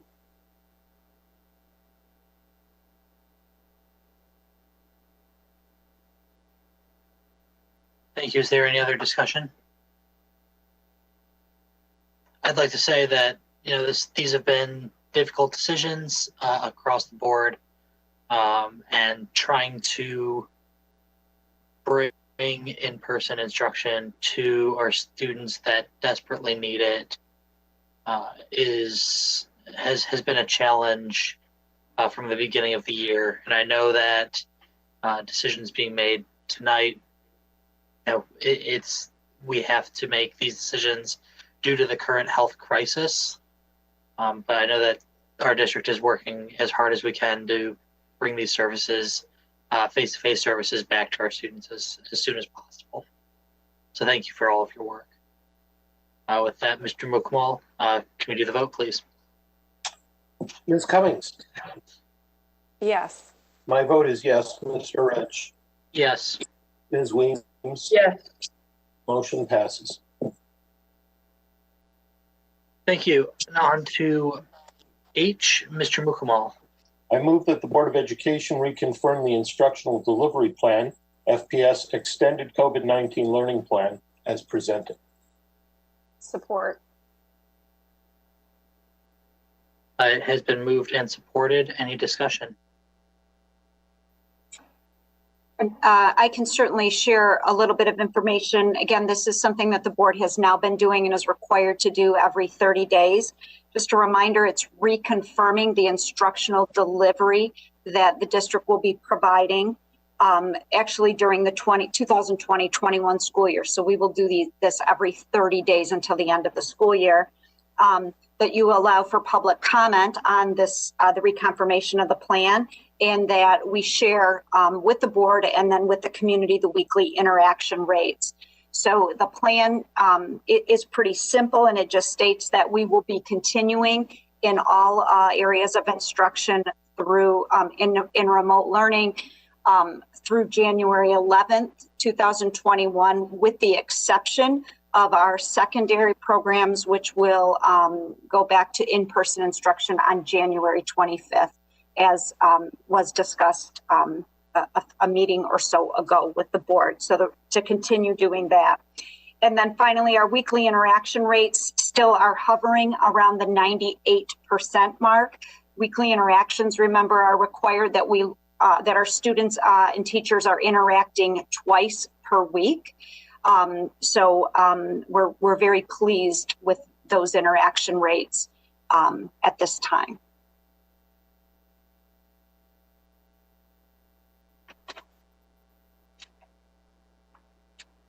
Ms. Weems? So, for me, I don't see anything that has caused me to expect what we're doing to change since the last time we did this. However, I just want to say that, going forward, I don't know where we'll be in December or January, but I am definitely interested in understanding, what we're doing to address mental health. Whatever that plan was at the beginning of the school year, it certainly has to have changed, given, 4 months into the school year. And especially as we get into December and January, this amount of time without, interaction in person with other students and teachers, I really want to understand what we're doing to address that. And then we talked at a previous meeting about, interactions with or providing opportunities for interactions either before or after school or on other days. Recognize that, we're not in a position to act on that right now. But what I will want to understand is what should we be looking for? When could we anticipate that? What are the metrics that we're going to be looking at? What happens as we move from E to D and potentially back to C? Those are the questions I'm going to be asking, just so that we're aware and I'm not surprising anyone. Absolutely. We certainly can provide the board with an update on the mental health services with the work that Dr. McDougall and Dr. Goodrum is doing with their staff. So certainly as a future agenda item, we're happy to provide that update. I think in regards to bringing students back and what we're looking at, the COVID response team, actually Kathy Smith has is pulling together the data from our school nurse, Mary Larson, and as well as what's happening in special education and early childhood, as well, and across the district, and compiling data in a week-to-week format, so we can actually see data in real time of quarantining and positive cases. So we're required to provide certain information on our website, which is what we do, but we are going further with that data to try to capture where is our capacity to start to bring those back. So we wanted to make sure that we had data week to week that we could compare to some of the information. So we are watching that internal data, as well as our plan was submitted and approved by Oakland Schools for the mitigation plans. So once we have the plan, now we'll have that data in a more specific way to help us make some key decisions specifically to what you're talking about, Ms. Weems. Thank you. And then I see Mr. Mukamal has a question. I have a follow-up, but I'll wait for Mr. Mukamal. That's okay, Mrs. Weems. The chair hasn't asked me to speak, and I withdraw my question. Because I know that the district is already thinking about it, so I don't have to ask. Perfect. I want to ask a question about when, and I'm not sure if it's part of, I don't think it's part of the reconfirmation plan, but I wonder whether it's part of the superintendent announcements, whether we're going to have some discussion about the plans for the second semester. I know that parents received communications about plans for the second semester, and I wonder if we're going to have a conversation about that today. It isn't part of the reconfirmation tonight, but maybe Dr. Herrera has additional information for you. I do not tonight. We would have put it on as a discussion item, but we were more than happy to add it to a discussion item at the next board meeting. Well, I'm hoping that we could have a discussion about it today. I was hoping that maybe it was part of superintendent announcements, only because parents are required to make a decision by December 3rd, which is in advance of our next meeting. It was not part of my announcement tonight, no. Okay. Ms. Cummings? I did receive a communication today that I believe there are 2 informational sessions for parents set up for next week. Okay. Yeah, I don't remember the dates off the top of my head, but right after the break, before December 3rd. Perfect. That will be the opportunity for parents to hear the plans and have some questions answered. In other words, you got the memo. And Diane. So the date is December 1st, and middle school forum will be at 6 o'clock, and the high school forum will be at 7 o'clock. Thank you, Diane. And my understanding is if parents can't make one, they could go to either because the information will be the same. Correct. And there is a form for submitting questions, and those questions do need to be submitted by, is it 8 a.m. on the 1st? I believe so. I think that's what they had said. Yeah. That's really helpful. So that came out today? Came out today from principals. Some principals are sending that out tomorrow morning, I understand, but everybody will have all the information tomorrow. And just for added clarity, the model that the Board of Education approved in the summer around an A-B day schedule, full day schedule, is the model that the building is working through. So it's not a different model than that was approved in the summer. And so they are just building around that model all the specificities of questions and answers that parents might need. So it's not disconnected from what the board has already approved as an A-B day structure hybrid schedule. Perfect. Thank you. That's really good information. Are there any other questions or comments from the board? Oh, Ms. Cummings? I just have a procedural question because I know that this is also the hearing regarding the reconfirmation plan, and there should be an opportunity for public comment, which we did have earlier. We had public comment, and we did have some public comment regarding the return to school plan or return to learning plan. So the public comment, the hearing part, that is wrapped into the public comment, and that's how, because I cannot remember from last month. There's a lot going on. Yeah. I just want to make sure procedurally we're following, the proper procedure. We had talked about that earlier. Yeah, Dr. Coffin, if you want to take this one, we had talked about whether was required to have 2 public comments, and it was not. So I think we just decided to stick with the one. I think that we had talked about that in the committee, and I think we presented that to the full board at one point in time as part of the discussion item. Yeah, and I think in Mr. Rich's opening statement is a comment that addresses that we're, as part of public comment, we are taking comments related to the reconfirmation plan. Right, and that's what I thought. I just wanted to make sure with so much information coming at us, I didn't want to miss anything. So thank you for, thank you for that. And what we do is Ms. Buckley updates the information on how many of the public comments related specifically to that. We add that, and then that information is submitted to the state. And that information is also stated on our website on the Board of Education page, where people submit their public comments. It states specifically that the comments are that you should, if you have a comment about the reconfirmation, that is the time to do it. So it also states that on the Board of Education page. Thank you, Ms. Buckley. Very helpful. Public comments were done before action items so that the public would have an opportunity to weigh in before we voted.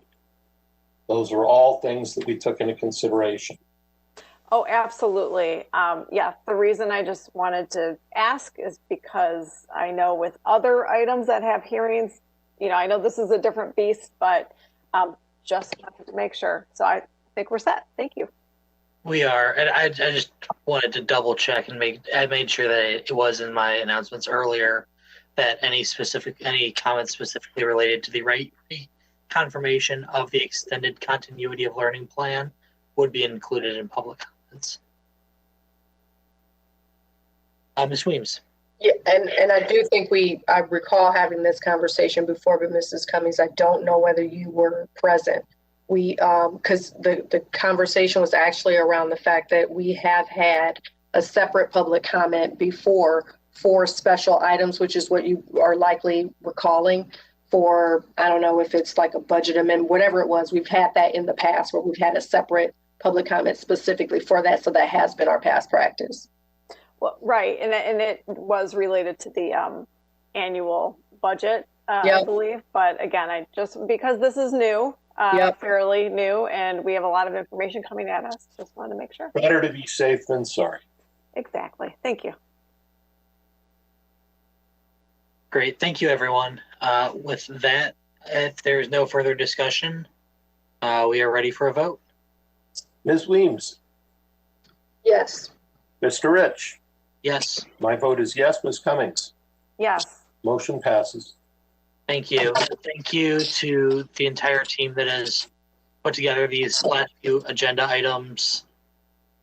As all of us on the board have said, this has been a lot of work, and we are very thankful that you have put in the time and effort to make sure that we are not going at this with only half of our energy, that we are going in with as much as we can. So thank you. Next is item I, which would be bringing in Oakland schools to assist with the interim superintendent selection. Is there a motion? Mr. Mukamal? It's going to be an inartfully crafted one, but I'll do my best. I move that we appoint the Oakland Schools ISD to assist us in filling the interim superintendent role. Support. It has been moved and supported that the board appoints the Oakland County ISD to assist us in finding someone for this interim superintendent role. In filling the interim superintendent role. Thank you so much, Mr. McCall.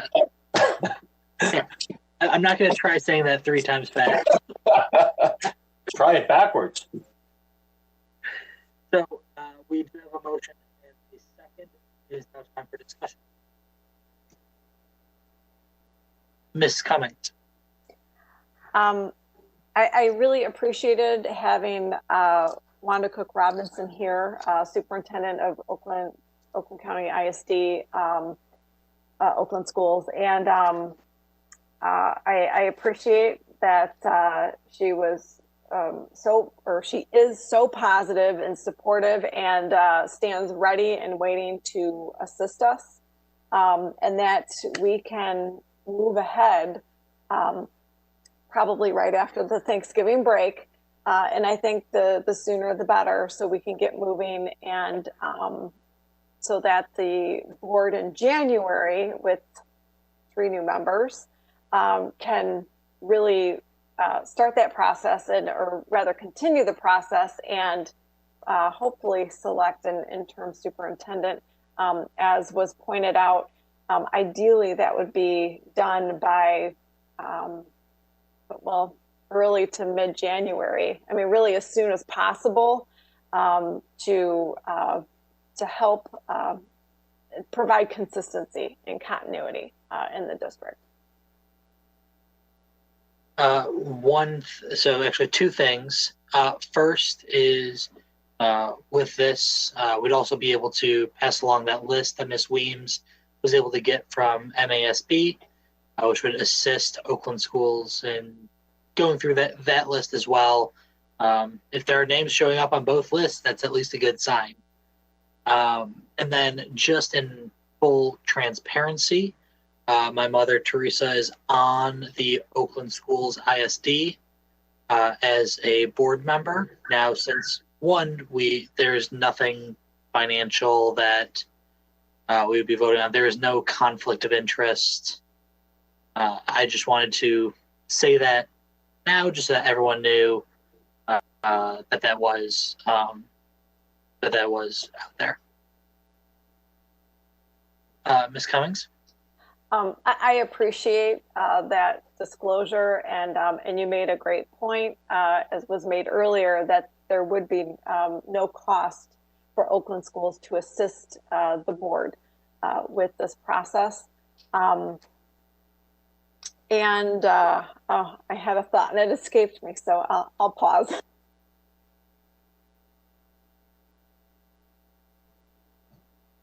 Okay. Is there any other discussion, or is that thought from back? Okay. Not seeing anything else. Can we get a vote, please? Ms. Weems? Yes. Mr. Rich? Yes. My vote is yes. Ms. Cummings?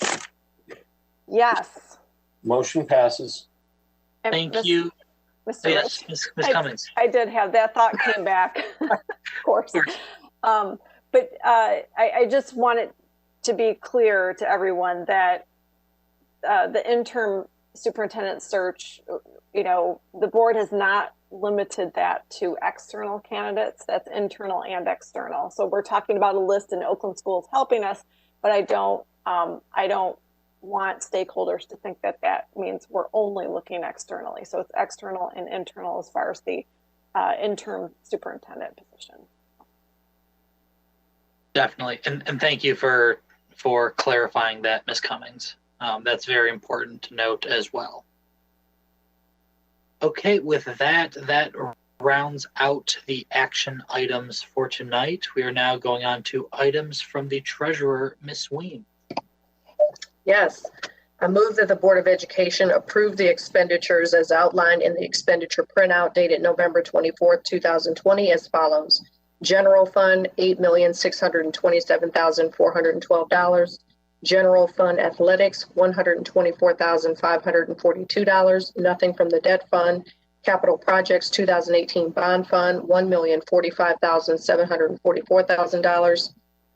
From the 2020 Bond Fund, $8,944. From the Nutrition Services Fund, $186,038.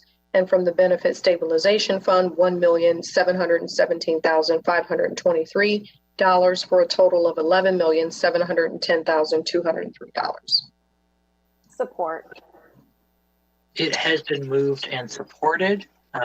Any discussion? Seeing no discussion, a vote, please. Ms. Cummings? Ms. Cummings? Oh, yes, I didn't hear, sorry. I apologize. My vote is yes. Mr. Rich? Yes. Ms. Weems? Yes. Motion passes. Thank you. Now moving on to the consent agenda. Is there a motion? Ms. Cummings? I move that the Board of Education approve the November 24th, 2020 consent agenda as follows. A, approval of minutes from the November 10th, 2020 regular meeting and the November 16th, 2020 special meeting. B, Head Start Director's monthly report. C, personnel items. And that is all. Support.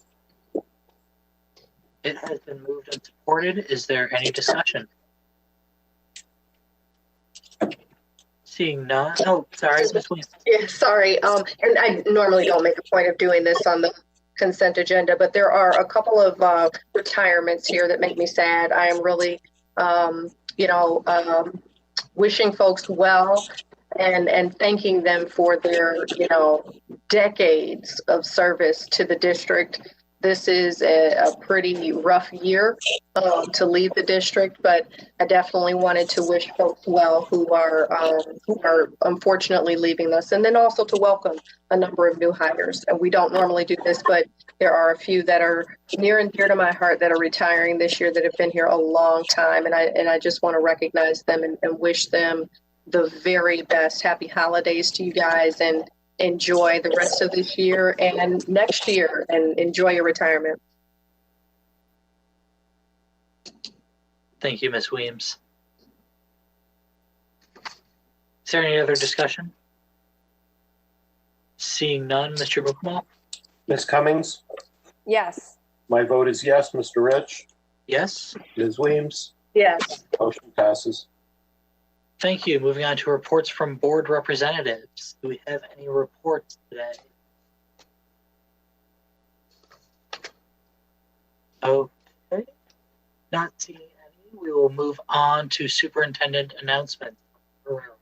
Just very briefly, I'd like to thank our staff and our students for all their hard work up to this holiday break, and wish our entire school community a happy Thanksgiving and a safe Thanksgiving. Thank you. Thank you. Next is moving on to number 15, recommendations for future agenda items. Seeing none, we will move on to number 16, good and welfare. Ms. Cummings, then Ms. Weems.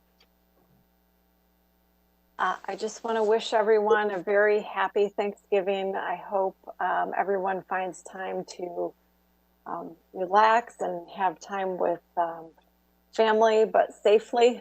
And I just want to thank everyone for their patience. And I know this has been a very difficult year, but I think we still have a lot to be thankful for. And I just want everyone to have a happy Thanksgiving. Thank you. Ms. Weems? Thank you. First, I just wanted to acknowledge the climate, the environment that we're in, and thank our community for constructive feedback. I want to thank this board for coming together. I'm feeling really, really good about the progress that we're going to make. And then finally, as we move into the holiday season, I wanted to wish everybody well. This is a really special season for me personally. It's just one of my favorites. It's giving season. And so annually, my family usually likes to do something special to support a few families. This year, we were compelled, due to the climate, most notably the significant increases in unemployment in our area, to expand our efforts. And so we wanted to support up to 30 families with a full Thanksgiving dinner, from the turkey to cake to gravy and cranberry sauce. And we sent a note out to friends and to colleagues for help. And I wanted to thank everyone, including my fellow colleagues on this board who contributed. We exceeded our goal and collecting over 500 items. Actually, our goal was 500 items. We actually collected 728 items. We collected donations valued at $3,000. This was all in the span of 3 weeks. After providing food for families, we have money left over, and we'll be donating $500 to Operation Common Good and to the CARES Foundation. So very, very, very happy to report that. A special thank you to Hattie Lagan, our homeless liaison coordinator, who helped us identify families who could use some support. And also wanted to thank students who volunteered to spend hours packing boxes and taking it upon themselves to decorate each of the boxes. Each of the boxes, it took them hours to draw turkeys or write inspirational messages, and they did that on their own. That was really, really special. I'm filled with a real huge sense of like happiness and gratefulness in all kinds of acts of service. And I'm inspired by this to do more projects. This is, for me, an undeniable link for me between giving and happiness. And I'm hoping that you find joy and are inspired to give this season, no matter what your celebrations may be. I hope that you enjoy this season. Thank you. Thank you, Ms. Weems. Mr. Mukamal. I'd like to wish the staff of the school district, the students and their families,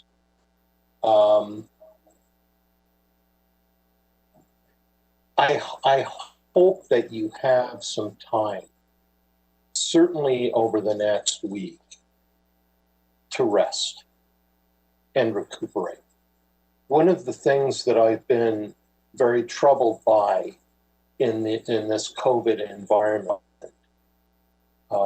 has been the lack of a summer break on the part of our staff, who work straight through the summer as if there was no break whatsoever, to work to develop the plans that we've been voting on. I also know that for thousands of families, it's been an extraordinarily difficult time. Many of you, both parents, are working outside the house. You've been under enormous stress trying to figure out childcare arrangements and looking after your students to try and make sure that they're doing their homework and following up. I know that. We've certainly heard about it in public comment, but it doesn't take a nuclear physicist to know that when we're doing something so far removed from our normal operations, that it's going to put an enormous stress on everybody. So it is my fervent hope that as we come into this Thanksgiving period, particularly when we aren't having plans to have large gatherings with friends and families, right? Hopefully not, that you will please take a couple of days and just recuperate, and that you will look after yourselves and look after your loved ones. And I wish you all the very best from the bottom of my heart. Thank you. Thank you, Mr. Mukamal. I have a few things to say before we end the meeting. Just first, with this holiday season, please, everybody, be safe. I know how difficult it is not to see family during this time and choosing to stay further apart physically, and what a strain that can be on families during this time. It's a very difficult time for everybody, but please be safe and make good choices. One other thing I wanted to bring up is definitely with Mr. Mukamal talking about rest and recuperation, that is extremely important. And I hate to be giving a homework assignment right now.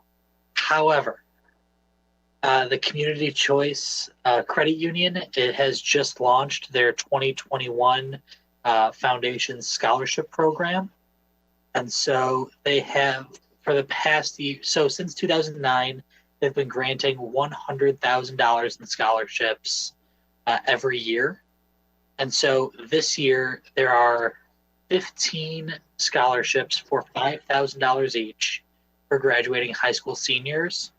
And so this is definitely something that can help start college off on the right foot. They're also offering 6 $2,500 scholarships for students planning to complete continuing education programs or to cover recertification costs.